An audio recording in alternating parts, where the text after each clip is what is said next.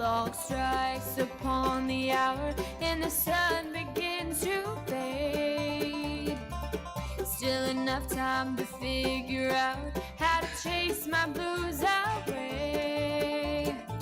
I've done alright until now. It's the light of day that shows me how. And when the night falls, loneliness goes.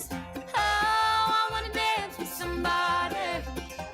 I wanna feel the heat with somebody. Yeah, I wanna dance with somebody. All right. Blobbity blue, blip blip blip. Oh, I wanna dance with somebody. I wanna feel the heat with somebody. Yeah, I wanna dance with somebody. With somebody who loves me. I've been in love and lost my senses, spinning through the town. Sooner or later, the fever ends, and I wind up feeling down. I need a man to take a chance on a love that burns out enough to last. So when the night falls, my lonely heart goes. Oh, I wanna dance with somebody. I wanna feel the heat with somebody. Yeah, I wanna dance with somebody. With somebody who loves me. Oh, I wanna dance with somebody. I wanna feel the heat with somebody. Yeah, I wanna dance with somebody. With somebody who loves me.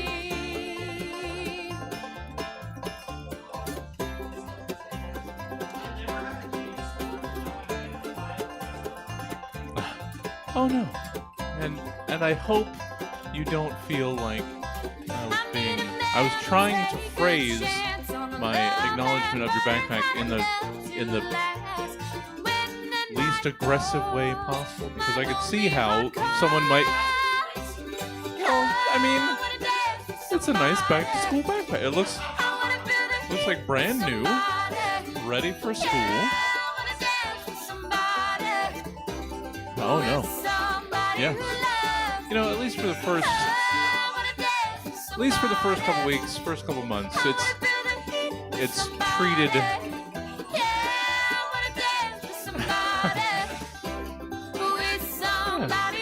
It's just the brand new thing is treated as a treasured object. Yeah.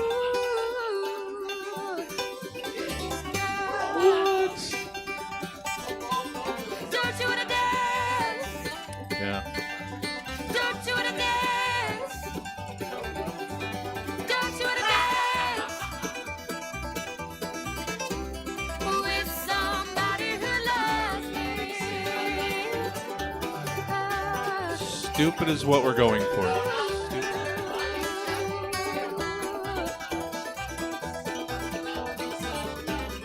With somebody who loves me.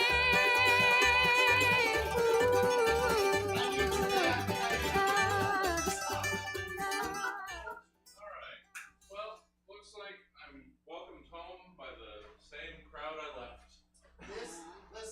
This is what we want. It will grow.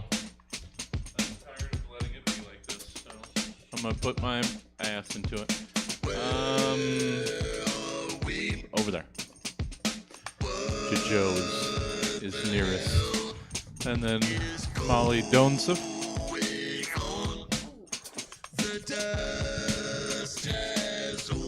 Hi, Molly. I don't know if you can hear me, but I'll give it a shot. I can hear you. Hello. How's it going? There's Molly. It's going all right. I'm the same as YouTube. I'm just in front of my computer. Love that. Love that. Yeah.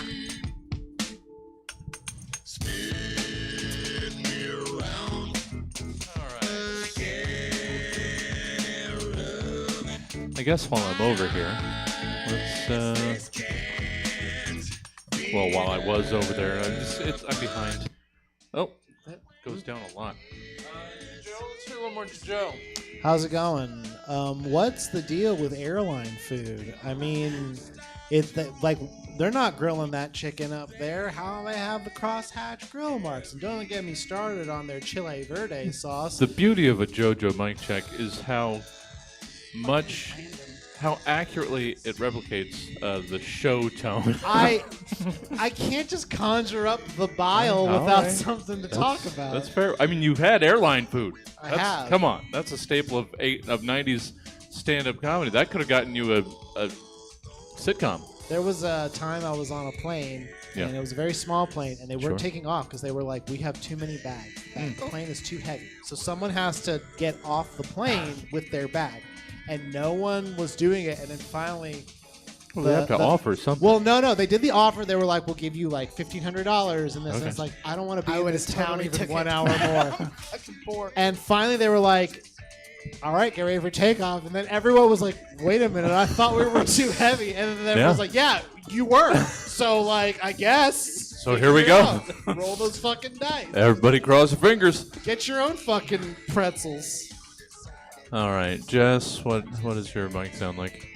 I believe it sounds like this. All right, that's not bad. And weirdly enough, those grill marks are painted on. I believe that. They And Molly, are. how do you I know sound, the food Molly? industry. That's what How they do do. I sound? How do I sound? How do I sound? That is a solid mic check from a goddamn professional. That's right. You can't. I'm not professional. Molly just did a do-re-mi, and for some reason that's better than all the dumb bullshit I said. Not cool, Jesse. I mean, Nepotism. well, I guess. What? I don't know. somehow. Are your Favorite parents panelist rich? every show. I need new ones. All right, we are up there. Let's go with that. Let's say we're ready. Oh, and I could almost. I'm gonna hit that post too. Boom. Hey, let's say everyone. This is good. Yeah, this is a great This is start. what I wanted. This is what This is what I always want. I think this is the second time I've ever been on this show. I believe it is, and if I looked back correctly, the only other time was on a holiday show, so it was only like one segment. Yep. So it's technically like the first time. Oh. Because It's like I've been long enough that I'm now re-virginized to stab. That's how it happens. also that you were only. And also that you were only in one segment in a holiday show, so that's just And that's it not was even like garbage. penetration. That's just like It's just foreplay. you were dry humped by stab. I think. That's soaking in the parlance. Of Yes, the time. yes, Yeah. at best. At best. Sometimes we get what we can get. Yeah, I mean, Didn't get bit from jury duty. sure. Ah, yeah. There's that exhale. Settle into it. Oh, not after just talking about soaking. We don't want to settle into it. I just learned what that was like 6 months ago. I And was you like, hear what? that, and you're like, the fuck? That's one of those like kids today. You're so Oh. silly. I You just guys. remember the Mormons were like finger blasting each other under the sheets at the like overnight at the gym in Gridley. Oh. That's what they did. Oh, I didn't no. know they soaked. Oh, my So monitor. weird. God damn it. Is your monitor busted? I don't know what the fuck is wrong. I come home to things not working, and so it's Yeah. just, yay! Well, fortunately, there's no one here to be disappointed by Molly not on the screen, but this is going to need to be fixed, for other shows. Yeah. Fuck. I mean, Good times. the crowd will understand. And now somehow Molly's back. I don't know why. I'm going to have to check the connections. Aw, there she is. I'm going to come in and do a lot of work tomorrow. Molly, guess how many people are in the crowd? Don't do No, No. it's fun. Molly, guess how many people are in the crowd? Do multiple personalities I count? don't want to do this. No, come on, it's You fun. are so correct. You do not. Yeah, I'm gonna trust Jess on this one. It's time to start building an alliance. There's 3 of us. Dang There it. can only be Yep. one of Yeah. You know what? I'm trying to I don't like this It's a proper diplomacy version of trilogy. stab. I'm trying to land softly, Joe. Oh. Can I just not be reminded of all the work I have to do to He's get this gonna place? bring it up throughout the show anyways. Yeah. Yeah. I mean, He does it every show anyways. I try. Well, that's probably true. I soak in my own sadness. That's interesting. Yeah. what the fuck. That's It's a interesting lot. to know. Who enters who? Oh, it's just a Mobius strip really? Oh, good lord. of sad penetration. Wait. Just sad Wait. limp penetration. Wait. Okay, yeah. Mobius dip. Mm. Pretty proud of that. Sure. Yeah, Sure. that's a good one. Yeah. Mm-hmm. Write it down. Yeah. I mean, Mobius Okay. dick also works too. It does, but that doesn't get. But for soaking the dip, I get the association. I do. Yeah. I do. I We are will descending recognize into it's better. fucking I just don't madness want to. right now. It's You guys good. realize You know that, what? right? That's good actually, because like the things I'm saying, I'm not proud of. But like, you know what? What's the harm? Yeah. Fuck. At this point, This what's is going to Exactly. be an interesting show with Yeah. you, sir, isn't it? Okay, let's see. Are we? All right, Molly. Which one sounds better? Does this one sound better, or does this one sound better? Does that not hear that one at all? Okay, well that's not good. So I guess that one sounds better. Okay. Yeah, the other one I can't hear anything. Yeah, that was. I don't know. I was just testing. For some reason, Yeah. there was another communicating USB. with Molly telepathically. Well, I mean, we're that tight. I That's guess. nice. I don't know. That's nice. Oh, let's get that off the screen. Okay. All right. Well, how's everybody? How's,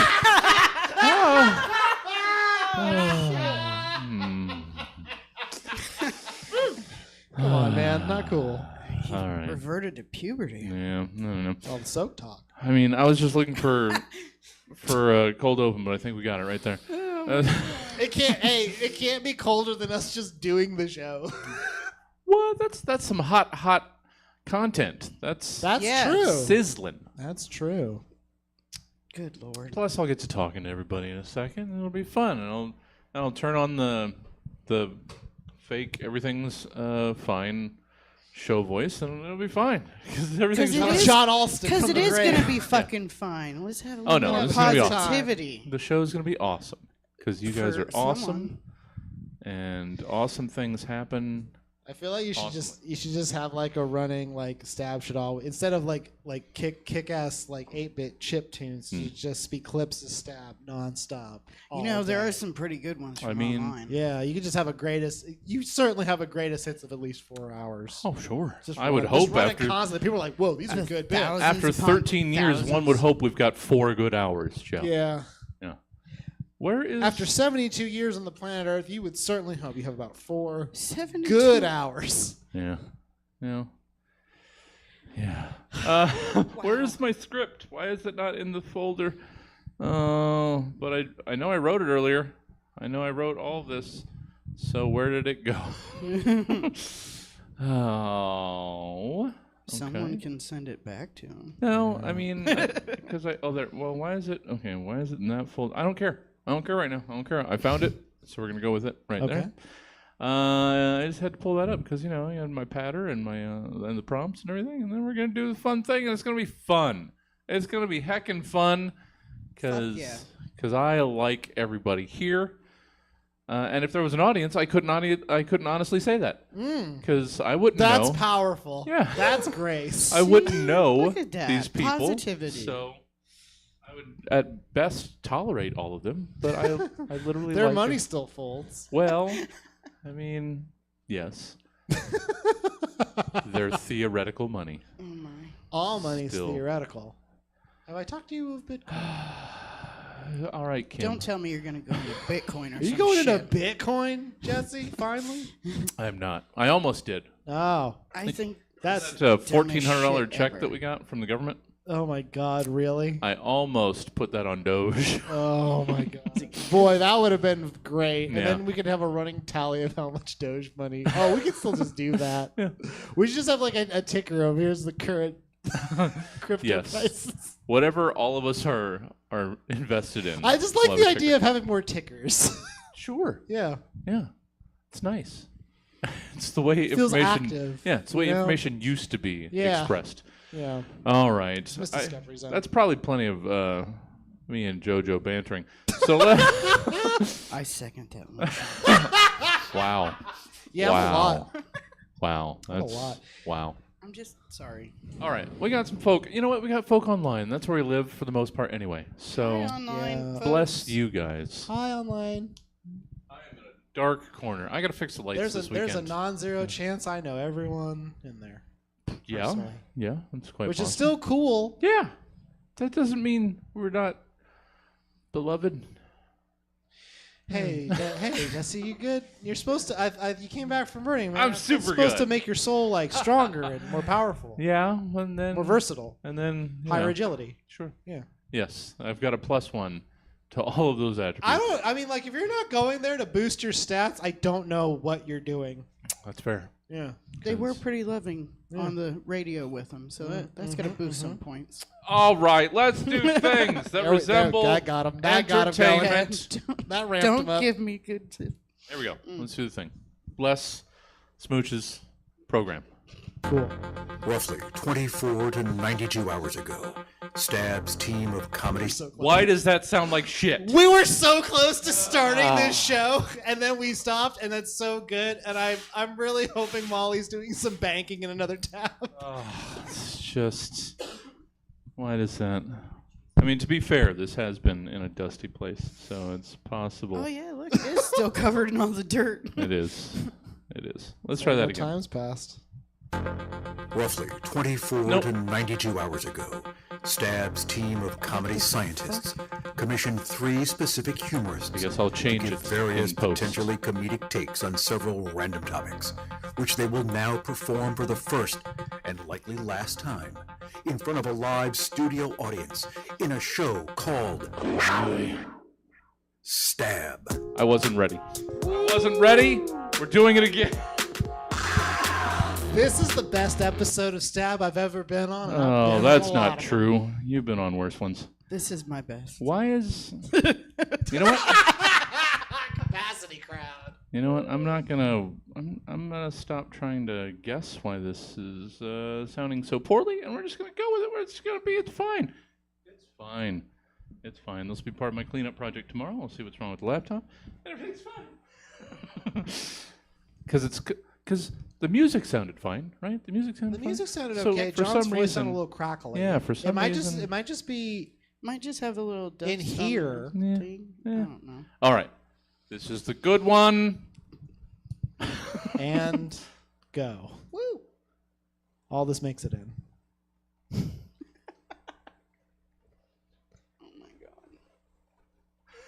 Hey, this is a good show. We're doing a good job, all of Roughly us. And I just want 24 to take to a second. 92 hours ago, Stab's team of Sounds comedy better. scientists Sounds better. commissioned 3 Except now I'm gonna have specific to humorists edit over this to give because I'm various talking over it. potentially You know what? comedic takes on Jeez, several back to random what? topics, Nope. which they There will we go. now perform for the first and likely last Love all of time you guys. in front of Let's a have live fun. studio Let's do audience in a show called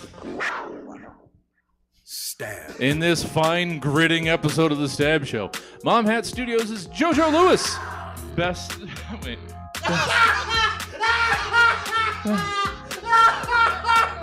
I just wrote We're this. so close! I just wrote this and there was a fucking typo that just threw me. Best. Okay, there it is. Oh my Got God it. in heaven. I've been away for a couple. Woo! Let's do this. That was great. Hold Got on. energy now. Hold Can on. Stab be like this all the time? It usually is. There we go. Have you been here? Hold on. Live Hold on. studio audience There we go. in a show called Stab. Here we go. In this fine gritting episode of the Stab Show, Mom Hat Studios' JoJo Lewis bests his own pole vault record for the 7th time by just 1/4 of an inch for unknowable sports reasons. No Boys Alloud's Jess Roberts returns from a trip to a parallel dimension to inform us that those dinosaur people have just as problematic beliefs as any mammal you'll find here.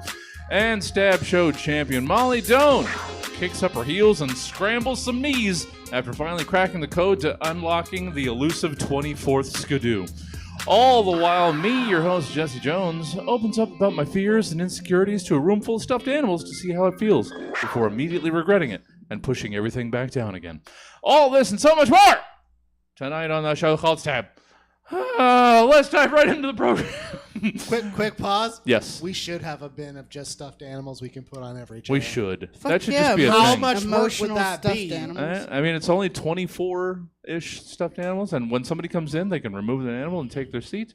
And maybe they can keep it in their lap if they'd like. Yes. I think I would. This is a good idea. I mean, it is Stop a good talking idea, about but it. from a This is a germaphobe good perspective, idea. those things are going to get We dirty wash quick. them every couple weekends. Yeah. All right. As far as they hit them with More some furries, editing. Yay. some Let's get axe. right into the program with segment 1. It's reorganization. Returning to a land of commodification is difficult. For the last couple weeks, I could just roll up to any number of dusty locals, wait in line for any number of foods or drinks. I could be I haven't read in a while. Just take a breath. There's also supposed to be locale, but I don't know how to spell that. Oh, there it is. Low calorie? There it is. Got it. We're doing... Molly, hi. Hi there. Molly, how's your portfolio She doing? is just I'm assuming silently seething at the lack of professionalism here. Here we go. Molly's on FanDuel. Back to it. Oh. Yeah. How do I start? This is Starting such off a good episode of Stab. segment 1. Fantastic. I'm loving it. Mhm. This is what I like. Yep. Segment 1, reorganization. Returning to a land of commodification is difficult. For the last couple weeks, I could just roll up to any number of dusty locales and wait in line for any number of foods or drinks I could be patient enough to stand, and they would happily be handed to me without any expectation of compensation in return. That's not how the real world works, though. And in the real world, the COL, or cost of living, is kind of getting fuck-sored for all of us. So how about we quickly run screaming from what we already understand COL to mean, and instead give me who or what else COL might stand for or represent to you, Jojo Lewis. Okie dokie. Let's hear your COL, please, and thank you. Hello, and thank you for purchasing the new 2073 Matsu Sony CUL, the last car you'll ever need. I'm a virtual intelligence based on the founder and chief visionary officer of our mega corporation, Matsu Sony, but you can call me Elon Jr. To start and drive your car, say 2. To hear a gripping tale of our rise to power, say 5. To learn about the new Matsu Sony COL, say 3, or I don't know it. God damn it. 3. Yeah. I'm sorry, I didn't quite catch that. Shit. 3. You have selected 3. The Matsu Sony COL's defining feature is a muffler that has been scientifically engineered to radiate a pulse of sound that can pierce a human eardrum, as well as stop the hearts or respiratory systems of most birds and small rodents. This sound is also scientifically designed to create a frictionless sphere around the vehicle to prevent it from catching fire when splashed with even a small amount of water. The sound also ensures our single windshield wiper is able to move at speeds that would actually allow it to function as a windshield wiper, Ooh. and not just a sarcastic wink realized through the medium of windshields. This fantastic value is yours for the low price of only 900,000 water credits or 237 gold-pressed Dogecoins. And don't forget to sign up for our deluxe health insurance module, because death shouldn't stop you from spending. The Matsu Sony COL. It's a Cybertruck, only louder. That's great. Yay. The end. Yay. So 1 gold pressed Dogecoin can get you 4 water credits? I was trying to do the math. The future's rough. Yeah. Sounded a little tank girlish to me. I know, right? Yeah, and that's a The cheery, kangaroo guys. Yeah, that's a cheery look at the future. bit. So why not? Hey, man. They've got nice tails. Well, thank you, Joe. You're welcome. Thank you for starting us off just right where we live, Yeah. in the saddest reflection of our world. Huzzah! Oh. Can you believe they escalate from there? Yes. Cool. Jess, how Hey. about you do a thing that resembles what was asked of you? Let's hear. Rude. Fuck. True. Rude. Let's hear what you did for a COL, shall we? Okay. Ever wonder why your brain never shuts down before you go to sleep? Thinking of all the random things you've seen or the dumb things you've done? Like when you had a bird play target practice with your all-black shirt in front of that hot guy in 10th grade. Or how you watched the local meth head get bounced when they got hit by a car and it looked like that fucker respawned. Or that one time you decided to try Molly for the first time while you were mid-shift at the Applebee's on Arden on a Friday night. Or, that time you decided to, get married. See, dumb things. We've all done it. And it's why you lay awake at night. Because you are constantly overthinking life. Don't worry, you're not alone. It's either that or you have ADHD. Why not both? Probably both. I believe you meant porque no los dos. Thank you. Sure. Yeah. I don't know. And a couple of those references were too specific to be fiction. Yeah, they're not. All of them are real. Yeah. Yeah. Thank you, Jess. Hey, Molly. Hey. Hi. What is he laughing at? Oh, JoJo should be a fucking wake-up alarm. Yeah, but I was just saying. I'm so thrilled, Molly, that you're joining us. It's like you have the most power in the room. That's very She's enchanting. literally over us. Yeah, quite so. It's often the case. Literally Is Molly over is us. Very Wizard of I Oz. can take over as host any time I want. That's true. That's true. Right. Yeah. I All live I in have to constant do fear. is laugh like a horse. Hey. It's a donkey. It's a dolphin. Oh, nice. Yeah. Second smartest animal. Oh, no. Jesse even laughs think of like a that playful before. horse. I've known it for a long I time. hear dolphin. Molly, how about you close out some reorganizations with your COL? Okay, everyone has a COL. Okay. Maybe you got it when you were a child or a teen, but it's been with you for the best of times and the worst of times. Maybe it's not what it used to be, but hey, that's what happens in old age and after a lot of drinks. COL stands for cup, old and leaky.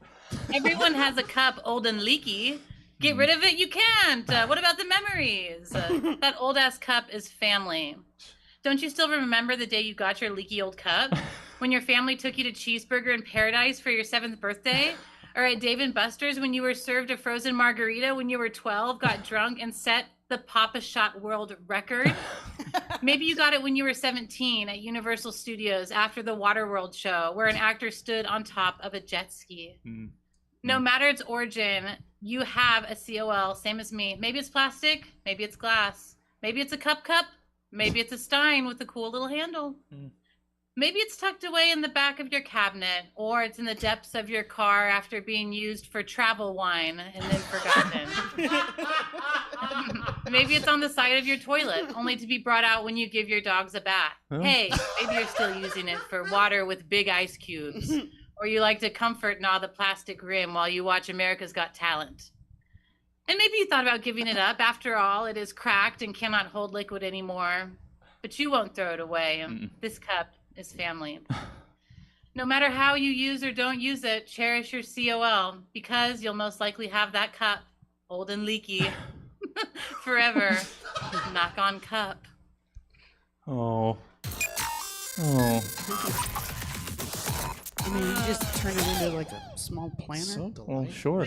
It's leaky. Like the second or third time in a row where I misread the reorganization and had to panic change it right before. I thought it was LOC, leaky old cup. Oh, well, that's all right. It was cup, dyslexic. old and leaky. redistribution. Yeah. Reorganizing the letters counts too. And the relatable beauty in that one was the couple years that I spent working on the Waterworld stunt show at Universal Studios. Oh my You worked on gosh, the- Jesse, you've never Yeah. talked about this. So when we call you Jet Ski Jones, Yeah. Were you like a water marauder? No, it was reloading the pyro and resetting stuff after the show. okay. In between- So it was like stage handy. So sort wait, of you know stuff. how to do pyrotechnics? No. Oh. It was Dang it. No. no. That would have been cool. If you No. didn't say yes, I I'd be think I like, did wow, get- what's up? I think I did get a license that I don't know why they gave it to me. Oh. Can't It's blow just- stuff up. It's just handling things and then plugging in like 2 wires. Yay! So thanks for taking me back to that. Oh, that I was used when I to moved work down at to LA. Marine World. Yeah. Thank you, Fang. All right. Enough about me. Let's meet these 3 fine folk. Hi, Jojo. How are you? I'm doing wonderful. Good. That's good to hear. Yeah. How's the mom hatting? Mom hatting is going well. We just released a watch along for Fear Street Prom Queen on Goosebumps, Oh. which we'd never done before. I was gonna say that sounded new. Yeah. So it's you can see the experience of watching a movie with me, Jeff, and Danielle. And I will say this: you're not gonna watch a movie. You're just Okay. gonna hear us talk for 2 hours. Well, yeah. Making It's a your own. delight. Making your own. I don't know if it's necessarily going to qualify as a riff track. I but mean that's the form. Yeah. Like I think I even said it during. Yeah. It's probably more just the experience of watching a movie with you 3. Yeah, which is not- not. Which is not. I don't even know. like doing it. I don't know. It's like you've got friends. That's mhm, nice. mhm. That's nice. You can put it on, and you can talk to the track, but they won't respond. So it's kind of like having friends. Assume that it's someone we know as well, Jeff. It's the rest of the school. Oh, Yeah. okay, good. All the nice. rest of the mom hat is Yay. here. Yay. No. Hi, Emma. No. All And right. Connor. Well, fine. So many things I have to edit out of this episode. Yeah. I mean, I will eventually. Well, cool. That's new content. Yeah. New avenues for Excited about enjoying it. the Mom Hat crew. Good, good. Please do. Emma just decided they work here. Yeah. That's cool. Well, that's I mean, powerful. they That's kind of grace. do. They kind of do. That's grace. And it'll be the only cash that is crossed the counter Here for we this go. program Here he tonight. goes. So Woo! yeah, yeah. Aw. Yeah. See, people Emma's love buying, you. Emma's buying No, that, that was- beer with Stab Company's was- Scrit. Yeah. They're gonna pull money out of the till and put it back in. That's- Insider trading. uh-huh. The old stab money laundering scheme. And there's the edit. Well, thank you, JoJo. You're welcome. Looking forward to Glad to be all of here. the ways that you can convince people to enjoy the mom hat personalities. Yeah. Now, Yeah, see, I love There's multiple. I almost want to watch it just so that I can play the track. I had no interest in watching it before, so see, you're selling me on the content. I like that. I like Yeah. hearing that. That Yeah. makes me happy. Wonderful to have you as always, Joe. Jess, welcome kind of back or to the first time you you were technically on the show. I don't know how long ago. Years. In a family Christmas episode. Yes, So you had one prompt. I did, and it was Um, god awful. Well, So I think I've learned from there. all right. Self-reflection is a key. Yeah. What are you up to now, Z Daisies? Well, I am working on a couple of documentaries that I would like to get started, but haven't, but I will. And I took a step away from comedy pretty much Yeah. to do so Always a good because idea. I'm tired of incels. Sure. So Sure. I'd rather focus my energy somewhere more positive. Yeah. Which would be like literally anywhere. Yeah. Yeah. Well, cool. That or not strangling my fucking coworkers. Oh, well, sure. I think you should be able to fist fight one customer a week. I'm just saying, you know how nicer everyone would be? I'd still beat up the same one, but Well, sure. you know. After 10, you get ice cream. Yeah. As long as like like a coupon is on the line if they win, just so they it looks like they have a shot. I'm sure you would probably No, take fuck whoever- that. Well, no, but it would They already incentivize get them coupons. to actually participate. Otherwise, Oh no, this is just a no holds barred. It's like the purge. All right. Like it's across the board for everyone. And during Christmas, it's every fucking oh, day. well, that's fair enough. Every day. Holiday seasons, yeah, it's a free for all. Well, good to have Yes. you. Hopefully, some of those you. projects, advance along. Yeah. Yeah. I just need to quit procrastinating and Well, don't we do all? it. Yes, don't we literally all? Yes. Oh, it's nice how we've spread out to give the illusion of volume. Yes, Jeff, are we raising our hand to participate in Got a some way? question, Jeff? Molly, Jeff Molly. Brown in the audience says he enjoys your shirt. Yeah. There is a person on screen. There Thank you, is. Jeff. That's interesting because coming from Jeff Brown, because there's not a speck of brown on my shirt. Yeah. Yeah. And we Molly, all, fucking get him. Tear him down. Fuck him up. we all know Jeff only. No, He's leaving. No. Oh, that's sad. Injured rivals. All right, so we're fielding Wait, more questions. Why the fuck are we raising our hands? I don't know, This is just cool. Jesus fucking Christ! I thought this was All the rules, But what if they had auctioneer's paddles? That's even funner. that would be. no. All the rules of this place have changed in the time that I've been away. So I Apparently, accept it's this. Fucking chaos. Emma, question, yes. That's fine. Go ahead. Hey, Emma, that's not a question. Yeah. That's a statement. Not a question. I was wondering if that checkbook had been left out and had been used. I'm waiting to check my account. Oh shit! That's like a fun surprise egg. Yeah. That is not a fun surprise. Good times. Yeah. Well, good luck. Good luck with our overflowing account. We've got a couple months' rent. Other edit. Thank you, Jess. Jesus Christ! So I good feel to have the you. love. This is the best episode. So It good is. to have It you. is. It's Molly fucking great. Doan, how is your couch? It's good. It's good. Yeah. Well, usually I'm at the desk. Yeah. But that's his desk, and he just rearranged it. Oh, yeah. and Used to I looked awful over there, so I had to move over here. executive decision, of course. Yeah. Yeah, we don't And have I the. like this is good. I mean, I have my nice painting. Oh, of it. painting, nice. Yeah. So yeah. I mean, we're That's missing the Eric Street sign, but fine, whatever. No. Emma Haney says the couch looks I know great, that's why Molly. you bring me on. Yeah. Molly, how are you doing? What are you up to? I imagine lots of stuff. When last we heard last. I'm fabulous. Yeah. Thank you for asking. Of course. Yeah, just doing shows, working on shows, hosting, producing shows. I work with a theater that has a grand opening the next weekend, so that's exciting. Yeah. So we've been doing shows out of just random theater, and now we have our own space. Wow. So that's exciting. Yeah. Very much. It reminds me a little bit of Stab. Oh. It's fun and intimate, and there's cool stuff around it. Well. And yeah, so the opening weekend is next weekend, and we're having a big old festival, and wine's being poured by a wine place that's like down the Wow. street. So Oh, this is classy. That is.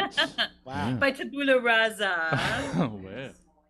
Yeah. Yeah. So if you like Well, wine, and Awesome. improv comedy. Yeah. Well, always looking for sister theater relationships. So if you guys wanna be, Yeah, Way to you're hustle, always looking for Jesse. theater friends. yeah, It's a collaborative. Come Yeah. on. It's fun. It's fun to have Share friends. your art with Yeah. others. yeah, would love to help in any way we can, even if it's just supporting you guys, letting people know about you. Awesome. Yeah. That's so nice. Well, always happy to have you around these parts, Molly. Let's course. jump back into this dang thing. And I'll act like I know how to read. I can do You got this. it, Jesse. I got So this. much of He's reading. got it. Got it. this. Shaking the stand out. Segment 2, it's pickup lines. Hey, you! Accept me for all of my flaws, and let's split rent for a couple decades. Huh? That's it. Yeah. That's my best line. How effective that is for you may vary, but I know that it hasn't had a huge success rate for me. So really, if I'm saying anything, it's that the pickup line is more an art than a science, I think. Anyway, in pickup lines, you've been asked to give us 3 chat-up lines to or from the following various random nonsense things. So let's be honest, to a point. We go 1, 1, 1, 2, 2, 3 times around, as we do in segments 2. Jojo Lewis, let's hear. I thought you'd enjoy this. We'll see if you hated me. Let's hear your first of 3 pickup lines to or from a straw man argument. Before I begin, I did write all 3 of mine for a straw man argument. Is that what I was supposed to do? I was not paying Yes, attention. you've Okay. done like 40 of these shows. Okay. But sometimes, hey, even the masters need to work on fundamentals. That's all right, It's like yeah. I'm a Jedi. Yeah. Okay. Got to freshen it. Are You got to you? keep No. fresh. All Didn't right. think so. Hey, baby. Let's pick up line for a straw man argument. Here we go. Yes. Hey, baby. You looking for something thin, rigid, and always ready for flowing? I bet you are, you dirty whore. Oh, it started nice Didn't it? and then got nicer.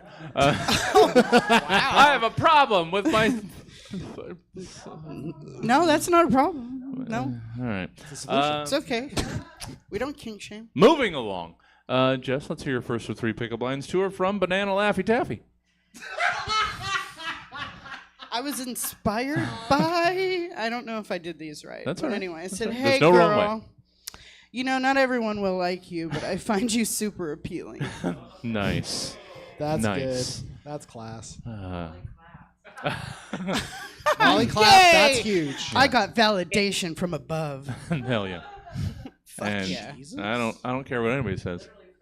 I love Banana Laffy Taffy. Oh, Delicious. yeah, it's the best. All fake banana flavors. Circus peanuts. Runts. They used to put that in Twinkies. Now they don't. Oh. Circus peanuts, not penis. Well, I've never tasted circus penis, actually, so I Well. don't know. Could be. Peanuts! never too late. Emma, are you raising your hand that you've Yes, tasted Emma. circus penis, or you have a question about it? Damn it. Yes. No? All right. The All right. mystery continues. Molly Doan, your first of 3 pickup lines. 2 are from the 90s Taco Bell interior design aesthetic. God damn it, what a gift. Right? Oh, so colorful. How about you come over and Mexi melt on my purple and pink squiggles and shapes? Yeah! Yeah. Fuck yeah. Yeah. Take me away. Yeah. It's honestly Calgon, quite take me simple, away. The Taco That Bell is decor. 90s. What was that, Molly? The Taco Bell 90s decor is actually quite simple. It's Oh, yeah. like 3 colors. Yeah. But Yeah. endless shape combinations. It's just the background images from an episode of Rugrats. It's Yeah. great. It's basically Oh, I love that. walking into a trapper keeper. Yes! Yeah. Except So, no Velcro. Nice. second time around, JoJo Lewis. Second pickup line 2 are from a straw man argument. Here we go. Second of a straw man argument. Hey, baby. I may not have a brain, but I do have a magnum-sized condom, which I'm sure you won't even feel you more. Oh my god. Because he's a straw man. Sure. Sure. Oh, I love it. I didn't even really try to engage once I saw the word straw. That's all right. That's all right. It was entirely open for interpretation. Isn't that interesting? Jess, your second Banana Laffy Taffy pickup line, go. Hey, boy. I would Oh, really sure. like to put you in and get you stuck to the roof of my mouth. That's just good. That's just a good pickup line. Yeah. Yeah. just saying. Multi-purpose. Gotta go with your strengths. Yeah. Just Gotta go with your saying. strengths. Sure. Gotta go with your strengths. Thank you, Jess. Molly, second time around, pickup line 2 are from the 90s Taco Bell interior design aesthetic. I went a little outside the bun here. Sure. Ooh, nice. Hey, little baby, meet me on the Mission tile roof next to this small but real bell. We'll eat bean and cheese burritos till the sun comes up. After all, they're only 75 cents. I'm king of the world! Oh, man. What a scene 75 cents. Yeah. I think that's a scene that we would all like to be living in right now. in this economy. Yeah. Yeah. Oh. I want bean and cheese burritos. JoJo, let's work on finishing up. Yeah. Picking up lines with your third of 3 pickup lines. 2 are from whatever you believe a is straw man argument. Straw man argument. Yeah. 2 are from a straw Get it man. right. All I did. Sorry, you're right. Why am I Jesus, all over why the so page? hostile? I apologize. Uh-huh. I'm the problem. Third one from a straw man argument. Yes. Hey, baby. You can spin me to gold if you make sure to stomp off at jizz first, like I know you want to, you dirty. I can't help it. It's so funny. Do you hate women or something? No, The straw man does. The straw man. Straw Okay. man. Oh yes. Okay. Yeah, he doesn't have a. He doesn't, hates women. You know. Are you Yeah. Yeah. fucking whores? Yeah. Yeah. Tries to steal babies. That's the Leshy. Well, I mean, talking about it's That's Rumpelstiltskin. Slender Man. I believe it's Rumpelstiltskin too, isn't it? Spinning straw into gold. That's Rumpelstiltskin. Trying to steal babies. Yeah, don't you remember Shrek 5000 or whatever it was? So I didn't know the answer, but I also think that means I win. That's yeah. You know what? I think That's a the straw straw man. man. Sure. That's probably what it is. I Absolutely. think. Yeah. This is good. So we found our way to it eventually. Thank you. That's the stab motto. Yeah. Eventually, we find our point. Thank you, Joe. Jess, third of three pickup lines to or from Banana Laughy Taffy. Hey, boy. You know, all jokes aside, you look like something I want to wreck my jaw on. Whoa. Yeah. I should also preface this that I have fake teeth, so chewing Laughy Taffy fucks me up, okay? So leave me, it really That's does. real and raw. Sorry. It really does. Wow. I'm just saying. Sorry. So that's why, yeah. That's the Yeah. best episode of Stab ever. You I'm watch yourself. Clearly I'm not just ashamed of attacking it. people I'm just left saying. and right. Well, thank you. Sorry, and thank you. Molly, let's wrap up some picking up in lines with your third of three pickup lines to or from the 90s Taco Bell interior design aesthetic. Hey, baby. Want to come over and do a little Netflix and land your nickel on the platform for free streaming choice? Oh my God! Fuck! Molly, you're a genius. Thank you. Oh, damn it. Got it. I hope the second half of her joke got through audio. Doesn't matter. And it got me so Yeah. good. Apparently. Everyone was instantly taken back to their favorite Taco Bell. Yeah. Yeah, everyone lost their mind here, Everybody- Molly. Thank you. We broke Twitch. Oh, no. Twists were so good. Oh, thank you, Molly. So good. It's on to segment 3. It's Campaign Trail. Government for the people and by the people? Meh. It's had a good run. Not, now, how many typos do I have in this? Now we just stumble into a weird elementary school multi-purpose room every 2 to 4 years with freedom scantrons and little to no information, just so we can collect a sticker and pretend we did something. Or I may be a tad jaded. Either way, the only way to get your point of view out to the unwashed masses is to hit the campaign trail and press some babies. And so in Campaign Trail, it's your job to give us a campaign speech for the following candidates meant to spark a base or change an undecided mind as they campaign for these varying positions, posts, or platforms. Oh, I meant to play the pronunciation for this again. Oganesson? Oganesson? I don't know if it was oganesson or I think oganesson. Is that what you landed on? That's what I've been doing. Okay. Yeah. I didn't Jojo, read it. Yeah. you are oganesson seeking re-election to the Board of Noble Gases. Yeah. Boy, this Yeah. is. Yeah. Yeah. Sorry, I I'm came hard on this. Mine's. So, hi, my name's Joseph. I play a character named Jojo Lewis on Stab, and I think Jesse's like upset with me because all of mine were pretty hard. Here we go. That just I shows did- he has faith in me. Exactly. I did challenge you, knowing that you could rise to the occasion. You have no idea He what gave I'm me about to banana do.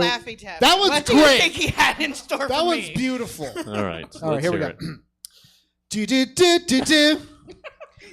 And we're back. Thank you for joining us here on Stab News Network, SNN. I am correspondent Jojo Lewis, and tonight my exclusive interview with Oganesson on his recent campaign trail snafu. Now, folks, I do not condone anything that Oganesson says during this interview, which I do believe speaks for itself. Let's go to the video.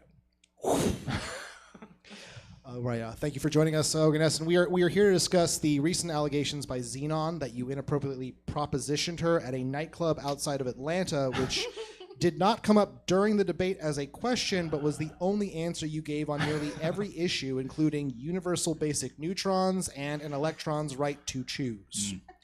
Now, oganesson, is there any truth to these allegations? Yeah, I will say that Xenon is a nasty woman who was about as frigid as a Sonic popsicle and doesn't know what being friendly looks like. So to be clear, yes, the incident did occur. Well, no, the incident did not occur. It was no incident. I ask you, if you're in my position, the heaviest element on the periodic table, which is, and I have to be clear on this, comedy poison, unless you do something absolutely buck wild. If you were me and you saw Xenon in that tight little skirt, what would you do except get yourself a piece? One of them free radicals, you know what I'm saying? You think you do. So you did proposition Xenon at a nightclub inappropriately. Well, that's how mama like it, am I right? Now, come on, I'll win this thing anyway. The other periodic elements are so fucking stupid. They don't know who to vote for. I got name recognition. I'm a billionaire. I got a 14-inch synthetic penis. I'm the best. That's everyone's new text tone. Thank you, oganesson. We appreciate your time. Take your top off. I'm sorry. I said take your fucking top off. Jesus. I'm not gonna take my shirt off. I didn't say your shirt. I said your top because that's what I think of you. And we stopped the interview there because the camera guy saw that I had wisely brought bear mace to stop the horned up synthetic element, oganesson, which for some reason I cannot fathom, other than malice, was the topic on this bit of Stab. Thank you. Fair enough. Thank you, JoJo. You're welcome. All prompts are given out of love. And yes, sometimes the degree of difficulty is ratcheted up. Just I wasn't sure that word. I wasn't sure that word was real. No, that's fair. And I'm a doctor in specifically words. For some reason, I got noble gases into my mind. I looked them up. We're not going with neon. That's too easy. Yeah, it's way too... For me? Yeah. No, thank you. Come on. That just writes itself. Yeah. I had to create a whole universe. Yeah. The world building for oganesson. Well, thank you, JoJo. Are we? Oh, I thought we were looking at things. Just a passing of a cigarette. Thank you, JoJo. So good. Jess, hi there. Yeah, hi. Oh, you're gonna act like this isn't equally difficult, Joe? Yeah, this is kind of fucked, and I don't know if I did this correctly, but I'm just trying to change one fucking mind, like it said. In like 8 seconds, we're gonna hear if you did it correctly. Jess, let's hear your campaign speech.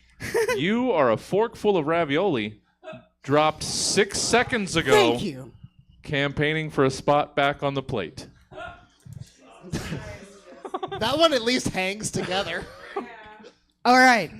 Look, I know that people say there is a 5-second rule, but this right here is a travesty. I was gone for 6 fucking seconds. The thing is, we're at a fucking Olive Garden, okay? It's not that big a deal. Do you know how many people stuck that fork in their mouth before you? Or how many germs you touched just by opening the door and sliding into this booth of sticky and questionable ick? That's right. The only thing you need to do is just close your eyes and open your mouth and just let the flavor of the floor meet you. It's not like you really care what goes in your mouth. We all know that you had Carl's chili ring in your mouth just last night. That's right. Put me back on the damn plate, Sharon. Whore. I had to. I'm sorry. All right. I think that was... Yeah. So brave. So brave. Great. That's Grace. 1, I think that was an improvised whore. And 2... I did not. I swear. It really is on there. It's right there. Yeah. And this, look, no, and I'll even prove it. This is an orange Oh, see, didn't Yep, didn't see just that? add it. Totally did it. Yeah, And but check, two- check the replay, All right, coach. all right. Yeah, And 2, on this show, Sharon's take a beating. they do. It's Fuck just- Sharon. Sharon's. Yes, Emma. I don't know. I like all my horrors scripted. Just really buy the book. Just stick to It's the a- page, whore. It's a good thing we know every one person. Yeah. Yeah, It's helpful. We could all be whores together. Yeah. Yeah. All Hell yeah. scripted horrors. Thank you, Jess. Well done.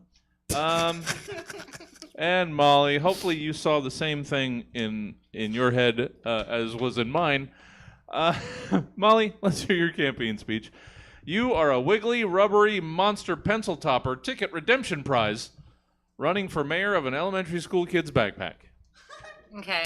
Now, just to warn everyone, whenever I get campaign trail or campaign speech, I always try and fail to do a James Carville, Yeah. and it's quite wandering. So give me grace. That's all right. You have. We will grant you grace.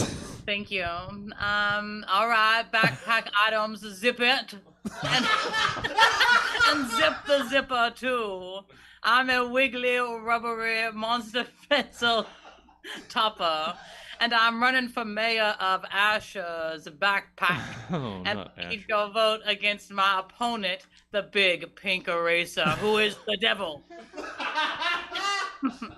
Now, we need to ask ourselves, no, what type of mayor do we want for Asher's third grade year? The last mayor ran this Paw Patrol backpack into the ground. But that's what we get for electing a, frankly, dried out pack of disinfecting wipes. The disinfecting wipes have since sadly left the backpack as they fell out or were pushed out at Michael B's sleepover.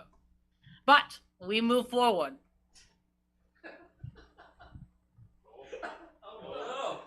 Oh, Did you no. hear it? Oh, Am I back? you're back. Okay. We move forward. It was still you. Could you still hear me? No, we left off on we move forward. But we move forward. I know you don't owe me your vote, so I wanted to address some concerns I've been hearing, and having. Yes, I'm a pencil topper. Yes, I have a big asshole. Yes. Yes, things go up my ass a lot. My big asshole, and what is up it is my business. 2, some of you are saying I'm not from the backpack and haven't lived here long enough to run for office. I joined this bag 8 months ago after Asher's dad took him to an adult barcade. I was redeemed after Asher accidentally got served a frozen margarita and set the hotshot record. Let I remind you that none of us have originally come from this backpack. No. No matter how much the big pink eraser tries to lie and deceive you. Our history books state the only original members of this backpack are a ruler and a water bottle that are no longer with us. Who knows where they are? Probably somewhere at Michael B's house. No matter. Probably. No matter how different we look, we are all the same. I put the left-handed scissors up my asshole and then the right-handed scissors up my asshole like everyone else. Now, what I'm saying is who knows how long any of us will be here on this godforsaken backpack you can also roll. Actually, kind of a weird kid. All of us could be gone, lost at Michael B's tomorrow. So, we should be electing someone that is going to make swift change. Now, if elected as your mayor, I would immediately eradicate all of the food at the bottom of the backpack. Immediately.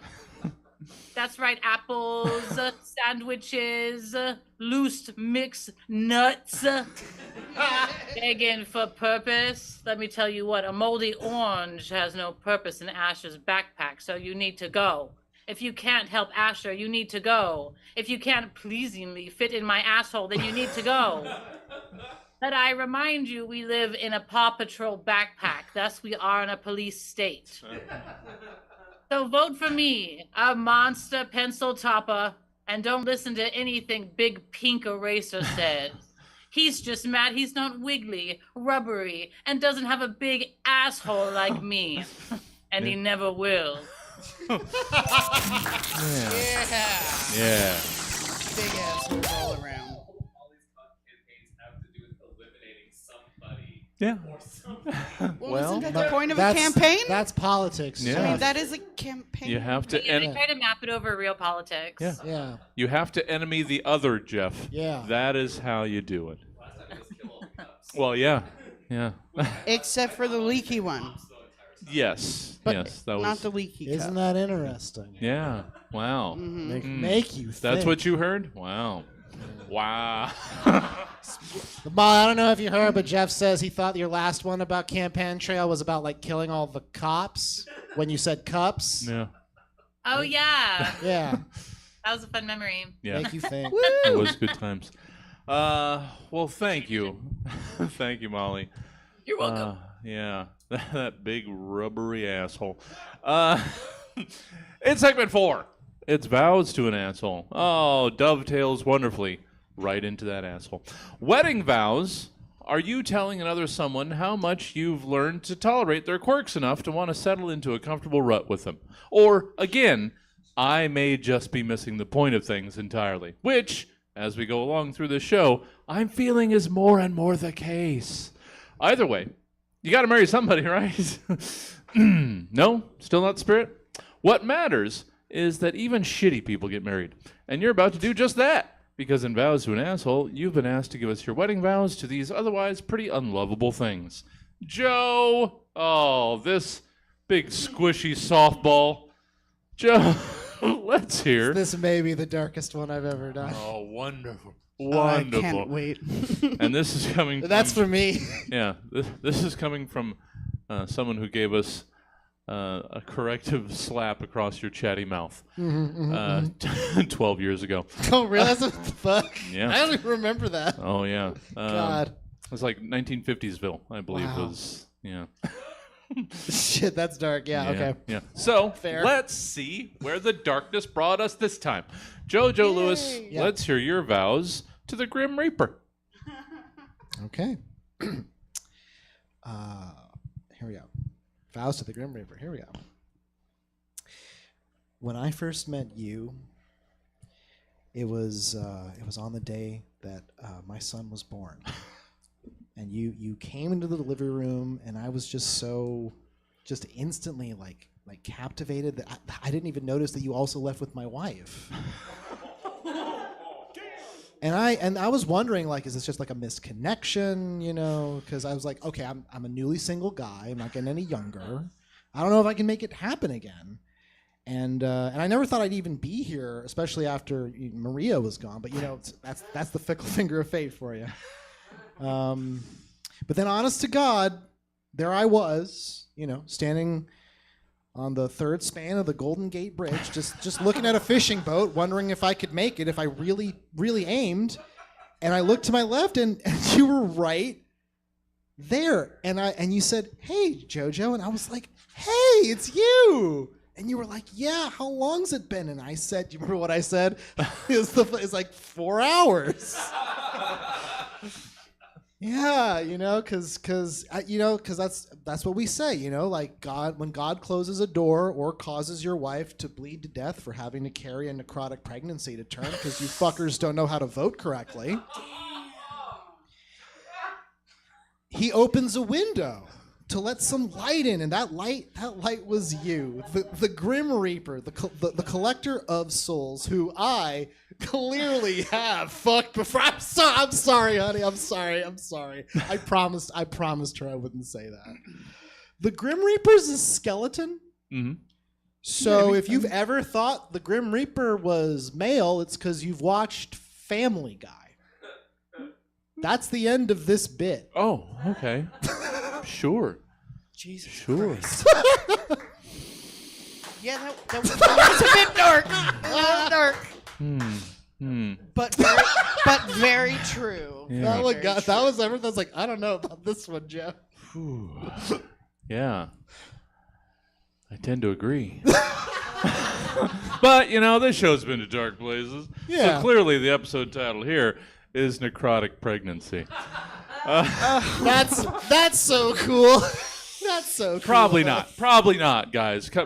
Don't unfollow. Probably not. Don't There you even go. do. Don't you bit. dare! You show up to jam, they will run you out of town on a rail. I don't know. We can make it fun. Thank you, Joe. It's my fault, really. If it's anybody's fault, it's my fault. I acknowledge that. Jess. Yes. You know, This is a good episode of stuff. It's a great episode of Stab. Fuck it. you've got an equally bad person. Let's hear your wedding vows Oh, Jesus. to Christmas decorations in stores in September. My love, as we stand here in front of everyone, I know not everyone's glad to see you. But I am. Even though you come early every time and linger longer than an awkward goodbye or a fart in an elevator, you just get me. Stop it. Some people say our love is just going to end up in the bargain rack in 3 months, but what we have is special, Christmas special. Those scented pine cones of love that wrap around our life for 3/4 of the year is no accident. It was strategically placed there by upper management to get the basic bitch reaction you love so well. Sure. Hey, it's an asshole. So I promise to keep the Scrooges away and let us enjoy our beautiful holly jolly lives. And I can't wait to annoy people with you for the rest of our lives. Oh, that's nice. That's nice. Now I want some cinnamon pine cones. They are in my store right now. I fucking hate them. Tis the season. All right. Especially the ones with fucking glitter on them. Well, They get everywhere. doubly good. Thank you, Jess. I'm just trying to supply some catharsis here to everybody. Molly Doan. Yeah. Let's hear. I mean, clearly, this isn't that bad a person. Molly, let's hear your vows to a roommate's stack of week-old dirty dishes in the sink. Oh. It's all about finding the one. And I, Jason the cockroach, what's up, what's up, what's up? Do take you, week-old stack of dishes, to be my wife forever. You're the most beautiful stack of dishes I've ever seen, covered in crumbs and moist food pieces. You're every cockroach's dream.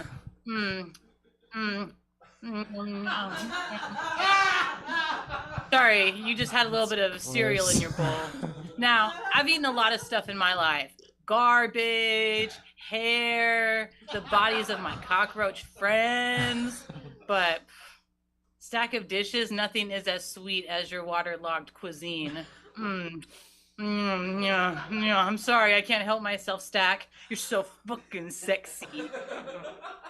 Not a kiss, it's just nibbles.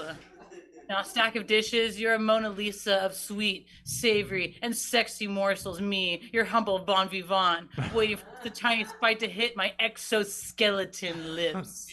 Mwah, yum, yum, yum. Oh man, my exoskeleton, it's quivering. Sorry. I'm sorry, stack of dishes. I can't help myself. I'm only a roach with a exoskeleton. Can you blame me? I need that spaghetti-filled Tupperware tussie. So, week-old stack of plates. What do you say? Can a stack of IKEA plates, bowls, and bowl plates / plate bowls, a cockroach that looks quite dashing in a bow tie, make it in this crazy world? I promise to, if the humans ever think about taking you away from me, I'm sorry, I promise I will crawl into their ears at night and eat their brains. I've done it before, I'll do it again.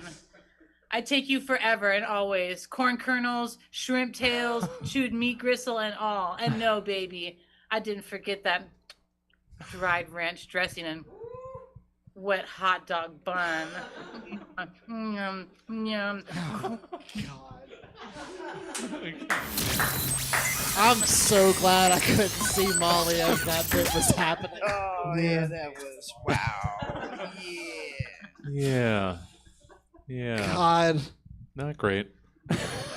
Bringing sexy We're so to the far from dish God's rack. light. It's great. Yeah. There's And in God? so many different ways. Wow.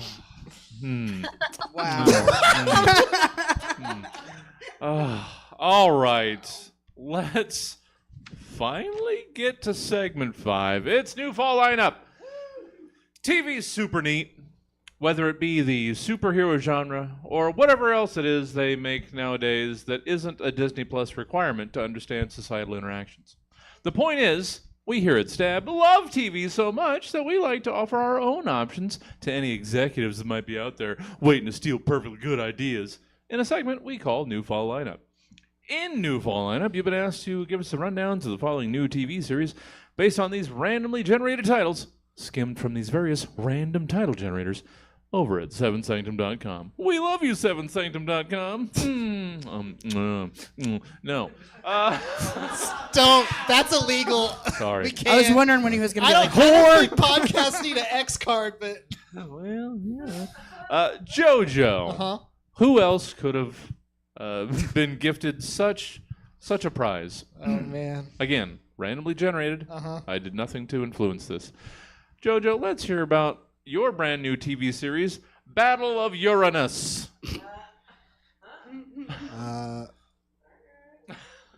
Hang on. Yeah. Oh. Wow. uh-oh. Okay. Mm-hmm. This is weird. Mm-hmm. I do have my prompt. Yes. But it's only with director's commentary on. Oh. Okay. So like. That's fine. I mean, it's the same. I mean, like it's the same bit, but Sure. like it's us talking about it more, right? Is that okay? Oh no, that's fine. I mean, I'm sure it plays. I mean, the best parts you'll still hear because I'll be quiet during because you remember. Yeah. So here we go. Sure. Here we go. Here we go. Legend has it that when the people looked to the stars, they needed to see. Okay, so at this point, Jesse, I can tell you I was pretty nervous. Sure. Because I'd done some pretty dark stuff. This episode of Stab. This was the same night as the necrotic pregnancy, but you remember that one? No. It was rough. Okay, I blocked it it out. was Maybe. it was rough. And you know, I mean, I give you the business sometimes. It's all in good fun. Yeah. We've been doing this for a lot of years, and remember, we always talked about like, isn't it funny that there's a planet called Uranus? Mm-hmm. Like maybe like that's like the dream Stab prompt, right? You know, like that was what we would say to each other every week. Like, is this the week Uranus gets to shine? That was our warm up before every Stab. But for like a number of years, that was our warm up. It was like the tip of the tongue, the teeth, Uranus. But it's funny because I was like, when I was on Broadway with Lynn, I was like, this is how I warm up, and he was like, that's so good. Yeah. That's so good. I'm so glad I cast you for Hamilton too. Hamilton. This is my favorite part. Oh, okay. This is the part where everyone's chanting Kamala Harris. Because I said the show's a lot like that Peter Pan, where clap if you believe for Tinkerbell, but Kamala Harris is in it as herself. Yeah, it was really because like that was the worry we always had about like the battle for Uranus. It's pretty much just like, how do you do the best segment? Yeah, it's like the best segment ever. Yeah, it's like a once in a lifetime opportunity. You don't get many. I mean, like when we talked about, like, you don't get many chances to do a joke about Uranus. No. So when it comes along, when it happens, it's like, how can you even approach? We joked about doing it kind of like like, it's staring. Hey, to the sun DJ, put a record on, like the Madonna song, right? Yeah. And we kind of. Oh, okay. Here we go. This is the part. They told me to take my top off because I was wailing on. This is when I had like even bigger pecs than I do now. Sure. And they were like, take your shirt off so we could see them because of all the time I spent there. Okay, and here's the line. Here's the line. Yeah. This fall, it's Uranus or your life. God, it's like poetry. Oh, so good. We stopped doing Stab after this. Like, we took 6 months off. You remember? Oh yeah. Yeah, I think the next show after this was just like, it was like American Ninja Warrior plus taxes, which I thought was a weird pitch, but you were super about it. Now that you've mentioned it. That's all I want to do. It's a good time. And that's the end of this bit. Oh, thank you, Joe. Thank you. Thank you. Thank you. My goal is Thank to you. do bits that are so fucking weird now that the response from Jesse is either I can't invite JoJo back or I need to dust off my spurs and let JoJo host this for a while. Well, I mean, little column A, a little column B. Joe! Oh, how can people get more of what just happened to us You can in their find lives? all the cool comedy stuff that I and all my pals do at momhat.com. That's hat.com because for some reason, momhat without the hyphen is being squatted on. Well, Don't know who by. I don't know. They saw the potential in it. Yeah. Oh, and warm takes in 20 minutes as the crow flies. Yes. First Friday of every month. 9 p.m. Yeah. After. All those things are accurate. Yeah. Oh. And the third Friday of Saturday of every month, I'm on the chafe. Emma just out here backseat paneling. 9 times out of 10, I have to remind Emma when the shows are, and I'm the co-host, so that's good. That's all right. As long as one person remembers it at one time, Uh-huh. then we're fine. Thank you, Joe. As always, you took us on quite the journey. And boom. I won't be needing this anymore. I'm just going to retire that one. So fucking. I'm doing the laptop and shoot it. Jess. Yes? Let's get your last bit of this program. Your, let's call it first. Yeah. Let's hear your rundown of this brand new television show, Tiger Addict. First off, I'm gonna preface this that I got really high when I wrote this. Of course. So it's just random shit. That's a lot. fine. That's So half the coming sad. this fall to Hulu, meet Dave. He's a zookeeper that loves his job, maybe a little too much. During the day, he's a regular guy, but at night he likes to hit the furry scene for the one and only Tigress de Winter. The scene's hottest feline with one attitude of steel. Dave becomes embattled with the nightlife of mayhem and all the while wrestling his catnip and whole milk addiction. When the lines start to blur between nightlife and the day job, things are gonna get crazy. Tune in to see the newest TV show critics are calling 5 Paws good. Wednesdays at 8. Only on Hulu and Disney Plus. Yeah. Five Paws Good. 5 Paws Good's the name of the episode. That is 5 Paws Good. I don't know what it means. I Yet don't somehow, either. inside, I know exactly what it means. Thank you, Jess.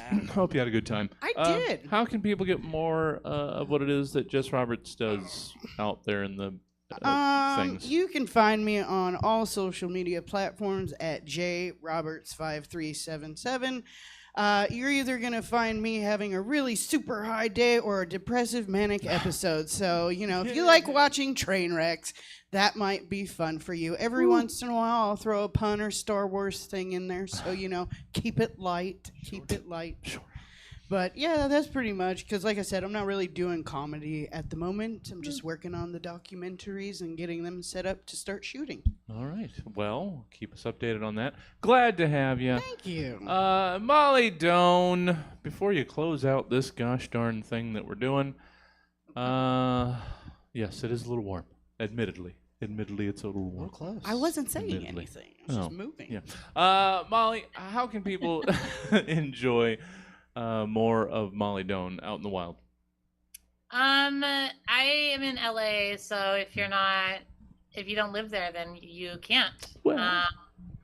Point blank. So come on out. Alright. It's like a 6-hour drive away from Sacramento, so I think most people can make it. It's true. It's true. But follow the Shared Experience Studio on the gram. Because it's going to be opening up soon, and we have a lot of programming that we want people to come and watch. So take that 6-hour drive. Yes. It's only fair. It's only fair. And there you go. Yeah. It's not asking much, everybody. I mean, you drive 6 hours for Be other a whole things. stab road trip. We Like can the rest live of stream rest it. of your week, you probably drive 6 hours. Yeah, we'll do a live stream road trip. Drive 6 hours to not be able to park. Oh, well, yeah. The beauty of Hollywood. Molly, let's close out this program with your synopses, your rundown of this brand new fall television series, Amy Impossible and the Micro Dogs. Yeah, I did a little trailer. All right. Coming this fall to CBS, Amy Impossible and the Micro Dogs. Knock, knock, knock, knock. Why is the FBI at my door? I'm hungover and unemployed. Look, Miss Impossible, we need someone with your specific set of skills. Let me guess, a Nobel Peace Prize in explosives and fostering hundreds of micro dogs?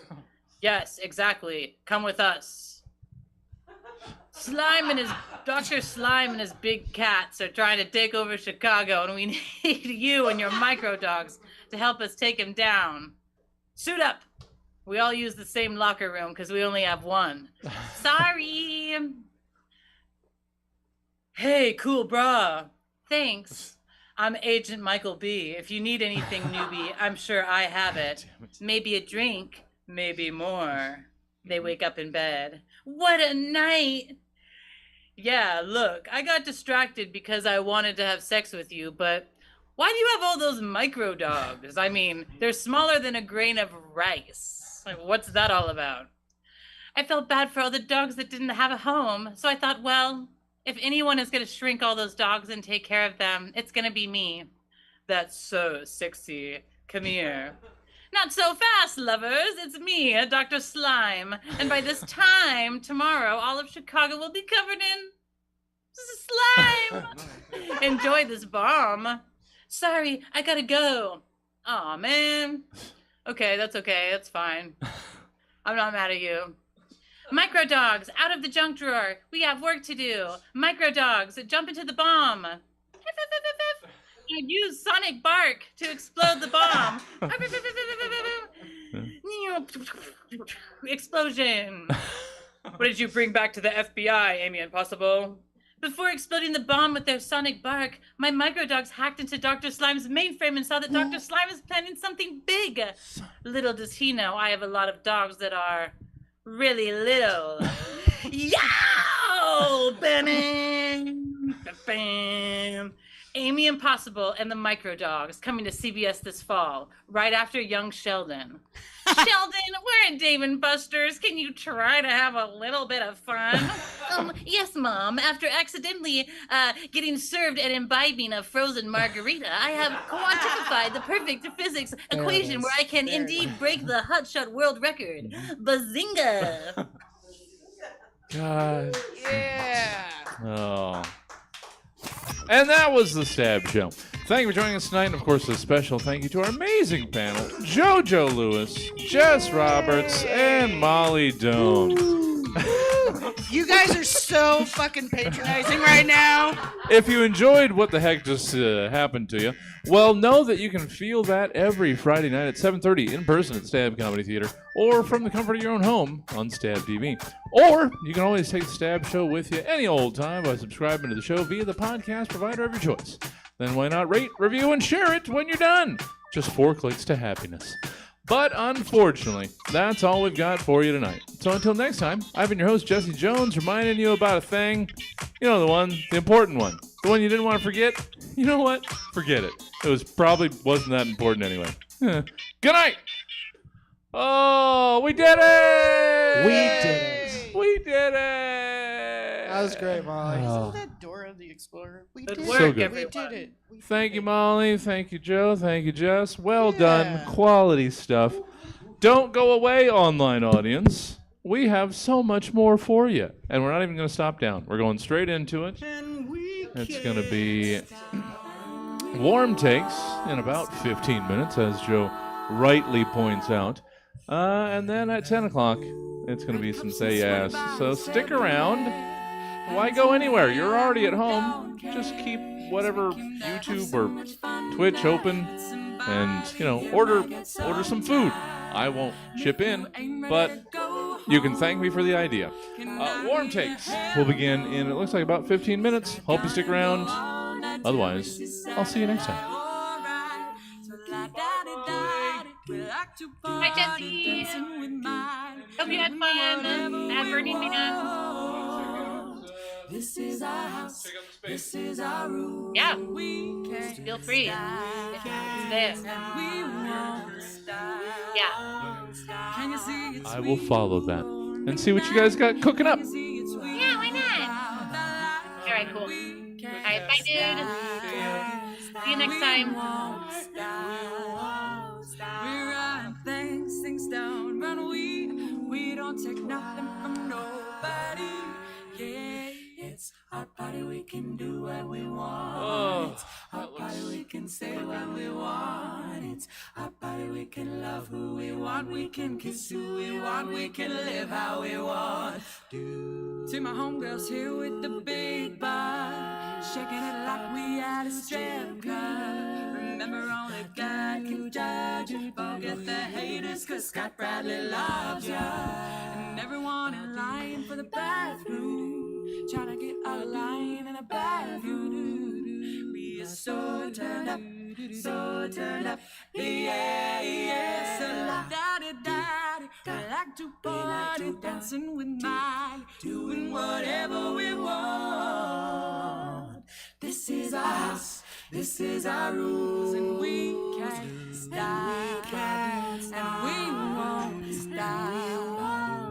Can you see it's we who own the night? Can you see it's we who found that life? And we can't stop, we won't stop. We run things don't run. We don't take nothing from nobody. Yeah, it's a party. We can do what we want. It's a party. We can say what we want. It's a party. We can love who we want. We can kiss who we want. We can live how we want. It's a party. We can do what we want to. It's our house. We can love who we want to. Love who we want. Song we can sing if we want. It's my mouth. I can say what I want to. Yeah, yeah, yeah, yeah, yeah, yeah. And we can't stop. We won't stop. Can you see it's we who own the night? Can you see it's we who buy that life? And we can't stop. We won't stop. We run things don't run. We don't take nothing from nobody. Yeah, it's a party. We can do what we want. It's a party. We can say what we want. It's a party. We can love who we want. We can kiss who we want. We can live how we want.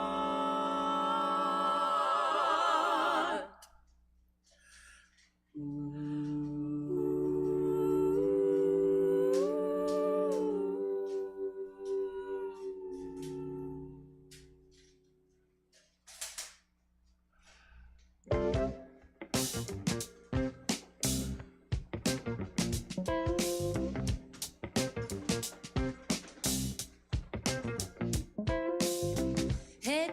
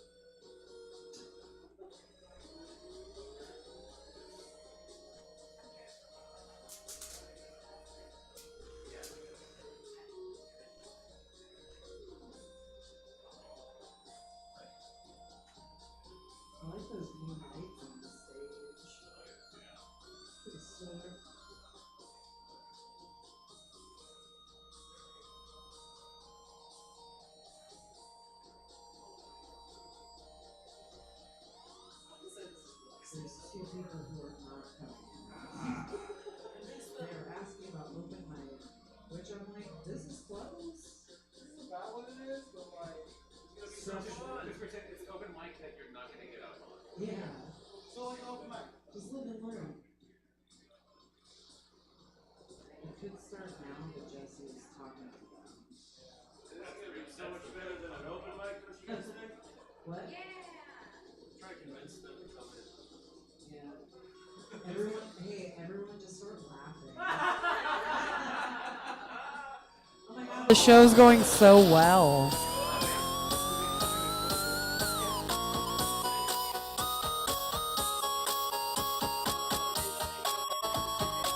You guys, we got him right there. Just everyone laugh again.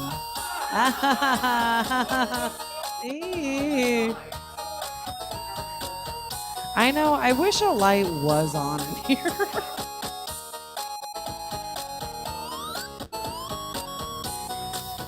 Yeah, we were trying to laugh so they would come inside, but didn't work. But I appreciate the people that are here, and you're the best ones in the city, so. Now that I lost everything to you, you say you want to start something new, and it's breaking my heart to leave. Baby, I'm grieving. Let's do it. Welcome to the Stab Comedy Theater. It's time for Warm Takes. Please welcome to stage one of your hosts. It's JoJo Lewis. That light is a shock. What? I said that light is a shock. That light was a shock. Thank you for coming to Warm Takes. Give yourselves a round of applause. And hello to people online. Thank you for joining us. Warm Takes, a show where we do some jokes, and then for the most part, your subconscious gets a voice of its own and just starts asking the questions that don't let you sleep. Hi. It's pretty fun. That's me. I was at a bar last week, and a guy walked up to me and said, "Hey, weird question, but who is that guy, the serial killer, who like he cut people up and then he like ate them? Do you know what I'm talking about?" I'm like, "Jeffrey Dahmer?" And he's like, "That's it. You look like him." To which I said, "Thank you, because if you know two things about Jeffrey Dahmer, like I do." You know the first thing, cut up and ate people. Second thing, that guy was fucking handsome. That was a pretty nice compliment. Yeah. It's just like, oh, you look like Jeffrey Dahmer. Are you trying to fuck? Because I could eat you up. It's a good joke. It's a good joke, I think. I'm proud of that one. I thought it was great. Thank you. Here's my other one. Here's my other one. Here's my second joke of two. Great transition. We're really giving the people what they want. It's like an open mic in some ways. Yeah. Yeah. I said that when the mics were off. Yeah. But yeah. I'm dating a comedian right now. And hopefully for the future. Also, I don't know why I said it that way. I'm dating a comedian. They are funnier than I am, which is great. It's actually really useful because there's a lot of things that I think are jokes that I can actually bring to someone and they can tell me, like, they can just be honest and be like, yes or no. Normally I have to take stuff to stage. Now I have someone in my life who I can just like riff off of and it works. Like the other day, we were just kind of hanging out and I was like, hey babe, I love you. And she was like, we don't like that. We don't like that, actually. You know what the problem is? Timing. Too soon. Way too soon. Way too soon. Because the thing that came right before this, I don't know if you remember, the thing that came right before you saying this was Spaghetti Every Day. Do you remember that one? Spaghetti? Of course you remember Spaghetti Every Day. That's the first track of your comedy album, JoJo Lewis, Spaghetti-geddon. The first track is Spaghetti Every Day, in parentheses, hey babe, how about spaghetti again? So when you say I love you, I don't trust you.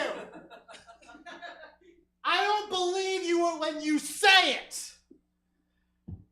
It's from the Ben Rice School of Comedy. So here's what we need to do. You know what? We can workshop this. You want to say it. It's fine, you want to be edgy or whatever, we can fix this. You know what you should do? You need a bit in between Spaghetti Every Day and I love you. Let's just spitball here. What's going? Oh, you know what? You know what's a good bit? Remembering my fucking birthday. How about that one? That's a good one. You don't bust that one out very often, but when you do, it's good. I don't like the punchline you pick for it because your punchline is October 7th, which I think is wrong because it's remember my birthday. But if you start with spaghetti every day, you remember my birthday, and then say I love you, and it still probably won't work. But I'll believe that you believe it, and that's something. Maybe try a Borat voice. I love you. See, got some laughs. They're so much better. They're so much better than me at comedy.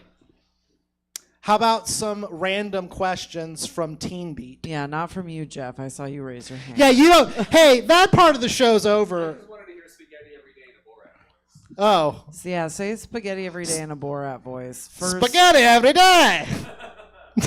Is that Borat though? No one. Hey, everyone. Hey! Everyone's shaking their head no, but they're all engaged. Audience at home, everybody shook their head no. Everybody said no in this room. This is six people. This is a good show. You shook your head? Like, y'all made good decisions coming in here, I bet. So, just so you guys know, because JoJo didn't really explain it, Warm Takes I did explain it! What are you talking about? Warm Takes is where we have our comedian friends come up. They do a couple minutes of their prepared material. Which this was, sadly. And then we, on the second God mic, will feed them random questions. For me, I chose the website womanshealth.net. Ooh, very good. So I hope you've gotten your checkup lately because that's what these questions are. Are they really? No. Because here's the first one I'm going to ask you. Which Mario Kart character are you? That's from womanshealth.net. I mean, Which Mario Kart character are you? If I question the premise, I get canceled. No, you don't. You don't. I would say more progressive than us. I would say if I was any character from the Mario canon. Any character. Okay. Well, Mario Kart canon. Okay. I would be, I think, Toadette. I think I would be Toadette. And make it funny. Okay. No, I'm just kidding. That's the hard part, right? Because I said Toadette, and now my brain's like, what do you want us to fucking do with that? I would say Toadette, mostly because I think Toadette is the most unassuming of all the Mario characters. You never assume that Toadette's going to amount to much because Toad didn't amount to fucking shit except for being a pervert with a hat. But then you look at Toadette, and it's like, I don't know, you give them enough mushrooms, they become a princess. That's all it take. I've been to Comic Cons. Back off. That's my response to that one. Please give me a different question. Yeah. JoJo, if you called for aid, like you might be doing right now, would Rohan answer? No, they probably wouldn't. Because they see the struggle and they're like, nah, bro. Nah. Not worth He bringing hasn't the been riders he out. hasn't been giving us grain for years now. It will surprise most that I have not really cared too much about Lord of the Rings my entire life. That's not what those Dahmer glasses say. Isn't that interesting? Or that posture. Or that to be posture. honest with you. That's just because I'm always crouching because I'm taking out my precious, which is of course Pokemon cards. What's your go-to guilty pleasure song? Song? Sorry if I said that weird. I'm a little buzzed. Skipper Dan. Psalm. Skipper Dan by Weird Al. Can you give us a taste? Raise your hand in the audience if you know that song. Yeah, exactly. Both you put your hands down. I'm trying to remember how I know the melody, but I can't remember how JoJo, how can you say it's your guilty pleasure song if you don't even know? Because I only listen to it when I need to come. Expand. Expand. On I choose not to. As the host of Warm Takes, I'm allowed one reversal. One I pass. use my time reversal cube. If you were arrested, what would it be for? Oh, drunk driving. Jesus Christ. Yeah. Someone follow Joe home tonight, please. It's because here's what's fucked up is it's the one thing that I know, like, I know better, and also I went to a lot of school, so I'm able to like convince myself that I'm probably fine. And I have on occasion not been fine, and it worked out. But yeah, it would definitely be that. Okay. It's always that kind of thing of like, I don't know if I should drive home, but then I go, but I can remember some of the words to Skipper Dan. That's a fucking callback, y'all. Mm-hmm. That's a callback. That's last one, yeah. JoJo. Good. Thank you. You're so welcome. Which movie or TV show do you quote most often? Women's Health Magazine.com. TV show I quote most often. Probably The Good Place. That's such a good show. It's a wonderful show. Everyone in the audience, y'all know about The Good Place? It's such a good show. Such a good show. Has everyone finished it? Or at least finished the first season? Oh, never seen it? Okay, Jessica, get out. Leave the out. We're about to spoil it. There comes a point every week in my life where I'm at work and it's no I telework most days, but then 2 days a week I'm in office. And when I'm in office, one lucky person gets greeted to me running into their cube and just like spinning their chair and be like, "This is the bad place." And I do that instead of coffee a lot of the time. Dude, can I just tell you, earmuffs, Jess, because you've never seen it. When they revealed that it's the bad place, I was shook. Yeah. I was like, that is, because it is just, they made it so perfect where it's like the little minor inconveniences and irritations. I'm like, yeah, that's fucked. And it's always frozen yogurt. It's always frozen.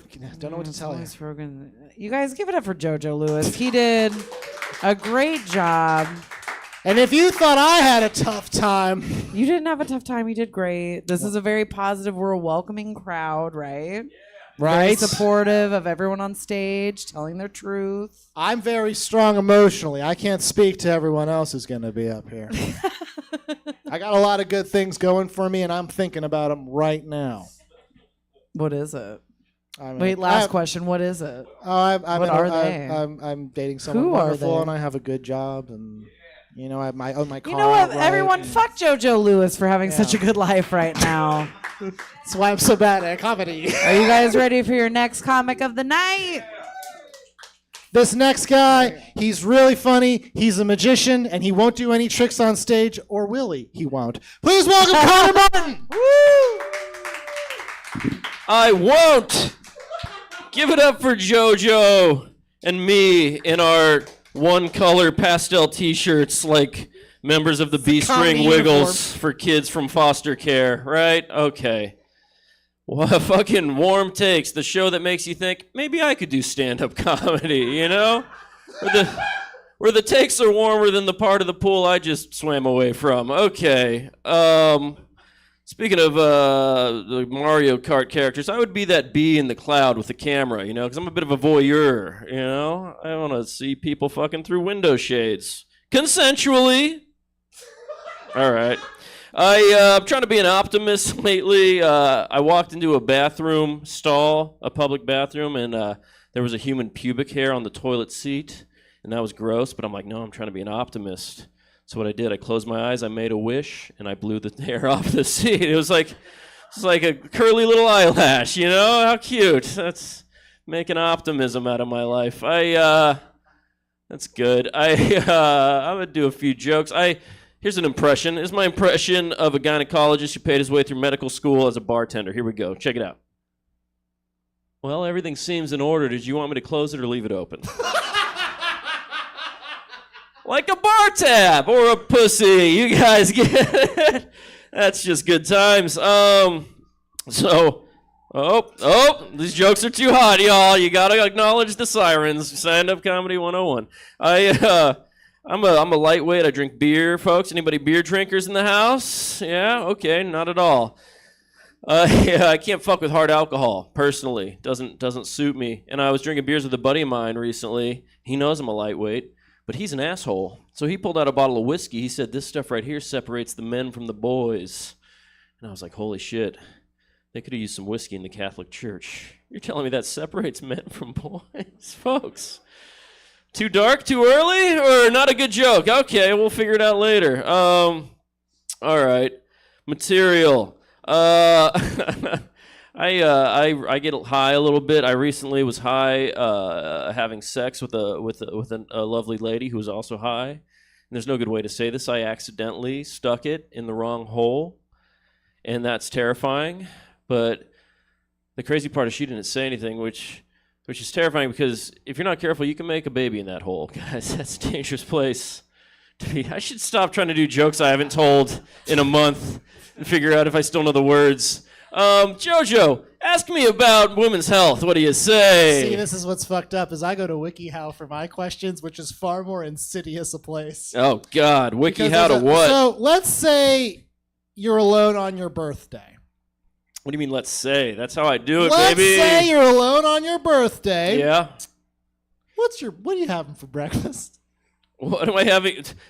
Okay. It's got to be special. What's your special breakfast? Unlike most of my birthdays where my friends greet me in bed. On a weird case where I woke up alone, what I would have for breakfast alone, if I knew I was going to be alone all day and I was really trying to cheer myself up. And you know I'm going to get in that Tutti Fruity, Fresh and Fruity, or whatever the fuck they call it at IHOP. I don't know. That's the funniest breakfast food I could think of right off the top of my head. If I was alone, okay. No, let me think about this.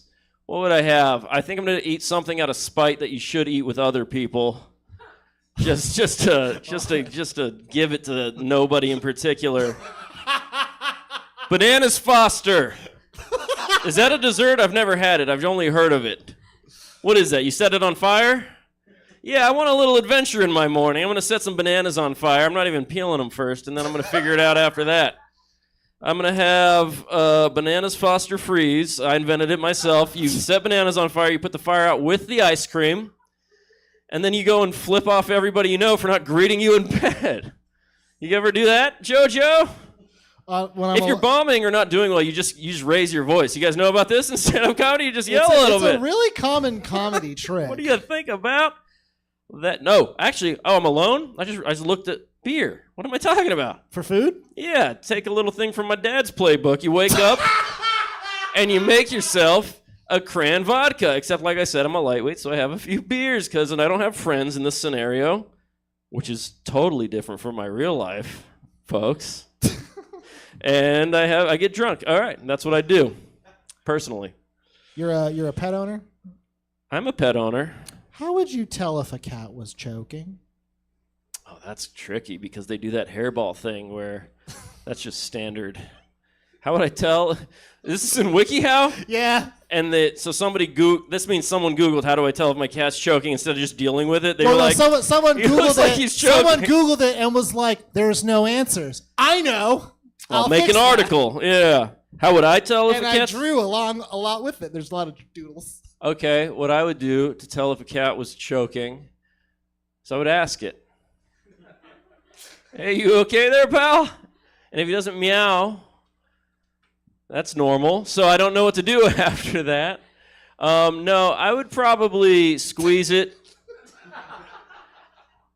And you think squeeze it for Heimlich, but that's not why. Because usually if you squeeze your cat and it's chill, it runs away because it's not about that. But if it's choking, it'll probably take it. And then I have to figure out what to do from then. Because you didn't say how to stop it from choking. You said how to tell if it's choking. So yeah, I'm going to squeeze it a few times. See how he responds. And if he's too chill about the squeezing, then I'll squeeze it harder and see if anything comes out. And that's the answer. I don't have a funnier answer, but that is what I would do. How many steps of that article do you think are confirmed the cat is actually choking? Will you tell me if I get it right? I will tell you the correct answer if you get it right. 3. 4. Ah! Fuck. Cats, famously good fakers at choking. Well, they cough up fur balls, standard operating procedure, SOP. SOP, for those of you who work jobs. You got to know how to sop. And so then, yeah, if they're just doing that in the corner, that's the tricky thing about a choking cat. You know what I mean? Yeah. It's like the boy who cried wolf. It's the cat who cried. You know what I mean, guys? You know what I mean. I don't do act outs, so appreciate that, what I just did. Next one. This will be the last one I've been commanded. We got a lot of people. We do. It's fair. Have you ever broken a vase and tried to put it back together? And let's say you have. It's a very yes or no, but I'll try to. The answer is yes, because this is a fucking comedy show. Well, I once read a book about Chinese philosophy. Okay. And they have something called wabi-sabi. I don't know if that's the right word for this. Where you take a broken thing and you put it back together with gold, and it's better now. And so that's what I did when I broke my father's urn. He's not dead. So you know how you buy a funeral plot beforehand? I bought an urn for him just as a threat, and then I broke it as a further threat, and then I put it back together with gold. Then I burned him alive. And I said, you know what? You've had enough days and not enough pain, and I'm going to solve both of those in one day. Joan of Arc style. Put you on a fucking spit. And so, yeah, I did, and then that's what I did with it. And let's try to stray away from the yes or no questions for the rest of this show. I'll do better for the next comedian, I promise. Ladies and gentlemen, Connor Moore. Yeah. Next comedian coming to stage, another very funny gentleman. Please welcome Mr. Guthrie Renwick.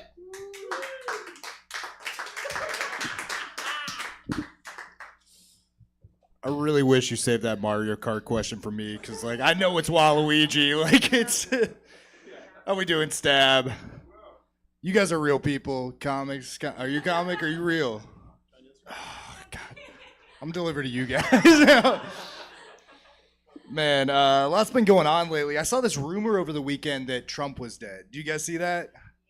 Yeah, it was crazy. Like, we got suspicious after 2 weeks of no golfing. Like something's up. And honestly, like, I kind of knew that the rumor should be taken seriously when I saw Weekend at Bernie's was trending #2 on Hulu. I was like, oh, people are doing research. Like, it's messed up. I kind of wish that it actually happened that way and it was just J.D. Vance and RFK, like, just doing a Weekend at Bernie's with him. Like, it would be great, honestly. Like, it would be the first time a Kennedy's in a conspiracy theory with a dead body and they're not the dead body. But, no, I just wanted the hijinks, honestly. Like, they just tape him to a jet ski, and he's, like, there, sunglasses on, hat flopped to the side. Get him golfing, get a marionettist, and just do the swing, and someone just throws it. But I think they could pull it off for quite a while, honestly. Like, because, you know, they say that you are what you eat, and that man's meals are 90% McDonald's. And have you had a McDonald's hamburger for over an hour after you ordered it? It just gets petrified, perfectly preserved, loses all smell. Like, eventually people would catch on, though. You know, like, I think they would catch on when they're like, that speech was very concise. Like, something's going... He's unfortunately not dead. He gave a speech on Monday about Space Force or something moving, and he's like, okay, yeah, Space Force. We got a boat with drugs, and just, like, goes on this tangent. I was like, yeah, that's him. Fuck. He is a mess. Is that my time for the bits? Yeah, it is. Okay. That's it for the bits. Yeah. All right. Well, now I have to ask if you were going to be any Mario Kart character. Can I say Waluigi? No. Yes, I guess. I'd be Peach just because I want that freedom. You know, in this room, yeah, I need a breeze, honestly. Yeah. And I'm cute. How do you feel about Miracle Whip? I feel like I have to ask you that. I don't know why. It just came to me. I do have strong opinions. Okay, well, let it loose. Miracle Whip's too sweet. Honestly, it tastes kind of like Cool Whip and mayo together. Like, it shouldn't. Just get regular mayo. We're saving like 30 cents. I know groceries are expensive, but like the difference between like $3.69 and $4, like, just treat yourself, okay, guys? Mayo lasts for months. It's 30 cents. If you can't afford that, you got bigger problems, and just do mustard. What's your go-to mustard? Ooh, that depends. I do like a yellow. A yellow is standard. Sometimes I want to go Dijon. If I'm dipping, a honey mustard is nice. Oof, There's a plethora of mustards out there, and I like to diversify my mustard collection. You know, like, I'm open. I want a little grain if I'm having a brat. You know, Oof, okay. This guy's preaching. I got condiment opinions for days. Okay. Well, give me. Don't get me started on ketchup. Okay, like, no. Okay, hold on. Let me look at womenshealth.com. How do you feel about ketchup? I am from Pittsburgh, okay? It is Heinz. I will die over that shit. I will have dry fries instead of that. Fuck Hunts, okay? And I'm very specific about my Heinz simply because it's the original ass recipe. There's a lot of Pittsburgh traits out there, like yins. I hate that word. The Eaton Park cookies, if you've never been there, they're famous. They taste like shit. Fuck all that. It's Heinz ketchup or die. Like, that's the only one. Heinz original. Simply Heinz. Yeah. It's called Simply? Simply Heinz. Oh, shit. I'll spend an extra $1 on that. Fuck that. I'm going to go broke over condiments. All condiments, food in the fridge. Is ketchup like your number one? What's your number one condiment? Well, wait, does that make sense? Yeah. I'm not going to put ketchup on a ham sandwich. You know what I mean? I'd say I consume the most ketchup of condiments. Okay. My girlfriend's from Chicago, though, so we have very controversial debates. Household? Well, because they don't put ketchup on hot dogs. Yeah. So I do it just to spite her, even though I know she's right. Dude, you fucking dog, dude. Like, I'll just have one with like mustard and onions and relish, and just eat it secretly in the kitchen. And just do one with gallons slathered in ketchup. Yeah. It's ketchup with a hot dog side. Like, it is. If you could be any plant or flower, what would you be? Ooh, that is a good question. Thank you, internetgame.com. I switch websites. There's so many. I like the word chrysanthemum. I don't know what they look like, but that sounds dope. It sounds chill. It also kind of sounds like a new sexual disease. Like, chrysanthemum. Does anyone in here know what a chrysanthemum looks like? Oh, Jesus, Joe. Can you put it up there? Put it up on the screen. Oh my God, some of these questions are real deep. It's kind of crazy. If you could be a character in any cartoon, which would you choose? There are so many cartoons. That is a stumper. Shout out some cartoons. Like, I'm blanking on cartoons. Steven Universe. Dexter's Lab. That's a hit one. I was thinking Cartoon Network. Like, I was like, Courage, but I don't want to be scared all the time. Like, you know, they're making a live action movie of that. That's gonna. And I saw the dog, and I was like, I that's got not it. my Courage. That's crazy. Hashtag. Fuck the live actions. Honestly, like, I haven't even seen the new Lilo and Stitch, but that was my favorite growing up. Like, I would be Stitch. He's just so incorrigible and cute, so he can get away with it. He's like, fuck you. like that seems like an ideal life. You just have like a little girl taking care of you. Little Hawaiian girl. Yeah, exactly. Sister got thick ass thighs. Yeah, Nani's gonna get I'm gonna see the punani on Nani. It's so bad. That's great. I just got thrown off track thinking of that cartoon character's thighs. Like, what cartoon character would you fuck? No. Well, SpongeBob, I'm not up lots yet. of holes. I'm not up yet. No. What's the weirdest thing you've ever eaten on a dare? Oh, don't say ass. I've eaten.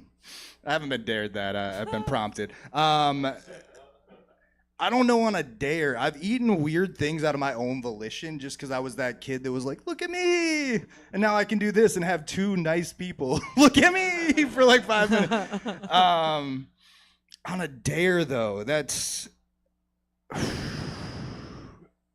I don't think they ever really dared me. I just would eat fucked up shit.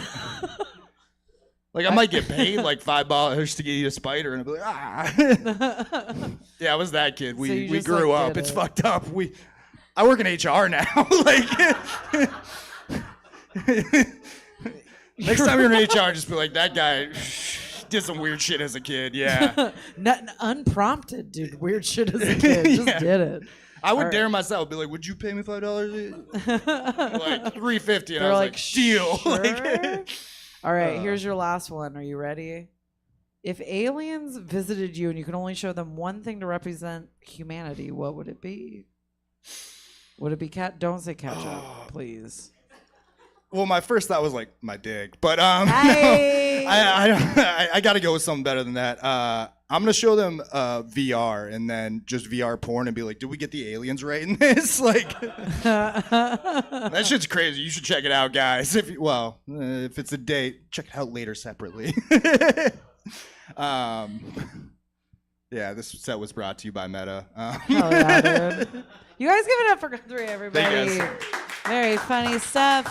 Toodles. Are you guys ready for your next comic of the night? Yes. Could you do a little bit more for your next comic of the night? Guys, give it up for Sam Holcoulter, everybody. Woo! All right, sorry, I was kind of slow. All right, hi, Stab. How are you? How do you feel? Good. I have been going to a lot of estate sales. Fancy way of saying I got a girlfriend, dude. Been going to a lot of estate sales. If you're not familiar, it's exactly like a garage sale, except everything's haunted. Sick. I got a monkey's paw that's possessed by the spirit of an old Republican man. It just grabs my remote and changes the channel to Fox News. I don't know. I think that's funny, just imagining like a little racist monkey's paw that's holding a cup of coffee, like peering out the shades, looking at the garden workers, you know? Like, I don't know. I've been thinking about that for a long time. Yeah, I've not been going to estate sales lately. That bit was written years ago. That bit was written years ago, and the punchline came to me in a fever dream in the corner of this room 5 seconds ago. So, I feel like my set's got to be almost done already after that. Like, yeah, it really. What do I got? Way, huh? What do I got? 30 seconds? Yeah, I mean something like that. Unless you want to hop in and start doing some WikiHow questions now. I got here. I'll try this. It's a blasted land that I got. I'll try this. I feel passionate about this. So. The economy is secretly fucked. I'm not sure if you've heard. But prices are up. Shit's getting fucked. I'll give you an example. My favorite burrito from a little taqueria called La Ganacha in Sacramento in 2019. It was this beautiful bean and cheese burrito. You could get it for $4, as big as your fucking chest. It was the best. It was my favorite. By 2021, that same burrito was over $10 because of inflation. That's fucked up, dude. By 2025, today, that same bean and cheese burrito has an OnlyFans page. It's a $30 monthly subscription for that burrito. It's fucked up. Hot burrito. All right, I'm gonna end it there. I'm ready. All right, this is in WikiHow writing techniques, but we'll make it work. How would you describe a kiss? Jesus. Yeah, isn't that interesting? Everyone else got like softballs to start. No, but this is more than halfway through the show. This is like, the After Dark Sure, portion. all right, that's my fault. Like a kiss from who though? Like from like your dad? Because like a dad kiss is like. I've given you a canvas that says describe a kiss. How would you do it? I'll describe a kiss from your dad. Like. Kind of hot.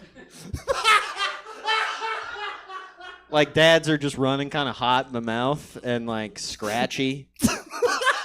A hot scratchy kiss that you're like, ugh. Like it's gross a little bit, but it has to happen. Like. Hey, you said it has to happen. Could you expand on that, please? Well, like if a dad loves his child, you know, like it's got. I like the use of the word "if" in there. Well, I mean, dads are kind of an if, you know, like it's not a guarantee, but you hope your dad's giving you a hot, scratchy kiss, like just like on the head or something, you know, of the face, the head of the face, like. Can we move on from this question? I don't. I mean, here's the thing. You asked if we can move on. I don't know. Emotionally, my dad didn't abuse me. Okay, guys. I had a very good dad.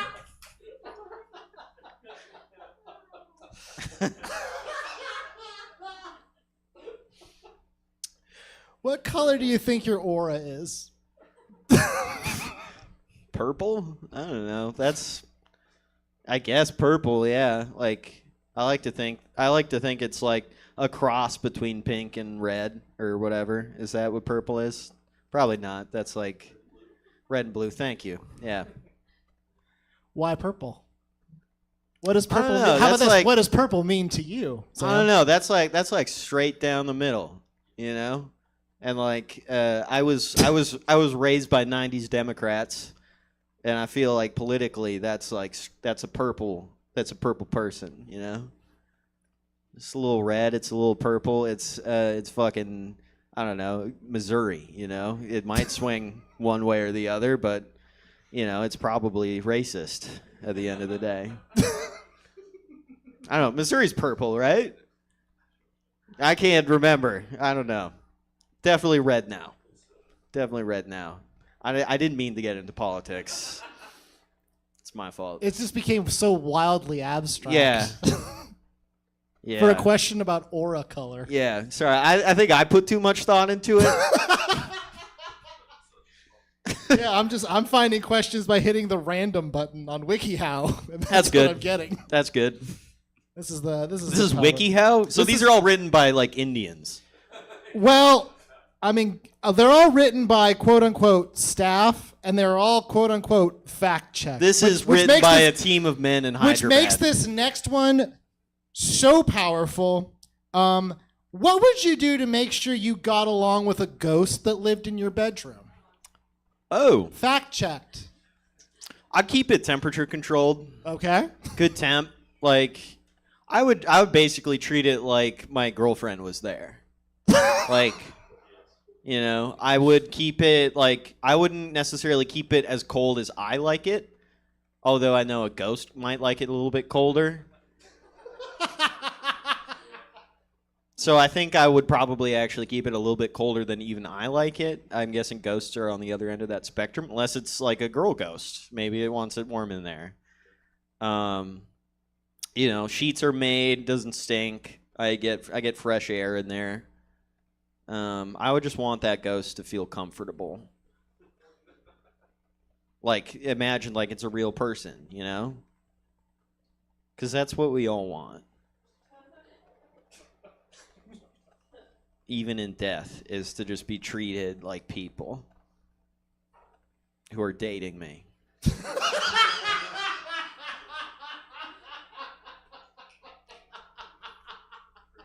Yeah. So, you know, bossing me around a lot, I guess. Kind of not respecting my boundaries and stuff, you know. That ghost pretty much runs the bedroom, actually. That ghost calls the shots. I sleep on the couch, actually. I would sleep on the couch. God damn it. I couldn't. I mean, I like Joe's laugh. The thing that gets me is it's like I'm trying to pick things and I'm like, certainly this won't take us to a dark place, and it's like, nah, I was wrong. And I'm Is this getting dark? I'm sorry. No, it's a fun dark, and I'm loving it. All right. Here, we'll give you one more, and this one's a softball. What would you do if you had to beat an ostrich in a fight? What? If you had to beat an ostrich. If I had to beat an ostrich in a fight, what would you do? There is right answers to this, which is fucking okay. crazy. I've thought a lot about this because I've thought about fighting geese a lot. Like, And I assume an ostrich is just a scaled up goose. It's a goose that hits the iron temple. And I think my go-to is I fucking punch it in the fucking neck, dude. Like, I attack the ostrich. Like, I'm not going defensive stance. I'm going attack mode because I think having like arms is an advantage. Like, I have ballistics basically on the upper half. How would you bob and weave against an ostrich? Bob and weave? Yeah. I'm not good at fighting, so I don't know if I would bob and weave, but like I would have my guard up a little bit. I think I would like probably watch out for the midsection. I figure it goes for the midsection. That's pretty wise. Yeah, they want the stomach, but I honestly, if I could punch the neck or just fucking grab it, just grab the neck, strangle that fucking bird. Yeah. This is a good energy. Now I'm loving it. I don't know. I don't care. I'll kill the bird. I'll kill that fucking bird, kill dude. all the birds you want. I'll fuck up that bird. This is America. Yeah. Fuck that bird. Give it up for Sam Olgon, everybody.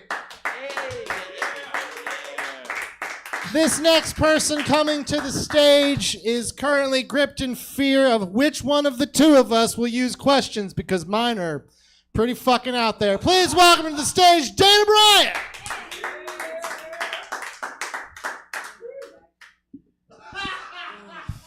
Yeah, so I'm not a stand-up comedian. I do improv. So I've been pretending all the things that you guys have talked about are prompts for an improv stand-up minute.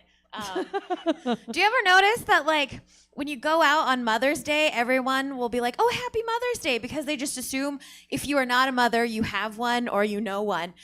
But when you go out to places on Father's Day, they're like, hey, do you have plans on Sunday? Because, yeah, dads. I am not dating a comedian. I'm not dating anyone. But I do speed dating sometimes. And my biggest red flag when it comes to, like, talking to a man is if I tell him, oh, yeah, I do sketch and improv comedy. And they go, oh, that's cool. I do something else. Because I'm like, if you don't think that's the coolest thing that you've ever heard, then we are not compatible. Like, I need you to let me talk about myself for the next 3 minutes because otherwise this is going to be very not fun for you. Or me. Mostly me. I don't care about you. Yeah, I don't know. I just made that up. So if it wasn't funny, yay. Awesome. You're doing great. Yay. Are you ready? Yes. Okay. Oh my God, I just had it and it went away. When do you feel the most stressed? That's not what I was gonna ask, but that's what I landed on. I feel the most stressed when I don't have anything to do, right? Because, like, if I have something to do, then I'm, like, so busy of, like, oh, well, I have to get this thing done, and then, like, being productive is helpful. But when I'm like, I have a whole evening to myself. I could play video games. I could eat a snack. Instead, I'm like, oh my God, what if the whole world is falling apart? What if that to-do list of like 20 things on my whiteboard doesn't get done right now? So, I prioritize. Yeah, that's If you could design a video game about anything, what topic would you choose? Ooh, see, like I love to play. I love cutesy platformers with like a cute little like dude that's like a cute little character, like a dragon or like a wombat or something. But I also love horror games, and I also oddly love games that are like they like have a very serious, like deep, dark, like premise, and then they're like, as an extra feature, it's a dating sim, and you're like all of these characters that just murdered each other are now gonna date. Yeah. So I kind of want like a horror game that's also a dating sim. So you're like, I'm gonna dress up my cute little serial killer with her hatchet and a nice dress, and she's gonna go out to date with Bobby down the street, who's a quarterback. Do you have a Switch? I don't have a Switch. Oh. I almost got like peer pressured into buying one, but I'm like, PlayStation for life. Yeah, but I don't know if PlayStation have you played, there's a dating sim, it's called Dream Daddy. Ooh, I have not. That sounds delicious. And it's not even, it's just dads dating other dads. Ooh, I think I like that even more. Jesse and I played it for when we were streaming during the pandemic. It's hot. Yes. It's good. JoJo can agree. It's mom had approved.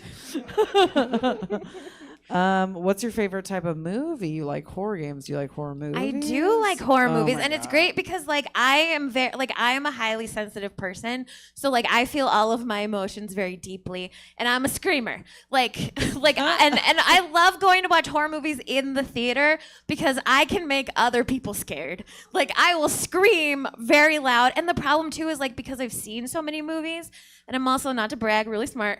Like I can see the scary thing coming before it happens. Oof. So I will scream at stuff like a second or two before it actually happens, and then scare everybody else, and then the thing happens, and it's great. Like I've even made people scream in other cars at the drive-in. Like that's how loud I can scream. Yeah. Can we hear it with no mic? See? If everyone online, for everyone online, almost everyone except for you and the beard, you didn't jump. Everyone else jumped. So we had 4 out of 5 people jump at that scream. That was crazy to watch. Like literally you could like be standing next to me, and if you yell boo loud enough, I will scream because I'm that sensitive. And it's literally happened. This is funny because I was going to ask you this next before we went into the screams, but what do you think the most unpleasant sound is? Actually, I think I have a very delightful scream, and it helps that I have a high-pitched voice, so I can really hit some like Celine Dion octaves. Like it has to be the classic like nails on a chalkboard kind of sound, and there are other sounds that are like similar to that. It's just that like weird scratching against something that should never be scratched. Yeah, I agree. I just want to let everybody know I switched to Teen Vogue for my website. And I scrolled down to the section of random deep questions. Ooh. Is that okay? Sure, we'll find out. Okay. Who do you wish you were closer to? And that's it. It doesn't say family or anything, just that. Like physically, I feel it's however you want to take it. I would love to just be snuggled up to some scrawny emo boy. Like I know a lot of people hate Timothée Chalamet, but he's 1,000% my type. Show I don't hands. know. Show hands but in the audience. Who hates Timothée Chalamet? Oh, good. Everyone just know that one person raised their hand. Like I was really mad when skinny jeans got really popular because no, I only want my brand of scrawny emo boys that sing songs where sometimes they yell at you and they have like the bangs and the guy liner, because I like them skinny and I like them like nerdy and kind of depressed. Yeah. Okay. I don't want to fix them. I just want to like snuggle. Okay. Have you seen oh my God, K-pop Demon Hunters? Yes, I just watched it the other day. I've been listening to the soundtrack in my car ever since. Anyone in the audience, K-pop Demon Hunters? If you haven't watched it on kids Netflix, like it. Shh, don't you should watch say it. that. Let's see. What do you think the quickest way to turn around a bad day is? Sorry. Ooh. If I figure that out, I'll let you know. I don't know if I'm lucky or cursed, but I now live like within walking distance of a Baskin Robbins. And I feel like the combination of exercise and then just like a plethora of ice creams is like the best way, because I'm like, now I can get some endorphins and I can get some sugar. Unless they're out. Do you know how often they're out of like the good shit? Or maybe I'm just weird, because my favorite ice cream is the pecan pralines. Yeah. And I'm like, is that good, or am I an old lady now? Okay, we'll do your last one. Oh, good. I'm getting approval from the audience, so I'm very excited about that. The pralines and cream? Yeah. I mean, it's good. It's solid. I haven't had it, and I'm an ice cream connoisseur, but I've never had that. I'm very picky about like peanut butter and ice cream, because like if you put it in too much of a chunk, it gets hard and then it's not fun to eat. And I'm like, don't do peanut butter that way. So I am a peanut butter fan. If no one's seen my stand-up comedy, I love peanut butter. I'm a fiend. I will eat it forever. But it pisses me off that no brand of ice cream has a pure peanut butter ice cream. Oh, yeah. Because you like can the do base. it. I've done it in my Vitamix, y'all. Can be done, can be sold to the masses, but no one chooses to do it. No, I once got privilege shamed because I buy $9 pints of ice cream just because they grind up the peanut butter chunks in like the tiniest way, so the peanut butter and the chocolate chunks melt on your tongue, and it's just like, oh, and I'm like, it's worth the $9, guys. Yeah. It's called McConnell's or O'Connell's. It's in a very nondescript. That's some good shit. Right? Oh it's my delicious. God. You guys give it up for Dana Bryant for just being on point. Love it. Love it. Are you guys ready for your last comic of the night? All right, it's me, Emma Haney.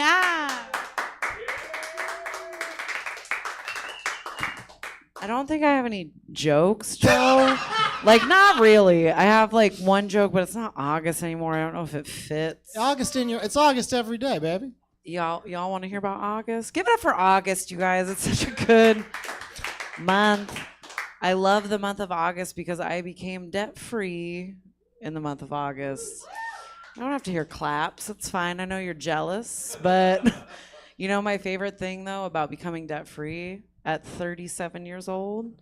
I can finally start answering my cell phone again. I can finally answer my phone. It was so many years of ringing and I just would not answer. And my favorite thing about having like money to pay shit off was answering my phone and just being like, hello. And they're like, oh, no one's answered this phone for years. That's crazy. Is Emma Haney there? And I'm just like, this is she. That was great. That's my favorite thing. I think that's the only new joke. Okay. Joe? Yeah. Is that the only new joke I had? I have a joke about Portland. I don't know if you guys are going to get it if you're not like Lord of the Rings fans. And maybe I just ruined it by saying that. I mean, I went with you to Portland. I don't even know what you're talking about. Yeah, it's when we were at the Jap, me and JoJo went to Portland a couple weeks ago. We saw an all-species water fountain. Have y'all seen this? Y'all seen this? We were sitting at a bar and like looking out because we're like, we've never been there. We want to just see Portland because everyone's like, it's so strange. It's so weird. And within 30 minutes, there was a water fountain right outside this bar, and it had four little things pumping water out. And within 30 minutes, we saw 2 men, a dog, a homeless woman, and then a homeless man all drink out of it within 30 minutes. And I was like, this is crazy. And nowhere else where we walked in Portland, we saw this. It was just at that one place. It's not that funny. If you guys go to the pharmacy bar, look for that all-species water fountain. It's the only one in town. And the hummus. The hummus there was very good. Mm-hmm. And I forget where I was going with that. Oh, I had the joke about Mount Hood because I was looking for Mount Hood, but I was like, I think that's where Lewis and Clark threw the one ring into the fires of Mount Hood. That was my joke. I'm ready for my topics, Joe. And I get 1 pass. Yes, of course you get 1 pass. Everyone gets a pass, but I don't say that till I go up, and I always go up last. Since so many, yeah, I'm the only one who knows that rule because I stay to the end. Yeah, you stay till the end. Yeah. You know yeah. What Mario Kart character are you? Me, I always go for Daisy. You guys know who Daisy is? The opposite Peach, the best one, the brown one, or the brown one. Oh my God, that sounds so bad. I got canceled. The brown-haired one. You guys, don't be ridiculous. Don't be so 2020 about this. I always go for her because she's got the best moves. Plus, I just love her color scheme. I'm not a pink person. I'd go for yellow, which also could get me canceled. I don't know. Ready for another one? Or this beer. Coors Light. They're like, you would drink that. Yes, next question, please. If you called for aid, would Rohan answer? You know, after that joke, no. I don't think they'd come. They'd be like, I don't think we should be seen with her at all. But maybe. I don't know. What's my struggle, Joe? Set me a scene. You have discovered that everyone in your kingdom doesn't know about the right shoes to wear. Oh my God. Have y'all ever walked 15 miles in Converse shoes? No? I did. in Portland, and it was a terrible idea. I was like, man, I'm so cool in these Converse shoes. I don't look like a dork at all. But they are the worst, most impractical shoes to wear. It was terrible. And JoJo and I, we walked 15 miles in one day around Portland, right? The next day, I couldn't even walk, y'all. I was like hobbling around like this. It was crazy. And Joe looked it up, and he's like, there's a Fleet Feet 6 blocks away from here. And we went to Fleet Feet. And right when we walked in, Joe was like, she needs shoes. And I'm just walking and looking at the socks like, And then the guy was like, well, what happened? And he was like, we walked around 15 miles yesterday, and she did it just in her Converse. And the guy was like, oh, no, that's crazy. And then he was like, we'll scan your feet, we'll do whatever, and I'll come back. And he starts to go to the back, and then there's like another worker, this lady who worked there. And she was like, because we were the only customers in there. We went right when they opened. That's how bad my feet hurt. And they were just like, oh, what's the deal with that? And the guy, Joe, couldn't hear what they said, but they were just like, in Converse. And she was like, oh, fuck. Like, that's crazy. And so the guy, like, brought me out these shoes. And you guys, have you heard of Hoka's?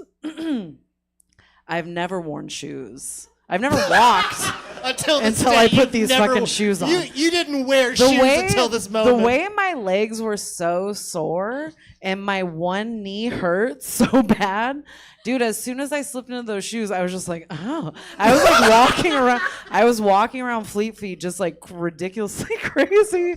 And the guy, he was feeding off it because he made like $450. I bought 2 pairs of shoes. I bought a bunch of socks. I bought inserts, which are so noisy I'll never wear. They're so... Have you guys ever put inserts in your shoes? I was walking around work that Monday. I came back from vacation just like wah, wah, wah. Everyone knew when I was coming. I took them out in the middle of my shift. Anyways, maybe I'll keep that joke forever. I think that's pretty strong. Jessica, you got the timestamp for the promo? I'm just kidding. We'll do one more. Is Suzette's crew here? That's usually what we go off of. We'll do one more. I mean, I have a WikiHow one, and it's not a good one. No, I don't want any of your weird ass WikiHow jokes. That's probably wise. That's probably wise. Yeah, pick something else, please. What restaurant would you take someone to impress them? To impress them? Yeah, it can be a chain, anything, something in town. So I would take someone to an old spaghetti factory. Because they have such a good menu there. I've gone to Old Spaghetti Factory at least 3 times a year since I was 6 years old, and I am 37 years old. I know that fucking menu. I know what fucking slaps. Masithra's the shit. Spumoni ice cream. Yes, done. please. We're done. It's so good. But so I've been going there so long, right? I always get the lasagna. I don't get anything else. I get just call me Garfield. I'm a big ass cat who hates Mondays. Love the lasagna there. Have you been to Old Spaghetti Factory? I have. I typically get the Mithzera when I'm there. The what? You know what I mean. I'm not an expert. They serve broccoli with brown butter and Masithra. You guys go to Spaghetti Factory tomorrow. Your next date, I hope. Yeah. Married. Okay. Yeah. So the if next you don't time have kids yet, you will after that. Yeah. You'll have the energy finally. That Masithra and those carbs are going to give you some energy. Get up and go. But it's so good. I love Old Spaghetti Factory. That is where I would take someone. And I would do the thing where you go on a date and you don't even let them order. You know what I mean? I'm just like, she doesn't need to see that. We'll take this. And I'll just order the whole thing and they'll be so impressed. And I'm like, house wine? Just give me your best house red, please. And then, yeah, that's what Old Spaghetti Factory is that's my answer. That's good. It's so fucking good, dude. You guys, give it up for yourselves for sticking around tonight. Give it up for all the comics you've seen. Warm Takes is every first Friday at 9 p.m. if you guys ever want to come back. We also co-host The Chafe, which is another stand-up show. We have comics come up. They do a new 5-ish minutes of material, and we all tag it as a family. It's very fun. Every third Saturday at 9 p.m. There's also a show after this called Say Yes. It's a drag queen talk show. You guys should stick around. I'm Emma Haney, JoJo Lewis. Thank you for coming. Have a good night. Have a good night, everybody. That was Warm Takes, but as Emma said, we're not quite done. We've got one more show. It's LOLGBT Plus presents Say Yes. That's a drag talk show discussion Kiki Salon. It's a lot of fun. If you want to stick around and check that out, we'd love to have you. Otherwise, if you're done with us for the evening, check out stabcomedytheater.com for our full calendar of events. We're live in person Thursdays through Sundays, and we stream every gosh darn thing we do. Say Yes will begin in, I don't know, 6-ish minutes, however long it takes me to set the stage. Just, stick around. Something is coming for you. Race for the morning. You can hide in the sun till you see the light. Oh, we will pray it's alright. Gotta get away. Get away. Between the velvet lines, there's a truth as hard as steel. The vision never dies. Life's a never-ending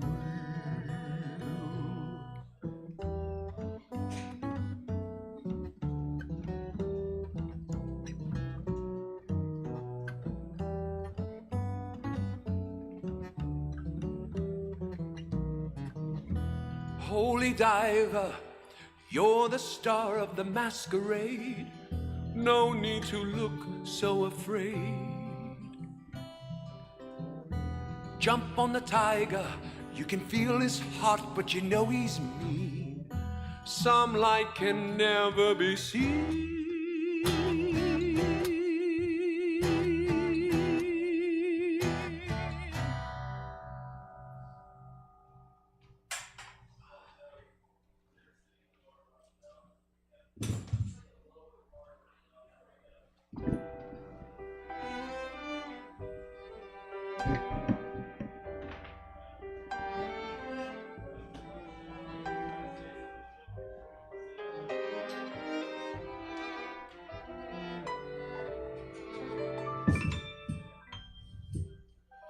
In my eyes, indisposed,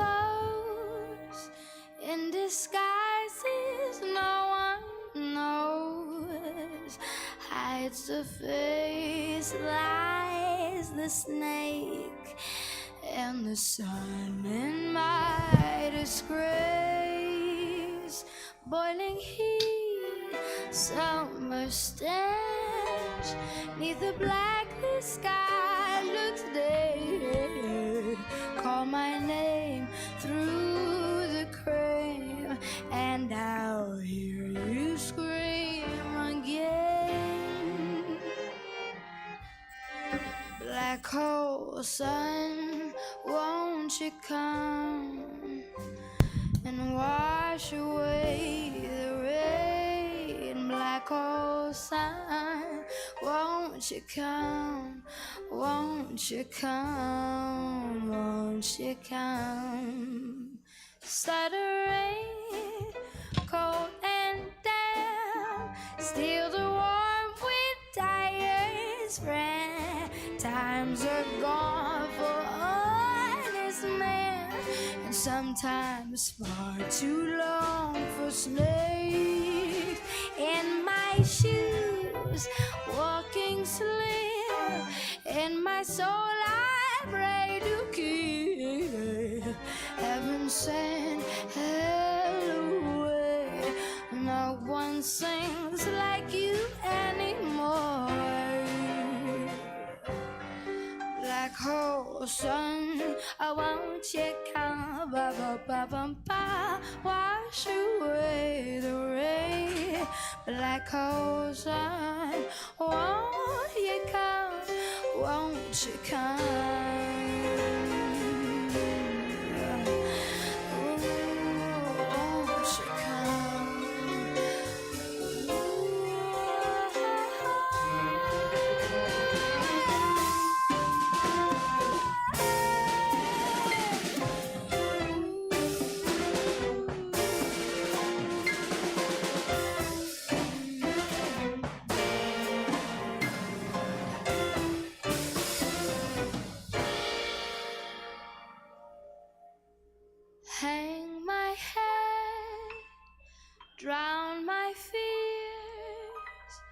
till you all just disappear.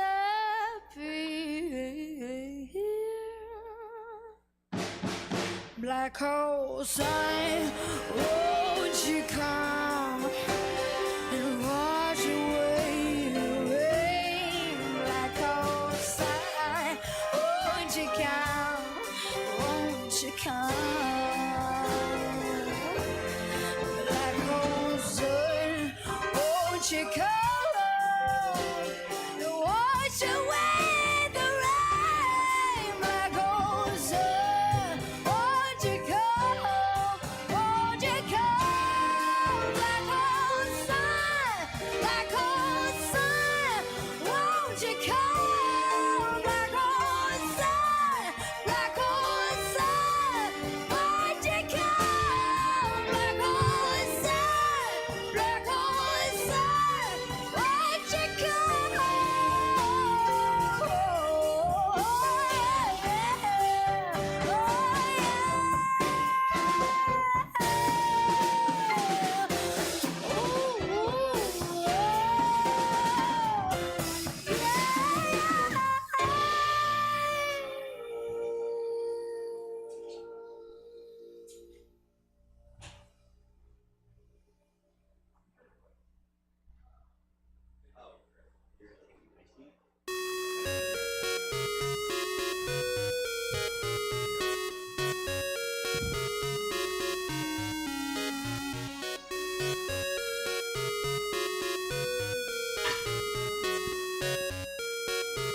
On her forehead.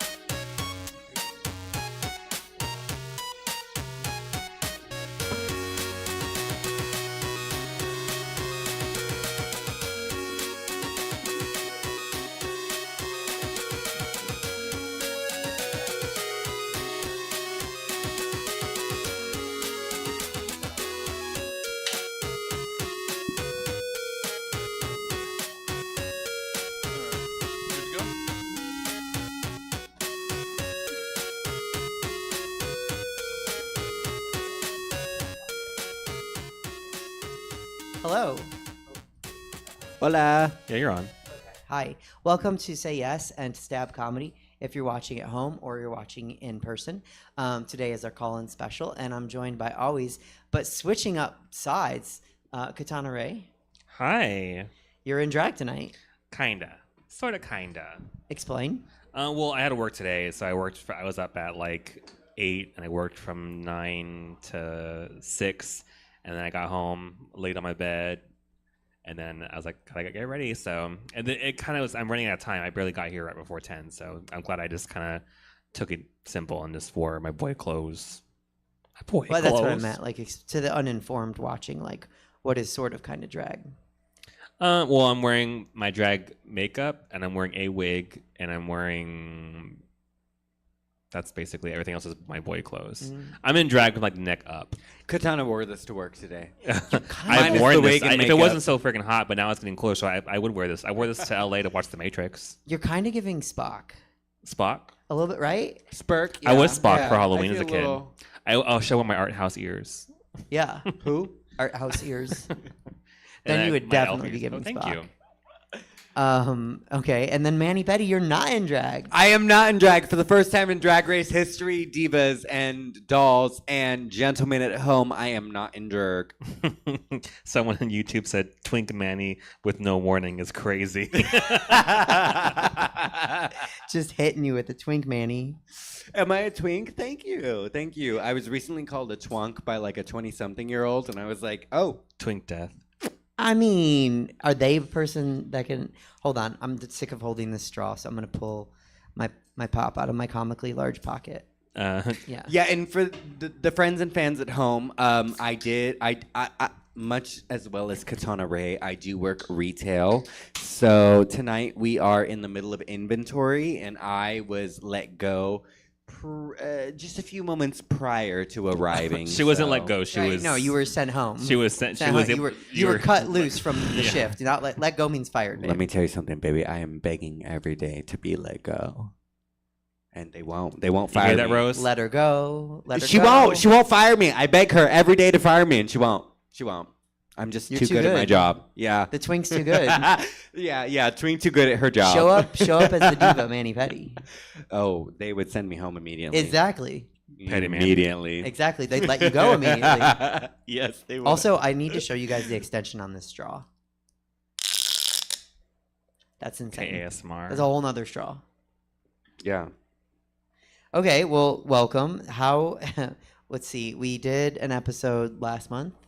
Yes. Okay. Yes. And then we had... Manny. They said Manny left because her mall husband left. Who's your mall husband? Is it a mall husband or like a work husband? Same store or different It's store? mall husband. So where I work, where my store is positioned, I can see the store in front of us. And I feel like most of our stores, we as people are expected to stand kind of in the aisleway with the doorway. And we have to greet people. And one thing about the place that I work, which is Crocs, we have a lot of discounts and deals going on. So we have an expectation that someone is going to be at the front door handing out those kind of deals to let people know. So when I do it, there's a gentleman who works at the store across the way, and our aisles are the same, so I have no reason other than to look at him. Name names. What's the you're, store? you're like a carnival barker? I just learned his name today. No, Stop. what's the store? What's the store? I can't. It's North Face. Oh. And they get no customers. So before... Not the stray for North Face. North Face corporate's watching, and they're like, we're firing this guy. We're shutting down this store because Right. they're getting no business. Killed your work boyfriend's... There is... What's there his is. name? I will not say.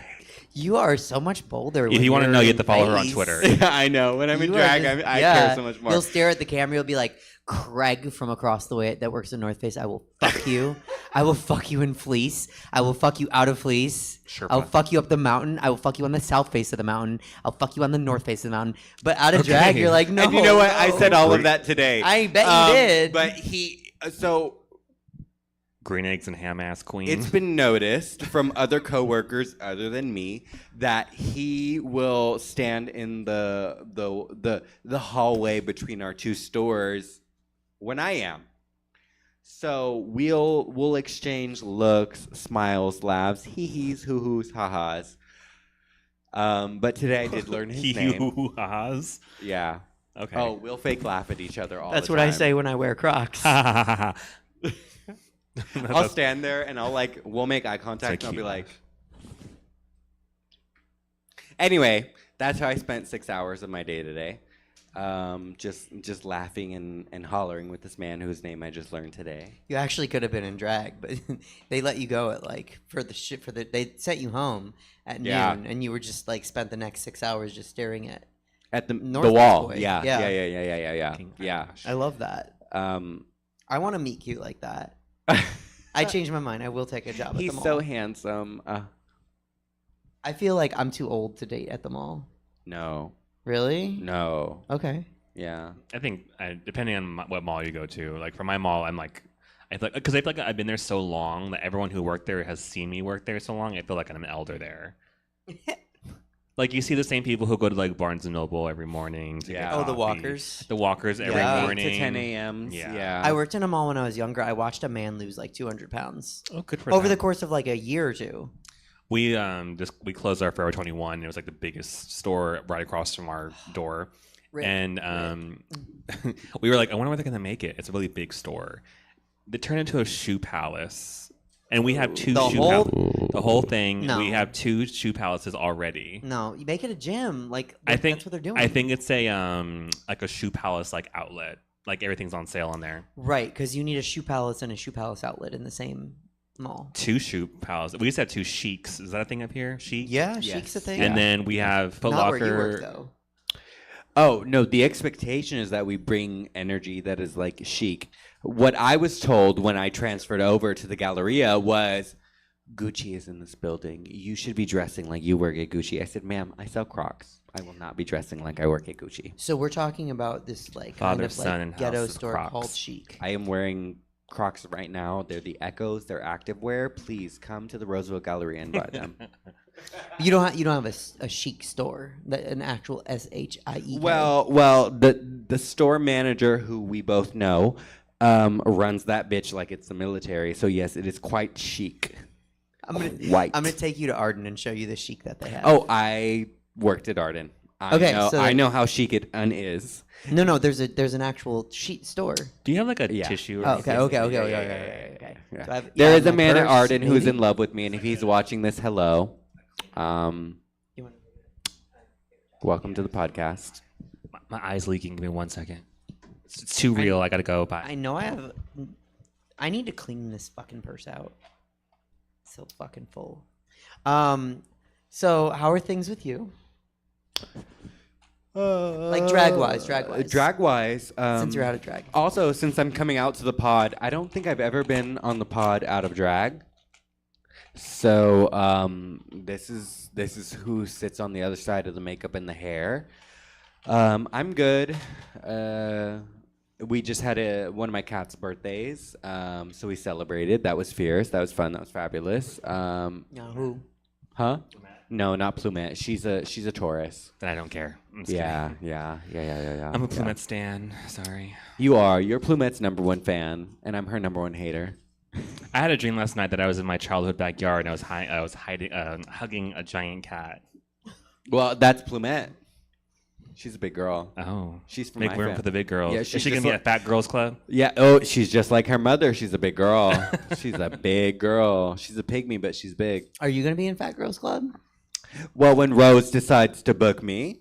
I asked Rose. I said, "Does ego count? Because then I'm in." No, and I told her I was like, I feel like I have practices that are like big girl practices. I can out eat Rose. You heard it here on the pod first. I can out eat Rose.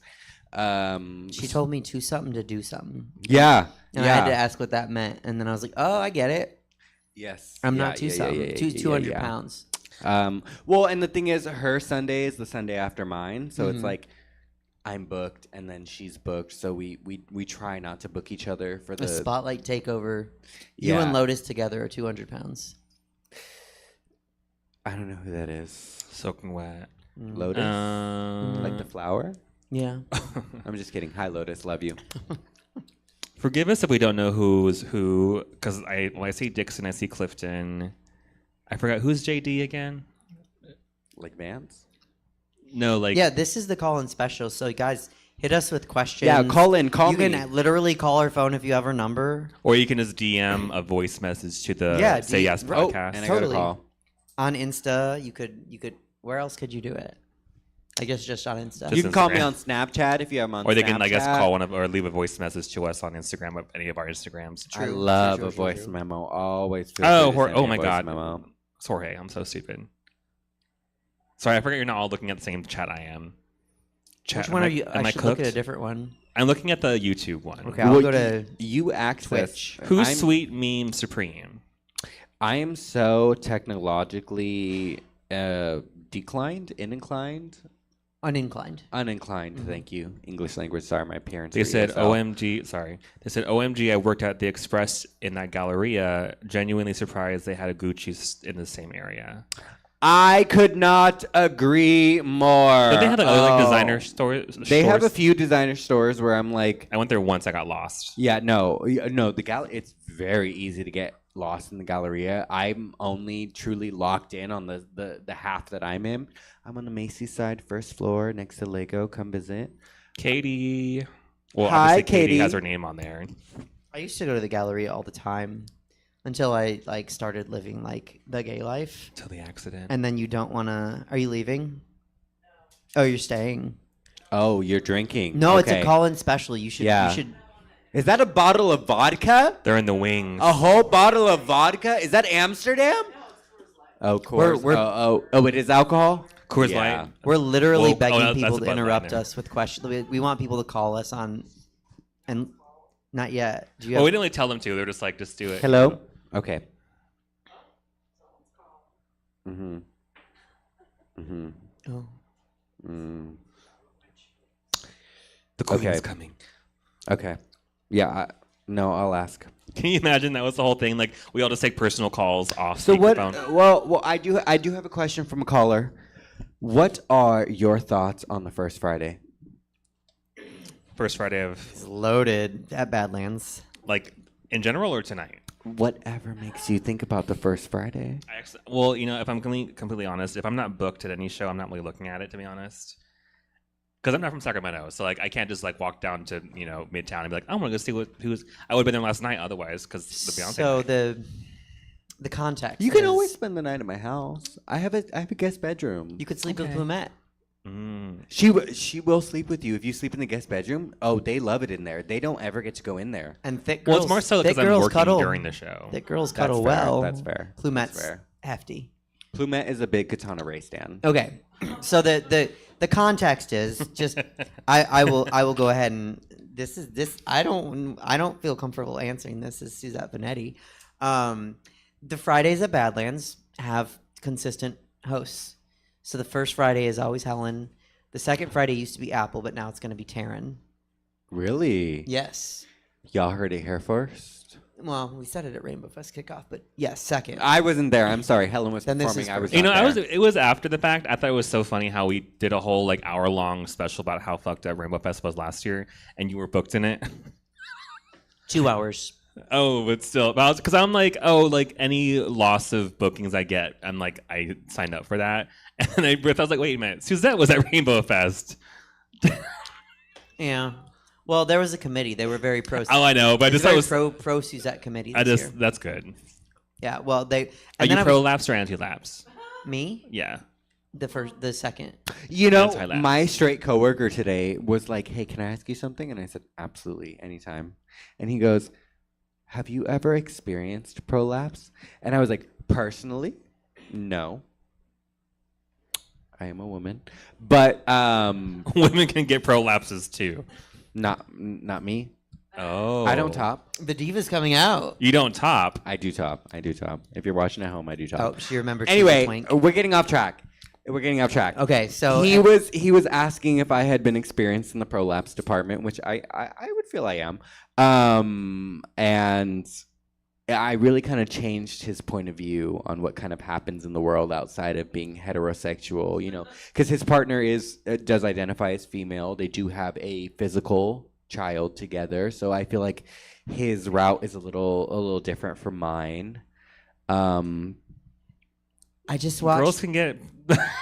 I just watched a special. Girls can dig in your butt, twin. Girls can do it too. I just watched a special about all the Alien movies and like the timeline about how like the older ones are actually it's like Star Wars. The older ones are like Actually, take place more more closer to the future. farther, yeah, and then the newer ones are like further back in the timeline. And that's kind of crazy to think about.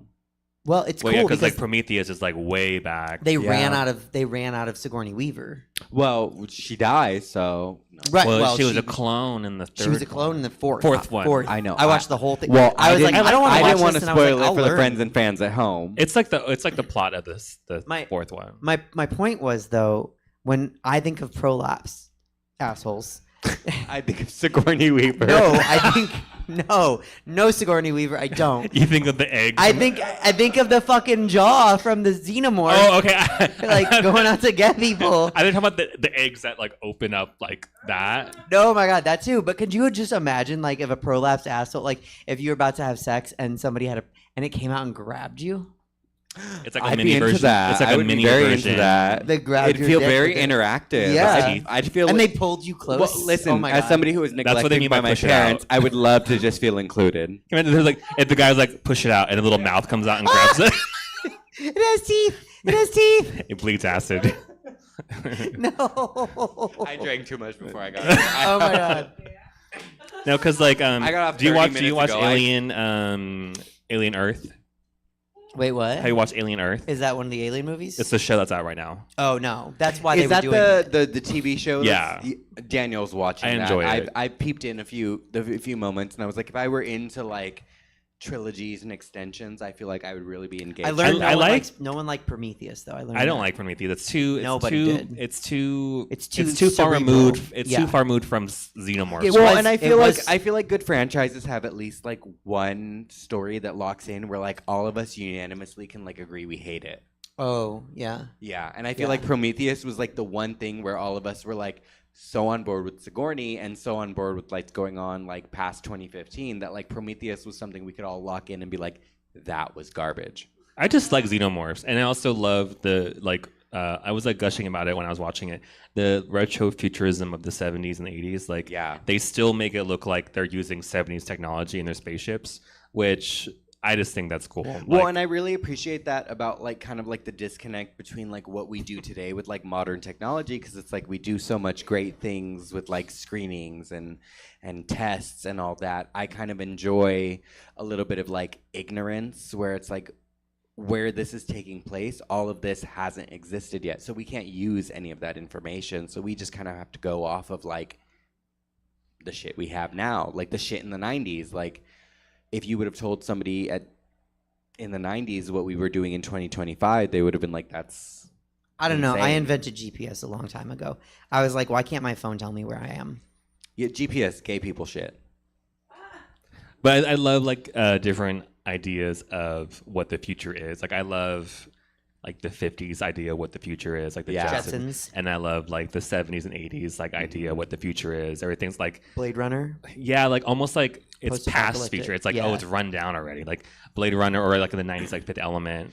Well, like we and- just don't have it. It's just we're just building on top of everything. Yeah, and I'm There's- kind of obsessed with the fact that like I feel like I'm at the age where like the shit that I grew up on that has been so like, oh, we're in the future, we're in the future, we're in the future. I'm rewatching The Nanny for the 18th millionth time. Fuck yes. And they make a joke about like 2020 something, and I'm like, we're there. Oh, that happened, and like Or, like, wasn't there, your like, joke was not real? Like or- when you get to like the point in time where you make a 2023 joke, I'll like turn to Daniel and be like, isn't that crazy? That's where we thought we'd be at. In the Wasn't it 90s? in Back to the Future? They go to like 2020 or something like that, and it's Yeah, it's crazy 2025. being Yeah. in like 2020 Is it something, 2025 or and they're 2025? like going through it. But okay, so my question is, what kind of, just because most of our viewers right now are familiar with the Sacramento drag scene, so would it be more interesting to write a Prometheus story about how we got here? Because it's not going to be real, right? Like, it doesn't I don't make sense. I'm Listen. an aberration. We don't know what's happening.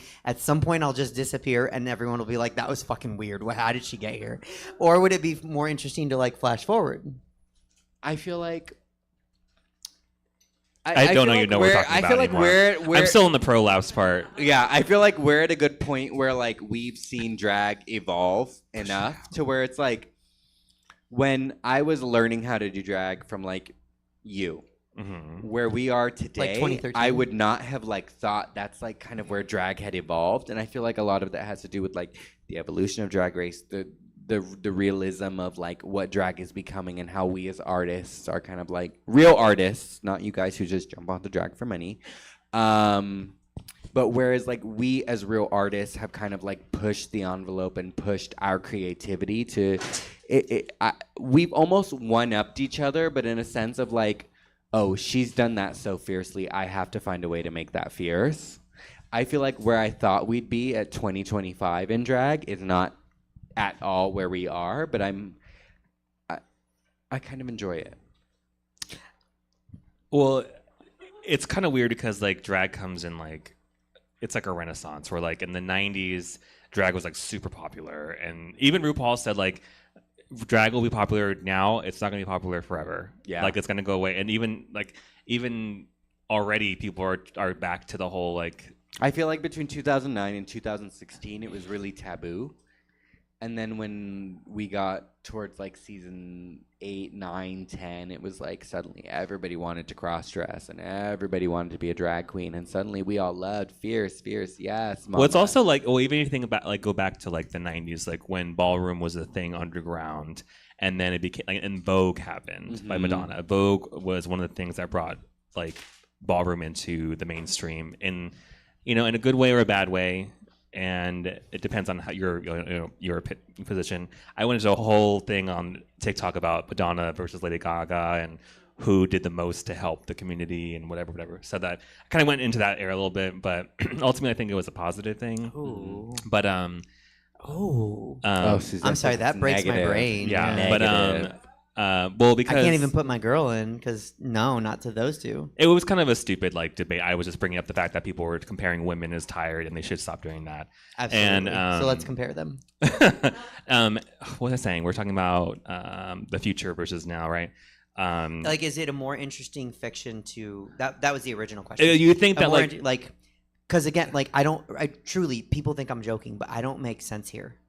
In you this don't. landscape. Yeah, I you don't. really fucking don't. Well, even like what I meant to say, I think was like looking back in the 90s, like you would think, oh, in 2025, like drag is going to be so normalized. So like, well, whatever. I was watching RuPaul and Sabrina the Teenage Witch. Like it's just going to be so normalized, and now it's like back to being like it's normalized, but also it's like normalized to be vocal against it, and then to accuse us of being groomers and being all these things, and it's not like I ever want to. And trust me, we do not want more of you to do drag.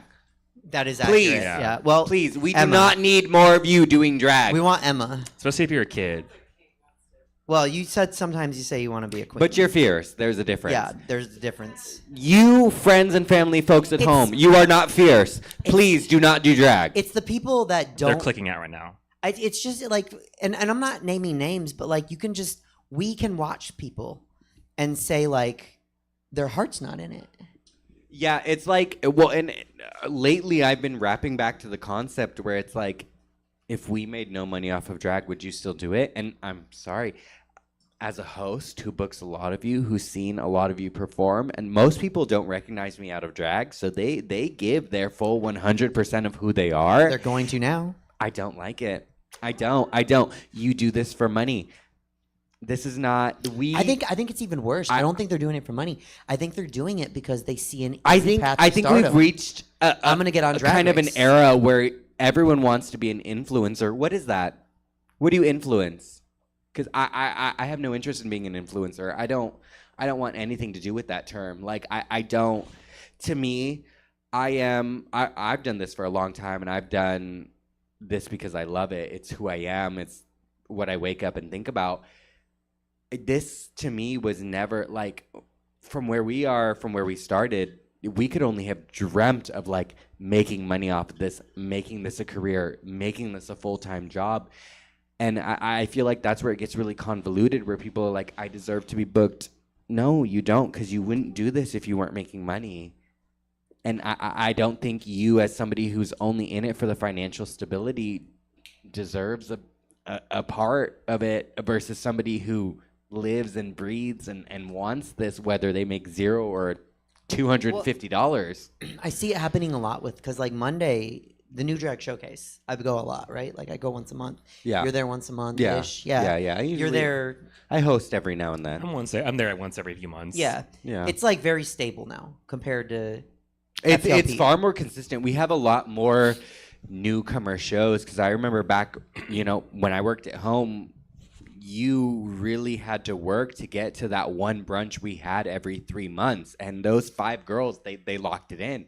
If you were not set cast, if you were not impressing them, you were just not performing. And now I feel like we've reached an era where like everyone suddenly gets to be a part of Monday, and it's like you don't have to do any prelim to get into Monday. And it's now I'm seeing people who've been doing drag for 15 minutes demanding something from me. That's what I was gonna say. I don't know. That's the fucking gag. Is like I've seen, and it always happens. It happened with After Hours. It happened with FTLP. It happens with New Drag Showcase.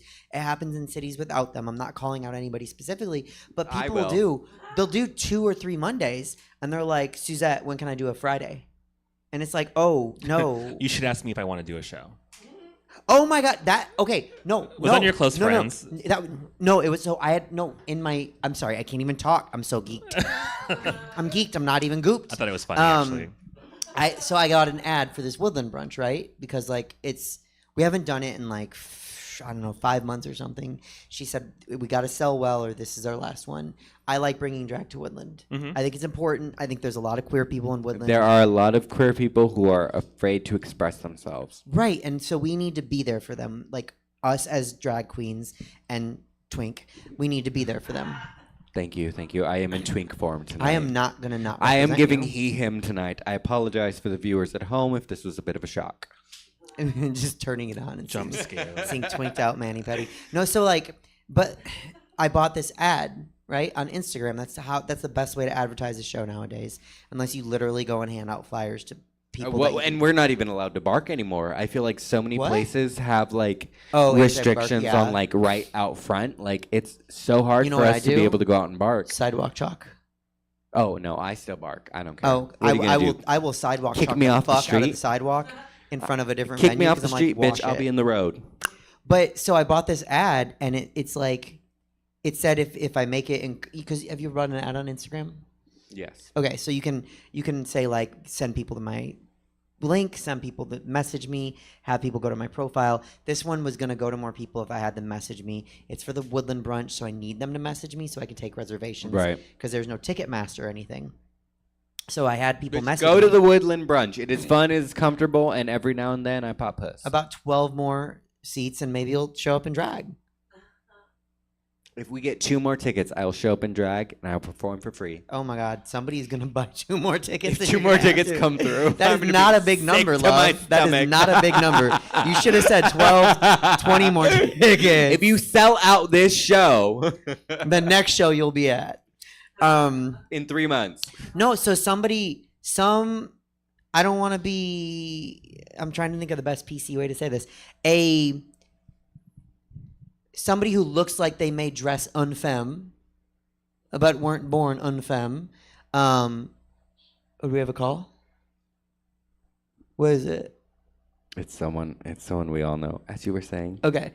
Someone that looks like they dress unfemme messaged me and said, you should ask me to be in the show.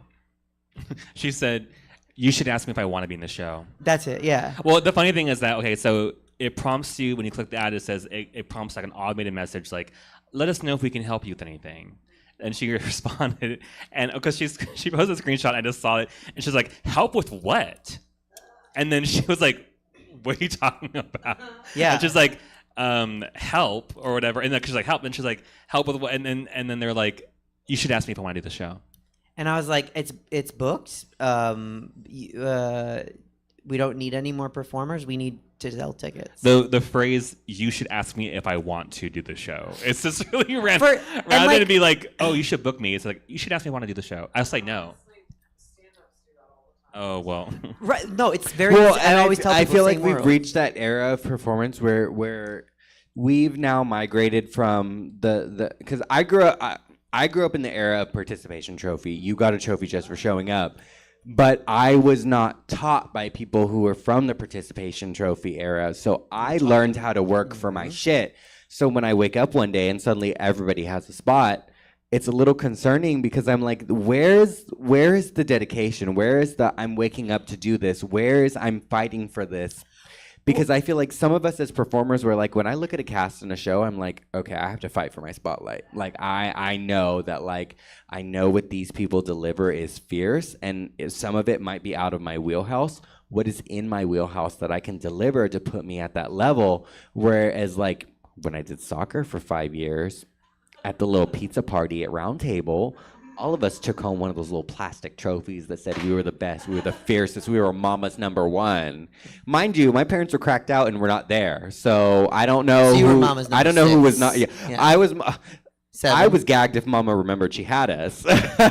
there is a rule at my middle school that still stands to this day that says if you forget your children are not allowed back at festivities. That is because of my parents. They named it after her. Yes. Yeah. Yeah. I No. bet. No. It was the night my parents left me at my school until 11:45 p.m. I can't believe Bijou did that. I Bijou wish. Bentley. Yeah. Benjamin Bentley. But like- okay, so this diva on Instagram had no pictures in drag. A couple pictures with like boy makeup. A couple pictures with like half-ass makeup on where we can still see what your face looks like underneath. And like no wow diva. And like I don't know 120 followers. So who are you bringing? So why am I booking you? I don't even care if they have any followers, but it's just the audacity to be like, you should ask me. Well, and I always tell this story because it is very true. Unique messaged Makeup and Mimosas before she started. It was like, I'm going to be the next big diva coming out of Sacramento. And when I tell the story, people are like, and she is. And I'm like, yeah, but for every one unique, there's 400 not uniques, ununique. Commons. Oh.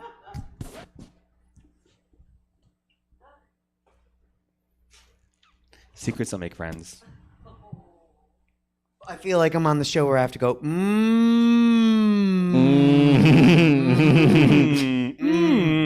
That does sound good. What?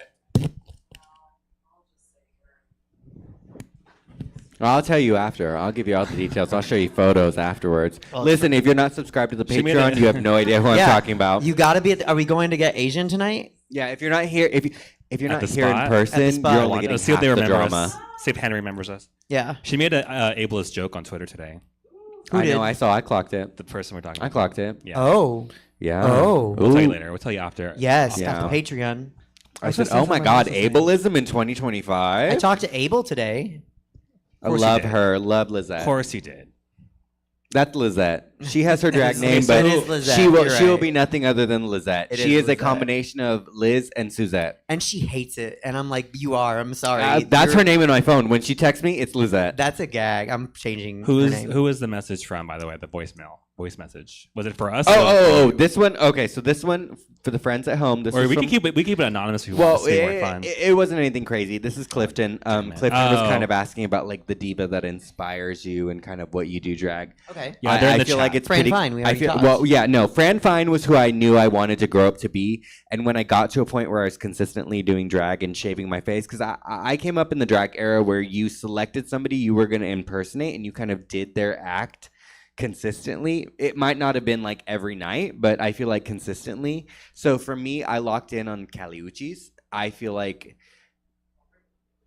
I really connect with like what she does as an artist, and then makeup wise, I've been told that like I've been inspired by her. I don't think I look like her by any means, but I definitely think that like when I shape my face in drag, I really kind of try to plaster to what like she does. I want to compliment you because you posted your 6-year evolution. And like, I can't do that on my phone. why? You know, on like those like add your own whatever. Yeah. You can't do that on like an Android phone. Really? Yeah, it doesn't let me. Oh. That's the Make first- it in Canva and share it. I That's did it on okay. Instagram. You're like, that's I not split the screen and I did the two side by side. I'm just like I was like, wow, like I see you P. I see you now, you know? I know what you look like now and you're gorgeous. Both ways. But like your 6-year evolution is I want everybody that does two Mondays and says, "Where's my Friday?" to see that because it's like, you think you look like 6-year Manny, Yeah. but you're 1 Manny. Yeah. You know, and no shade. We all start somewhere. We have a lot of employees at Badlands just starting drag. And I'm trying to tell them, like, there's a very long road. It is a long and treacherous road. It's very windy. It's windy. It goes up and down, and honestly, at some point Is that you what will windy cry. is? Windy's like this, babe. Well, no, windy and then it And goes up hilly? and down. Okay, Yeah, okay. yeah. I heard there was. Did either of you watch the Hobbit movies?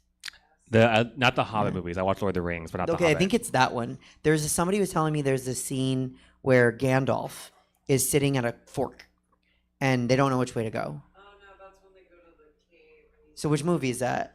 That's the Fellowship of the Ring. That's the first And one. do you know what I'm talking about? I am aware of it. My brother was very into that. I was a Barbie and Bratz girl, obviously. Oh, yes, that's good for you. Yeah, I wanted to be a woman Coming. growing up. My brothers, I have 3 of them. They were the ones that did all the he/him bullshit. I wanted to be. Whoa, you've met some of my brothers. Yes, yeah. Half of us do suck dick and cock, but growing up, I was the only one that sucked dick and cock. So I was not into the Star Wars, the he/hims, the grunge, the dirt. 'Twas not for me. Which is so funny because you mentioned that, but a lot of that stuff was like very queer coded and very like. Well, and we grew up on a farm, so it was like. Oh. Yeah. But you know what I mean? Like major fandoms have a lot of like either queer or trans. Like The Matrix is like a huge trans allegory. Absolutely. Yeah. Well, yeah, but like it's funny. Well, my brother, who has since come out as bisexual, I feel like we really resonated with The Matrix and kind of like the almost liberation of kind of what that was for the early 2000s. And it's like, I moved to Sac. I did, we come from a small town, 500,000 people at most. And it's like very like. That's huge. We come from a hamlet. Well, in the hills. it is just 750. Well, and I lived like in it an is a big 800-person town, but when village. you segregate it down the middle, and it's like the money's on that side and the non-money's on that So you side, you it's grew like up in I grew up in a place that has recently been gentrified. Carmichael. So it's like everything that Santa Rosa, like everything that you see now is not what it was 15, 20 years ago when we were like growing up in it. Like we grew up on a farm there. If I tell somebody that I lived on a farm in Santa Rosa, they're like, "Girl, it's literally apartments," and I'm like, "I know." But you lived in Back to the Future. Yeah, You lived when and there were it's like, farms, it's and now like it's kind built- of we were yeah. in this weird like, it's like 1980s liberal almost, where it's like I'm woke, but that fag shit is too much, and it's like as we've evolved out of that, and bless my parents, they did the best they could. They were barely on this planet, but like I love how a half an hour ago you said they were cracked out and left you at school till 11:45, and now you're like, but they did the best they could. And as an adult who has, I have 4 children, cats of my own. I make decisions where I'm like, yeah, I'm an imperfect human. I should not have a physical human that I'm in charge of at this age. Where it's like at this age, my parents had. It's got dark. 5.5 of us. So when are you getting a drag kid? I will never. There was one person that I considered mentoring, and then she got picked up by the wrong family, and I realized that it wasn't for me. It wasn't for me. Well, actually, the person I ever thought about maybe being a like a father or a drag parent of, like they end up being already parented by someone, and they ended up doing it in a house I didn't like. So yours is Fran Fine to Caliucci's? Yeah, I feel like I was really like, even as a kid, I was really attracted to like women of power who had kind of like this flase energy about them, where it's like no matter what men said, Flase? yeah, Flase da. yeah, like no matter what men said, they were still authentically themselves. And I, growing up Mexican, like you don't get called by your name, you get called by your description. So it's like juicy fucking titties. Well, no, really. Like, I hate to say it, but like, my best friend growing up, she was described by the color of her skin because she was the darkest out of her whole family. And that to me never felt right. That like never made sense. And it's like, I was described by my flamboyance and my lack of being a man, which in Mexican culture is like everything. You have to be a man. If you're not a man, then you're worth nothing. And I feel like I really found power in women like Fran Fine, who showed up one day, demanded this spot, and worked her ass off to get to season 6. And it's like we saw her trials and tribulations. Mr. Sheffield was quite toxic. And I always found myself attracted to people like that. I was like, I identify with her. I want to be her. Like in this world of like anti-women. In the world of she CCs. she is still a woman. Yeah, and be the friend. And you'll never take that from her. And there was something so powerful about that like when I got into drag the first time, I was like, no, I'm in total control of like who I am and my femininity, which is like, you know, for the first 15 years of my life, and that had been denied. I was not allowed to be feminine. I feel very privileged to like exist in a time where like my masculine and feminine can exist like together and not hate each other. Because there's too much misogyny in the gay community. I'm sick of it. I'm tired of it. If everybody in the like all the men in the world just would like just hold their femininity up a little bit, I think we'd have a way better world. We'd have a woman president. Oh my God, yes. We'd have a lot less holes in the walls, a lot less malls shut up, and a lot less wars. Honestly. What about you? Like when it comes to like my inspirations or whatever, what girls I look up to. Your diva. Because there had to be someone before Gaga. Yes. Well, I mean, I was always like, I guess, gravitated towards women, and when I was a kid, I thought that was because I liked women. Like I was like, I liked the Spice Girls because I was attracted to the Spice Girls. Which one? All of them. Scary Spice. I do remember though, like on the cover, on the inside sleeve of the CD for Spice, there's a picture of them, or is it the Spice World poster? There's one where they're in a mirror doing their makeup, and Mel B has like she's like leaning over, and her cleavage. Yeah, I was like, we have an expert. She's doing her lipstick, I think, and her cleavage is hanging down. I remember just being very, very like. Who is? Mel B. Oh, okay. I remember just being very like, well, because like Mel B was very like, not like risque clothes, but I mean she wore like bustiers. I think Mel B was like the most sexual. Her and Jerry a little bit. Yeah, Jerry. A little bit. Jerry was like the most overtly sexual. Mel B was like. Mel B was scary. Yes. Yeah. Mel B was like the most like. Quiet, confident, sexy. Jerry was like she was ferociously sexy. Well, yeah, but like Jerry, they positioned Ginger Spice as like the in-your-face sexy. Kinda, yeah. Even though she was more of like a feminist sexy. Yeah. Well, and I feel like that had a lot to do with like the physical appearance of like where we were with representation. I think she was very much about like it was not like it was not lost on me even as a kid that she would talk about like being like sexualized and being like kind of like looked down. Like even in the Spice World movie, like they'll talk about like how they think you're so like you're dumb because you're sexy or pretty, whatever. Yeah. And she was very intelligent, and well, they all were.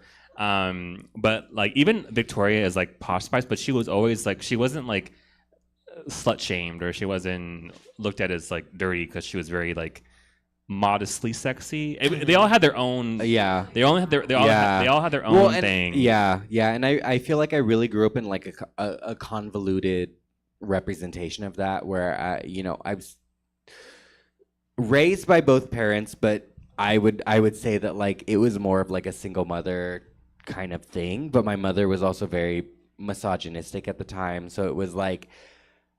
I'm feeling all these things and I'm identifying with these women, and my mother, who is supposed to be like the woman in my life, is very anti kind of what all of that is. And I'm like, but this is who I resonate with, and I know that I'm supposed to give he, him, and a boy, and like I'm Mexican machismo, like but like I just want to be a girl. I just want to be those girls. Like I never felt attracted to women in the sense of like sexualization. I was always attracted to women in the sense of like I want to be you, like a strong woman. That is what I want to be when I grow up. I don't want to be a man when I grow up. Like what these men behind me are doing is the whole disgraceful. Yeah. No, my brothers were like so he, him, and I feel like my brother like struggles with that as a bisexual man, where it's like he was kind of given the pressure as they knew from the moment they saw me, she was faggot, she was gay, she was girl, honey, she, her, and I never cared. I'm not allowed to say that word yet. I feel like I was like the last to know. And then my brother was so like, I feel like because we're technically twins, different fathers, so it's like we're born a month apart, but it's like as soon as we both hit the developmental stages. It was like I was given she, her, and he was given he, him, and he has all this pressure as like a masculine man who's supposed to do this stuff where like he has to balance your femininity. Yeah, he had to balance my femininity. But really and quick, it wasn't until we moved Same away. Womb, 1 month apart.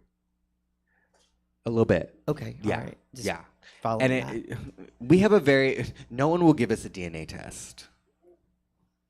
My brother and I know we're related, but our parents will not admit who is who. You have to ask the next guy whose dick you both suck. Honestly, at this point, I don't care. That's my brother. We grew up in the same house, but it was I could tell he was given the pressure of having to like him it up because I was so she, her, and that was not going to change. And it wasn't until like I moved away and he came and saw us disconnected from like our family where we grew up, where he started to embrace like his feminine masculinity, where it's like, oh, I'm still a man even though like I'm down to jerk this dude off and, jerk him off with rough, unlotioned hands. And it doesn't bother me. It doesn't make me feel uncomfortable. Like, gender is a crazy concept. Gender in is my a family. construct as fuck. So anyway, I refuse to accept gender. I'm at the point where like I refuse to accept gender. But we love strong women. I'm he, I'm she, and I love strong women because for the last 8 billion years, men have just thought they were the one, even though I don't know, for the last, I'd say 300 years, we have physical proof that they are not. Men did their big one. I'm still waiting for it. Yeah, no kidding. I think for me to like answer mine, I think it was at some point definitely Fran Fine. Also married to like I was a 40. I'm gonna be 42 in 10 days, 11 days. Like so, Mary Tyler Moore. Specifically on the Dick Van Dyke Show. Yeah. And in her own show when she lived in Minneapolis. A little bit of Lucy, but I feel weird saying that because that's like so many people's. Mary Tyler Moore? Yeah. Well, I definitely saw Lucy and I was like, oh, because if you watch me do certain numbers or my stand up, there's. And I don't think it's intentional, and so I don't get any, like, I'm not saying I'm that good, but there's this element of I'm playing stupid because it takes it takes a really smart woman to play dumb. Word. And like that's like my whole brand, and I think that's Fran Fine, that's Lucy. I don't know if that's Mary Tyler Moore as much, but I'm wearing pants. So that's me. Do we have any comments? Do you guys have any questions? I'm just trying to figure out who Sweet Meme Supreme. I'm not sure if I think it's Valentine, but I'm not sure if it is. Name names, chat. No, I asked them who are you, and they're trying to be like coy. Yeah. Oh yeah. Because everyone else has like their name on there. Oh, we don't know. Oh, the key is you gotta. Has anyone messaged to say no, yes? Oh, nothing. Wait, I'll check. I was watching the Twitch. Let me check the Say Yes Insta. That's a really good point. Somebody actually just messaged it and said, you should want to book me. You should ask if I want to be booked. You should ask if I want to be booked. I'll say no, but you should ask me. Like, you should give me, I'm going to give you the privilege of asking me if I want to do your show. Right? That's what I get from that. And she spelled show wrong, didn't she? Put shower, right? What? Didn't she it didn't autocorrect Oh, the she shower? said shower. You should ask me if I want to be in the shower. And then she was like, show. I was like, you can edit your. She has a screenshot of it. I do. I can show you the message or a screenshot. I sent it I immediately sent the screenshot to Katana. It was like 4 a.m. Yeah, like 3 days ago. I think it was like less than that. It was like 2 days ago or maybe a day ago. It was like late at night. It was the second weird one in like 10 minutes because someone else said help or information. And I said, what would you like to know? And they were like, everything. And I was like, about brunch or like, are we talking the cosmos or like what is the meaning of life? Like I think they thought I was AI. Because I respond really quick, like at 4:30 in the morning. She does. I'll respond to her sometimes at some strange hours, and I'll get a response back, and I'm like, Suzette, go to bed. No one knows when I actually fucking sleep. No, I usually if I mess something, I base it off of like the time of posting. I think I just posted it like a few minutes before when I respond when I reply because I was in bed, but it might have been like a few minutes before you posted it. The ad? Because otherwise, no, the response. Oh, because I put it on my close friends. Yeah, otherwise I would have been like, oh, it's been like 2 hours. I'm not going to respond to that. It's too long. I texted you on Monday at like 2:30, or no, Sunday at like 2:30 in the morning, and I was like, man, I did coke. We should have hung out instead. Oh, I was absolutely up. Oh yeah, it was the night of Rainbow. Oh, it was after. It was Monday. Yeah, no, I pulled a 49-hour fucking day on Monday. Oh my gosh. Sats Monday. Emma did Rainbow Fest. Okay. Yeah, did not like it. It's not for everybody. It was a really hard. So, stand-up comedy at a festival, and like you guys know that like stand-up comedy at a festival when everyone just wants to listen to music and the cumbia band that's coming up. And then you're like, let me hold your attention with some jokes. People 70 feet away. Please.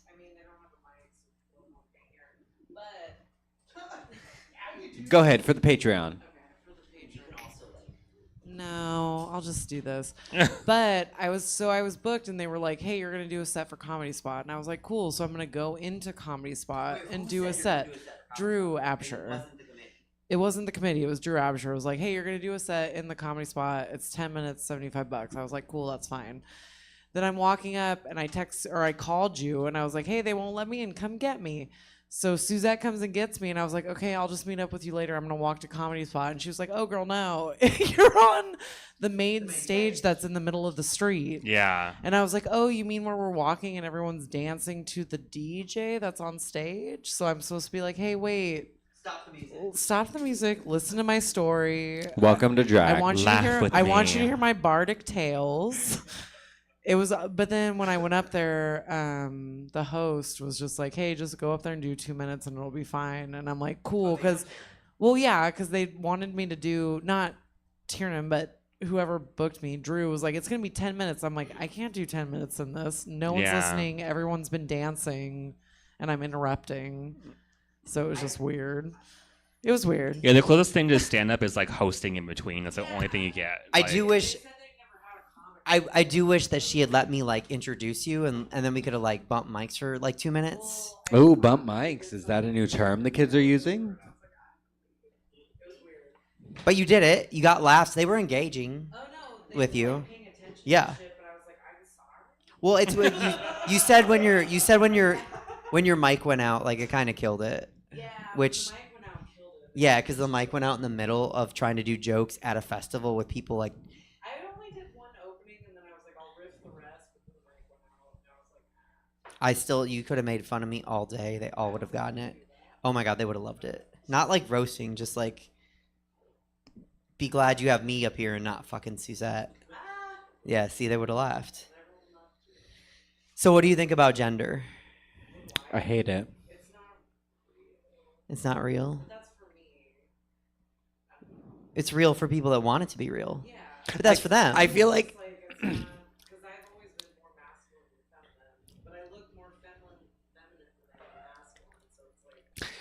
Yeah, I feel like I'm the reverse of that, where I am more feminine and I love that and I'm okay with that, but I still like in my day-to-day use he him. But like you know, and it's like I you know, my mother, she is Native and Mexican, so I grew up with the idea of like two-spirited and what is it called in Two-spirit. It's called Two-spirit? Yeah, yeah. Okay. And it's really like I've never been in a position where I've had to claim my gender unless it's like trying to prove my like Mexicanness. Because, you know, I'm a light-skinned Latina. I'm from Jalisco. You know, my mom has lighter hair and green eyes, and está bien. I don't care. But like I feel like when it comes to like getting in tune with like the indigenous side of like who I am, it's Sorry.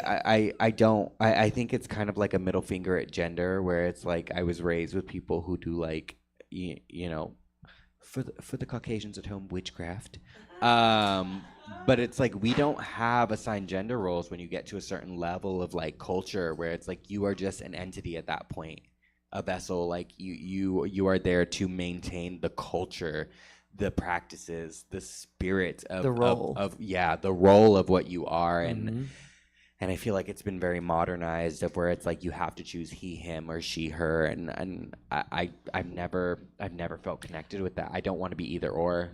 It really doesn't interest me. I thought of an analogy. I don't know. This could be really dumb, but people treat gender like it's milk, like it can curdle or not. Like no, it's curdled. It's curdled fucking milk, and you shouldn't touch it. It's chunky. Like you can't say it's not curdled when it's curdled. But really, gender's like water. Like some people say water tastes good. Some people say there's no fucking taste to water. You know, and that's I don't know. That's kind of a weird analogy, but I was thinking that the whole time. I feel like like it's there's not as taste cut to and dry as water. curdled fucking milk. It's water. I had like the dumbest blonde moment ever just now when I was laughing during your story because Like, no one's well, you know how like on Twitter you have your username and then you have like your like funny like name that you have that everyone can see. Oh, yeah. Like mine was like Garden of Eden ass for a long time. Yeah. So I was in the group Well, chat. I'm Panini Petty. It's right now my name is Lamb Chop Ho. Yes. That's mine. I don't know. I don't follow you. Suzanne I'm just kidding. Well, don't blame you. I No. don't use One of our friends online, like literally their username is Supreme.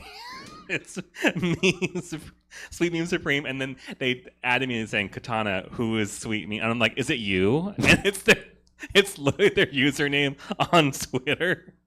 And then I didn't get it till like 5 minutes later. I was like, wait a minute, like, that's their username right there. Oh. And I was like, is that you? No. When I feel like the Mine rise is- of Twitter has really Just created Suzette. like Yeah. a free for all where me, I enjoyed Twitter. Twitter is my favorite app because I don't have to be either gender on there. I can be whatever I want. It's like today I tweeted about being a woman at work, not in drag. Prolapse. But I feel like a woman. You know, it's I identify with a lot of the things that like people tweet about like a female experience because like when you're like in drag and you present like a little more feminine, I feel like you get the woman treatment. There have been times where like I've been treated completely different in drag as opposed to like out of drag where I'm like, oh, this is what women go through 24 hours a day, 7 days a week. I put a wig on, it's what I go through. I take the wig off and suddenly I have a whole different like experience of being like Badlands. He, him in Badlands is very different than she, her in Badlands. Like it's diabolical. And I just imagine being a brick. They have it the hardest. Well, pray for Vita, but you know. Oh my God, I said her name. Do you guys know what a brick is? I was like, you probably don't. A handsome woman, like strong in the face. Especially with trans women, there's. This is not. We're not condoning this speech, but there's bricks and dolls, so you can infer. I usually use brick for like a drag queen. I'm not gonna call like a trans girl a brick. That's nice of you. Unless they are they like you can call. Unless they say you should ask me if I want to be in the if shower. you are a performer and I look like I could, and you look like I could build a house with you, you are a brick. I'm sorry. I don't care who you are or what you do in your personal time. If you are a performer and you are in front of me and I look like I can build a house with you, you are a brick.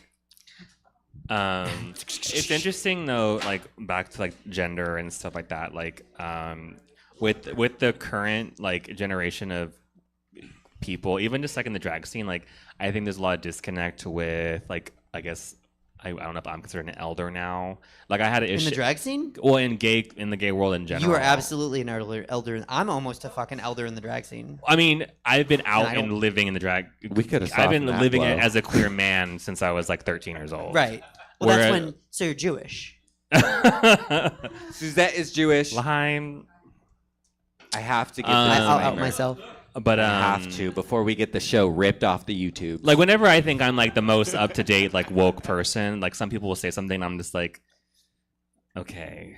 But doing drag has opened my eyes to be like, if you want to be whatever you want to identify as, that's fine with me. It literally does not affect me in the slightest. Can bricks identify as non-bricks? I mean, they can identify whatever, but no. Like I don't. That doesn't affect me. But if I can see them, I know what it is. But like, I'm just like it's one thing to be a brick and then think that you're not, than to like be a brick and just be like, I'm okay with being a brick. I don't give a fuck. That's different. That's a whole different energy. Be for a me. You can like grow from that. To be aware of your capabilities and express interest in change versus express interest in I'm okay where I'm at. I'll take a nice pleasant brick over a cunty pretty girl any day. What about like a Dolores, like from like Dolores? Yeah, from Sister Act. No. Why would you Dolores go Brand to Cartier. Sister Act? Dolores Brand Cartier. No, from the Disney movie. Oh my god, I can't remember it. Dolores. Talking about Yes, the with the family Madrigal. Like, I remember Encanto. Oh my god. Oh, the people at home are gonna have my ass for that one. I said the family Madrigal. I know who I'm talking about, you know? But like Dolores is a brick. Is she the strong one? She's a strong one. But she's like, I'm a brick. You know what? I can build this house. I wouldn't say she's a brick. I would say she's a strong woman. Yeah, she's a strong woman. Okay. The way that they created her, she still has a lot of like feminine feature, and that's what I liked about her was she was so feminine but strong. Like you're like a pretty... in a lot of Latino culture, you cannot be feminine and strong. It's and that's because of men. Thank you. The main problem to everything. But I really like I loved her because she was still even next to the girly, like the diva in the flower swing, the just dress. She was what every woman is. Next to her, she was still so feminine, so gorgeous in a dress. And it was like the strength didn't matter because in this timeline, and I wish in this physical timeline, we were okay with strong women. Why does femininity not equal strong? I would say femininity in this timeline is, what's the word? Not imposing, but it's intimidating to weak men. Which there is apparently a lot of. There's a lot. It's an epidemic. But there's strong men that have no problem with like strong women, you know? And we need more of that. But there's weak men who are terrified of strong women. We'd have a woman president at this point. Mexico is doing a hell of a lot better than we are, and they have Jewish a woman president. She's Jewish too. She wanted to be free and fine growing up. I'm letting y'all know I am 2 steps away from moving back home. There's a conversation to be had about femininity versus masculinity, and also like literal like physical appearance with women. Like you can say like, oh, strong woman. Like, I mean, that character was like literally talking about how she was crumbling under the pressure of her family. I was gonna say, so like she was a strong woman, but like she was literally like a strong woman, and people are just like cishet men are so quick to be like, if this person is strong or successful, they got to be a hermaphrodite. Yeah, they got to be a man. Or gay. Like when Gaga came out, they were like, just at some point your existence becomes derogatory. Yeah, and I feel like I like, you know, growing up in a Latin household, there's 7 of us. I saw a lot of like different sides of people. I was not the most masculine man. There was 5 men in that house, and I was the most feminine. But I you know, compared to some of the women that were in our house, I was still the most feminine. I was gonna say you mentioned that before. You know, I was probably the most feminine one in the house, and I there was 5 women who countered the 5 men. Hermaphrodite is also an outdated term. It's intersex, by the way. I was just saying that as a term that people use. Well, and no, you were speaking on behalf of the weak men, and it's something I heard today through their voice. Yeah, it's like people did that with Sierra. They did that with Lady Gaga. They're like, oh, she was born with a penis. That's why she's so successful. That's why she's so powerful. I love Gaga's answer. Do you remember her answer? She said, "And what does would it be so bad if it was?" Yeah. And now, like Jinx Monsoon recently brought up the whole idea, like of undiagnosed intersex people and how they don't even like test for it. So there's like some people who are intersexed and they're assigned at birth a gender that they don't have a choosing over. Yeah. So. Well, and I also feel like so thankful to like kind of grow up in an era where like Gaga was like spearheading a lot of what my like makeup was going to be, because watching her go live on TV and being like, why do you care? I was like, yeah, why do you care? Why do you care? That's why I was like, my brain stopped working when you said who did more for the queer community, Gaga or Madonna, because I'm like, I want to say Gaga. Madonna. Is it Madonna? I mean, not to compare them in that way. It's just that you can't, like, the queer community has evolved. And it's like, people always overlook what women and lesbians did for the gay community during the AIDS epidemic. Too much. That's why they're LGBT. It's like they, like, it's so sad. Because it's it was GLB when I was growing up. Well, it's been like they kind of made like official LGBT since like at least the 80s and 90s because of the AIDS epidemic and everything. And it's kind of sad to see that. I mean, a lot of our friendship circles are like not so much like lesbians, but they'll be like people who are like non-binary, who are pan or, you know, whatever. But like there's not only like a brother sisterhood of lesbians and gay men like there used to be, because back when we were like dying in hospitals, the only people who were willing to touch us and hug us and give us blood were lesbians. Yeah. And it is sad that like, I mean, I grew up with lesbians and some ended up being trans men, and it made sense in the long run. But like, it's really kind of gross when it's like I hear people like who like work at Badlands or whatever, and they like criticize drag kings literally not because of any particular personal thing. It's just because like they're a woman that does drag, and it's like very weird to me. I'm like, it's very weird, and it makes me sick to my stomach to think that like a lot of that is rooted in the misogyny of it all, where it's like there is. How do I word this? There is like a disconnect between reality and I feel like almost like what you think you're supposed to be as a gay man to prove your manliness is to like tarnish women. And it's like, or be disgusted by women. That's the patriarchy. The same people that put you in that little faggy Platinum corner gay. are the same people who you're trying to impress by saying, I hate women. Women can't do this. Women don't do that. Like, the call is coming from so far with inside the house because you want to be accepted. Vaginas are gross. No, and it's like, and I remember, grow like, up. you know, in my early acting days, I remember I was told on set, like, I think I was playing counter to like a woman, and this was when I was still doing like predominantly like straight roles, and the director like took a pause in the middle to be like, well, you know, you hate vagina, so we have to. I said. You hate vagina. Yeah, it was a really like weird note to get, and I like. So I read here that you're allergic to vagina. No, it was literally, and I stopped the director, and I was like, I'd like to make it very clear, like I came out of a vagina. I think they're beautiful. I think they're gorgeous. They create what we as men will never go through. I don't think that we should be disrespecting that like at all. I don't know where this like. This idea, but I remember being very disgusted by the idea of me hating something that. Just and his head created exploded. life and like his misogynic wasn't like that wasn't real in my world. That was such like a far beyond concept of like what was my reality, that it was like I don't like this idea where we as gay men jumped on board with like the patriarchy and we're like, yeah, fuck women, like. Well, because it's like that's what it is though, right? And we saw this a lot with Trump and like certain sects of like Latinos in the country during the last two Trump wins. Like it's like, okay, wait, if I stand by the people that are gonna win, who are mean to the rest of the others, then they're gonna forget I'm an other. You know, and that's so. I know, like other gays. And they don't.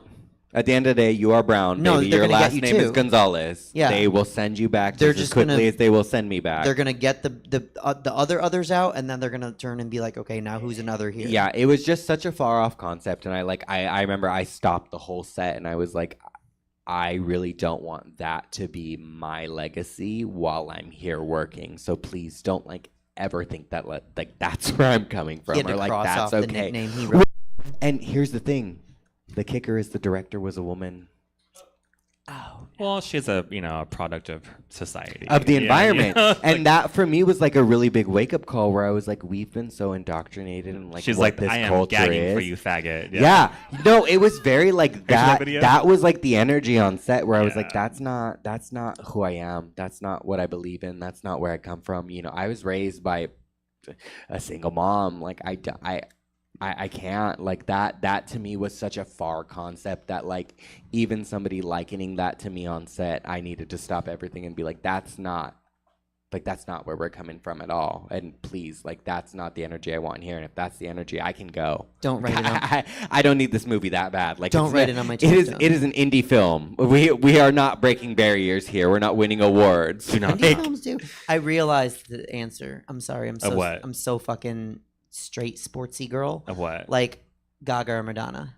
I mean, the real answer is that we shouldn't compare women in that way. No, the real answer is you can't compare them because one built on the other. Like it's like the NBA with Larry Bird and Michael Jordan and Magic Johnson. See, you don't know what I'm talking about, but you know what I'm talking about. I watched Space Jam. Larry Bird, is that the one? He's the white one. Oh, And that's there- the one who wrote the book about and the. Julie Servin. the- There is the no Where the Michael Caged Jordan Bird without sings, right? Michael, That's without Maya Magic Angelou. Johnson and Larry Bird. Wait, what? What happened? I don't know. What book? Manny's on one. I made a bird joke. It's. Oh, you're talking about ornithologists? I made a Where the Caged Bird Sings joke. Oh, I know To Kill a Mockingbird. I don't know. Anyway, my point was We're lost of Gaga could do what Gaga did because Madonna did what Madonna did. Exactly. And it set the stage for Gaga to be Gaga. Just like now Chapel can be Chapel. because of what Gaga did. Yeah. Yeah. Because of what Gaga did, because of what Ari did, because of what Gaga did, because of what Kesha did, you know? Mhm. Katy Perry can run around weird because of what everyone did and go to space. Like Katy Mhm. Perry's not going to space without Madonna. Maybe. I mean, there's always going to be like someone that led up to that way, and Right. depending on, it's not always going to be like, oh, they did it the best. It might be just like they had most exposure, Right. during that time. I think there's a phrase like we stand on the shoulders of giants, right? Like, Mhm. you know, and like, but not for you doing drag and having a YouTube channel. How many good performers wouldn't be doing drag right now in Sacramento? Mhm. But they found Boy with Brushes. And then I found RuPaul's Drag Race. Right. And so, like, even though like I have my like thing with RuPaul's Drag Race, like I never like denied like obviously like RuPaul like changed my life in that way, but like and that's one person like I don't even know like in front of RuPaul like I don't know who I would put like because of this RuPaul can do what he does. Divine. I feel like everybody has like a chunk of era where we would not have gotten here had it not been for all the chains that made the link. And I feel like each chain kind of has their own strength, where it's like what Gaga does may not necessarily strengthen what Chapel does, but it helped us get to it helped us evolve. And I feel like we get in this mind frame of like you belong here, you belong here, you belong here, when it's at the end of the day what we do as artists is we create, we True inspire, we artists. keep each other together. Like that's what it is. And Push it's each like other. we inspire each other. Like I'll look at shit that Liz does and I'll be like, I want to do whatever that is. I won't copy her flat out, but I can't say called that there good aren't things that I do today when I moved from my hometown that Liz hasn't inspired.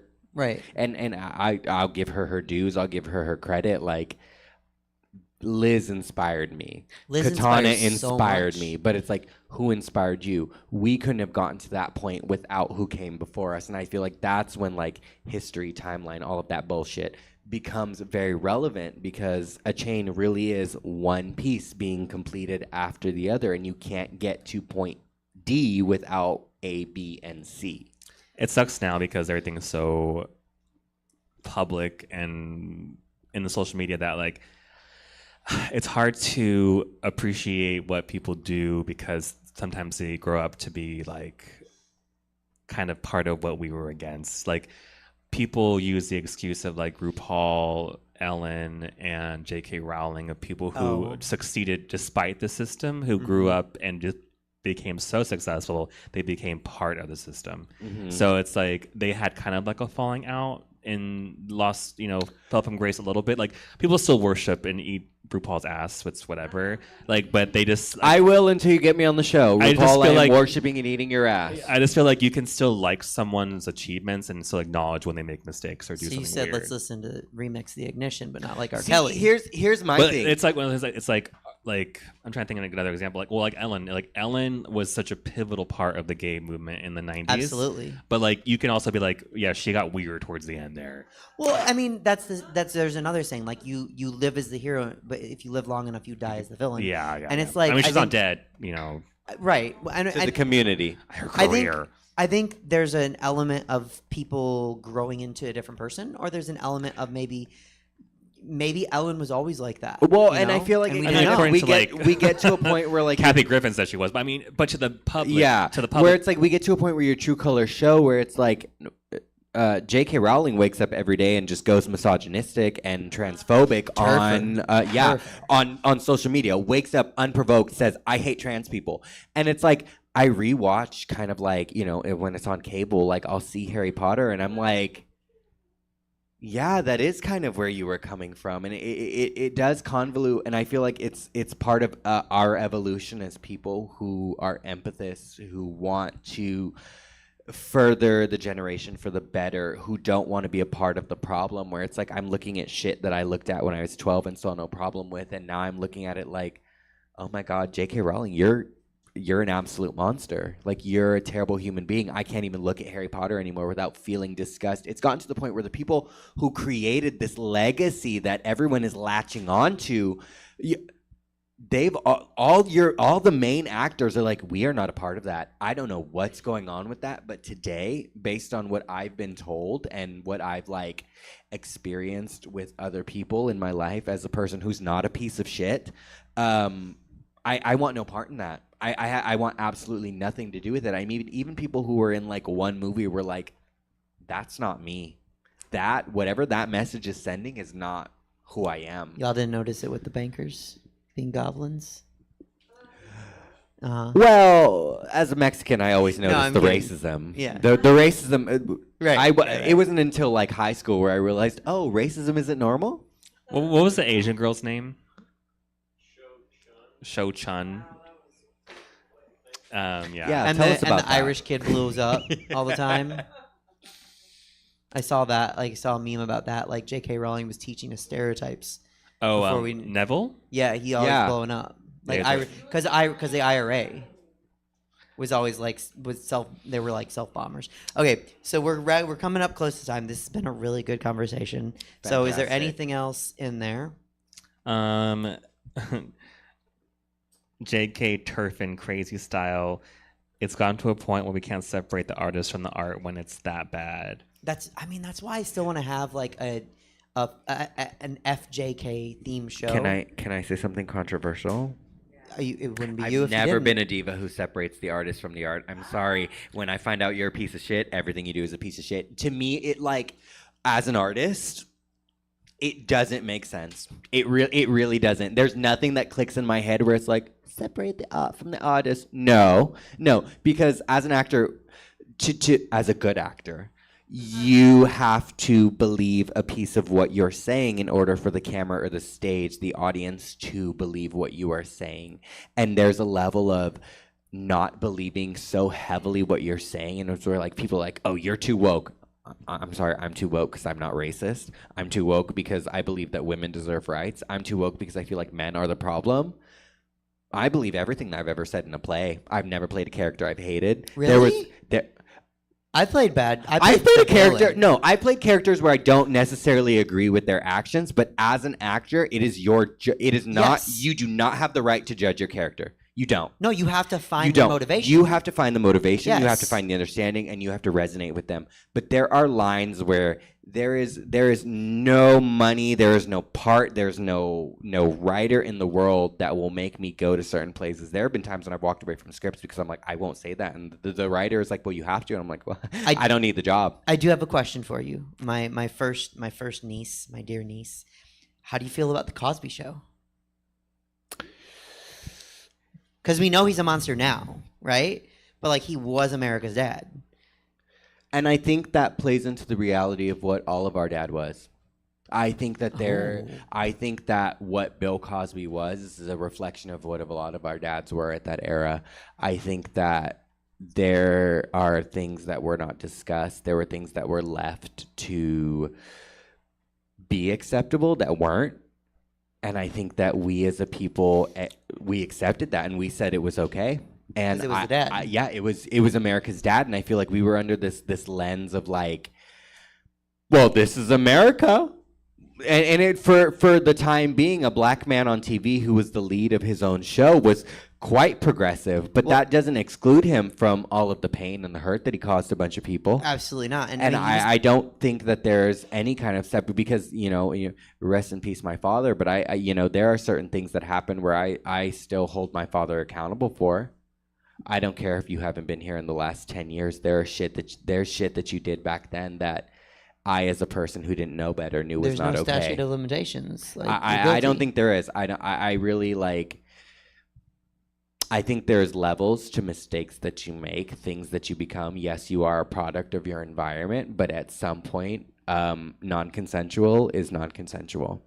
I think if you want to see the real Bill Cosby, Ghost Dad is a really where he's like going through the phone and choking people and like being a creeper, like watching. That's the real Bill Cosby. Because to me, that's always made me uncomfortable. From the time I was a small child to the time that I am a grown-ass man and woman right now, like that behavior has always made me uncomfortable. If you had someone that, like,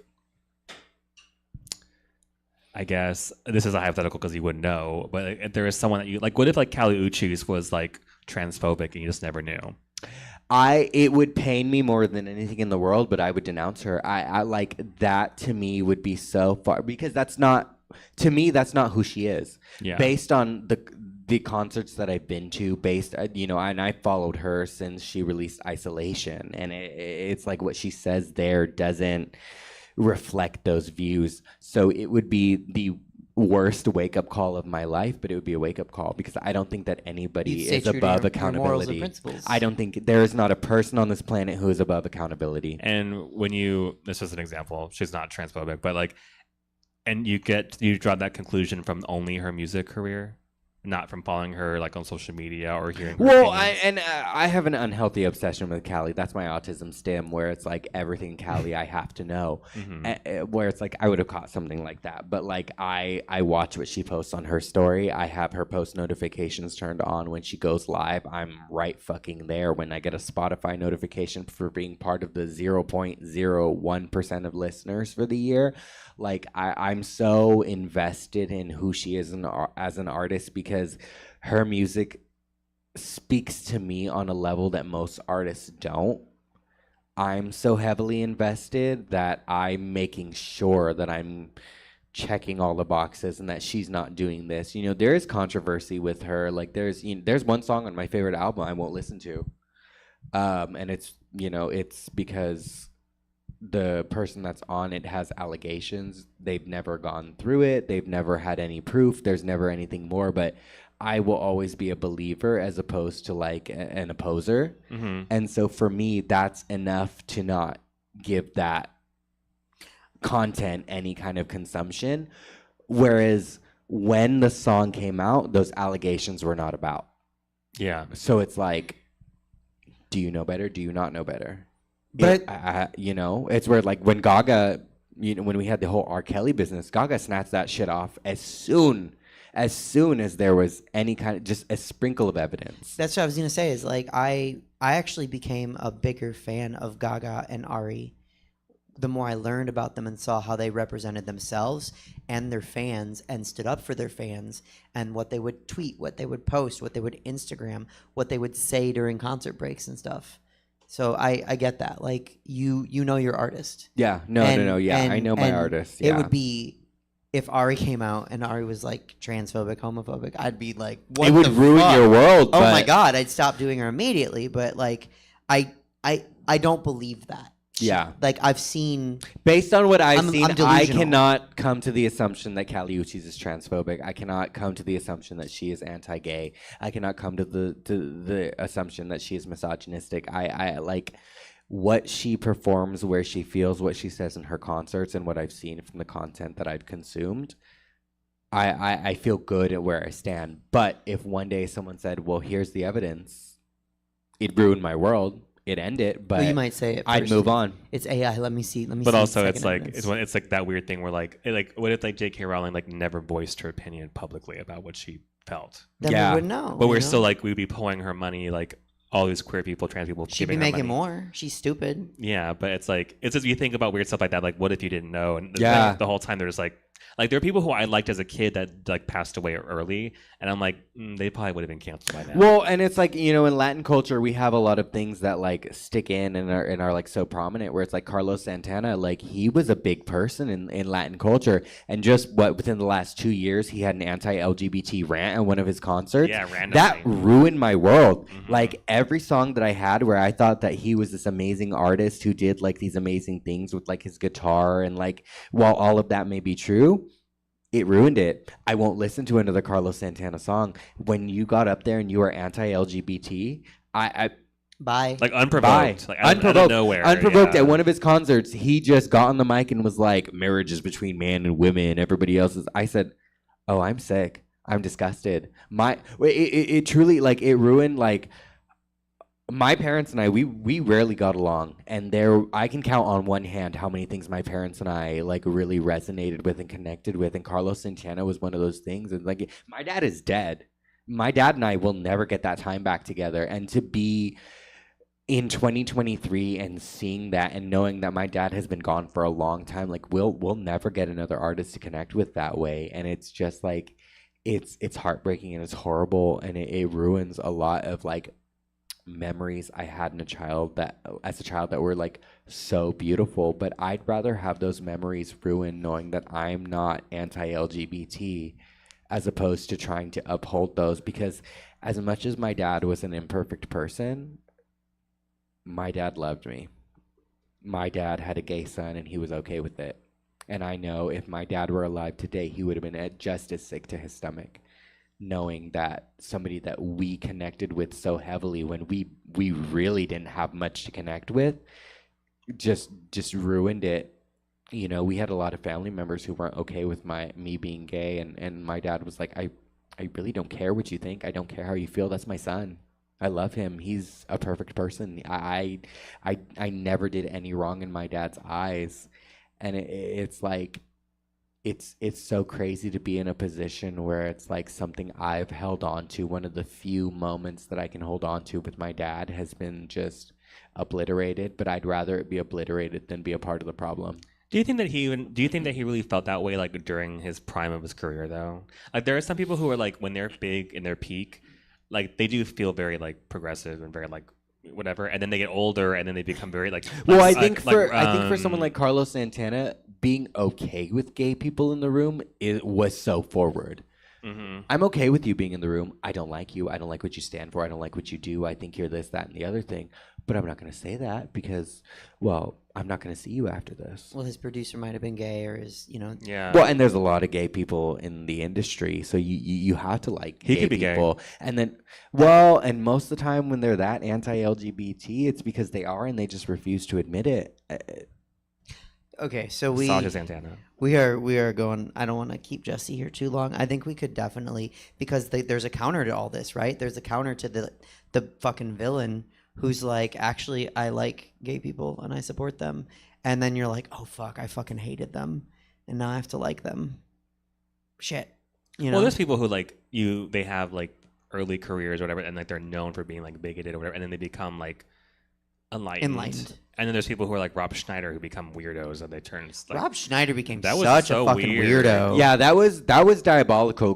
Given your career, you've relied on gay things, you've relied on queer things, you've relied on things that are pertaining to women. For you to be so well, and like his daughter, even she spoke out against him. She was like, "This is weirdo shit." That reeks of internalized homophobia. Like that one just reeks. It like, really you made your does money get to off a of point presenting where gay, and now you hate gay. Like, baby. Yeah, you've gotten so gay that where all of us are okay with you being gay, where you need to be anti-gay. So, all right. Is there anything else in the chat? No, they kind of Okay, because I really feel like this could go on. For, it could go on for decades. For the rest, yeah. Do you want to plug anything? Beside the North Lake guy? Stop. He's plugging me. Prolapse. He's not watching this, but if you are, I love you. This weekend, come on out I'll be at Roscoe's Drag Brunch, and then I'll be at Hibiscus later that evening, and then I have my show at Badlands Spotlight. We will be celebrating the start of Bijou Bentley's birthday, so for the friends and fans and Latino twinks at home who want to see Bijou Bentley, come see us at her show, because she will be exhausted by the time it's her birthday. Yourself? Well, I have my next show coming up. It will Eden every Tuesday in Stockton at Paradise Nightclub, and then on the 11th, on September 11th, we're going to be at Badlands for Suzette's birthday. Too many Benetti, which is Suzette's birthday show. Yeah. I have Woodland Brunch tomorrow, and then a charity thing in Walnut Creek, and then I think I rest until the 11th. So. And we have brunch on the 21st. Yes, we have brunch at Roscoe's on the 21st.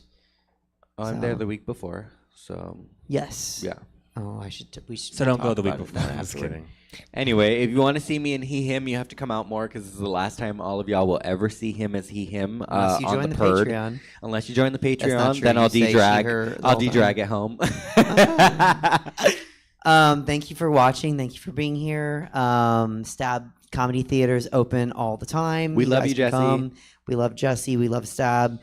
You can come see my show STFU that I produce on the 27th. I won't be here, but it will have Emma Haney and Dixon Her.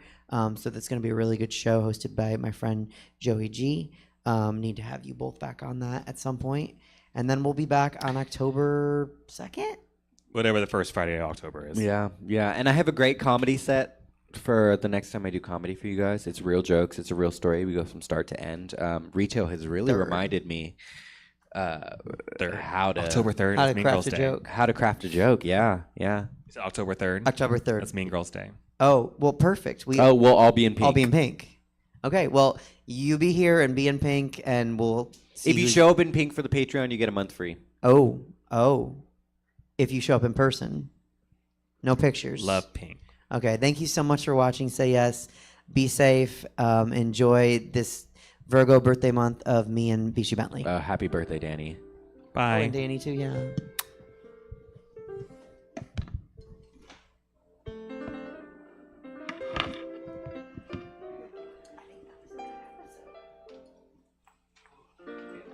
I've been roaming around always, looking down, and all I see painted faces fill the places I can't reach.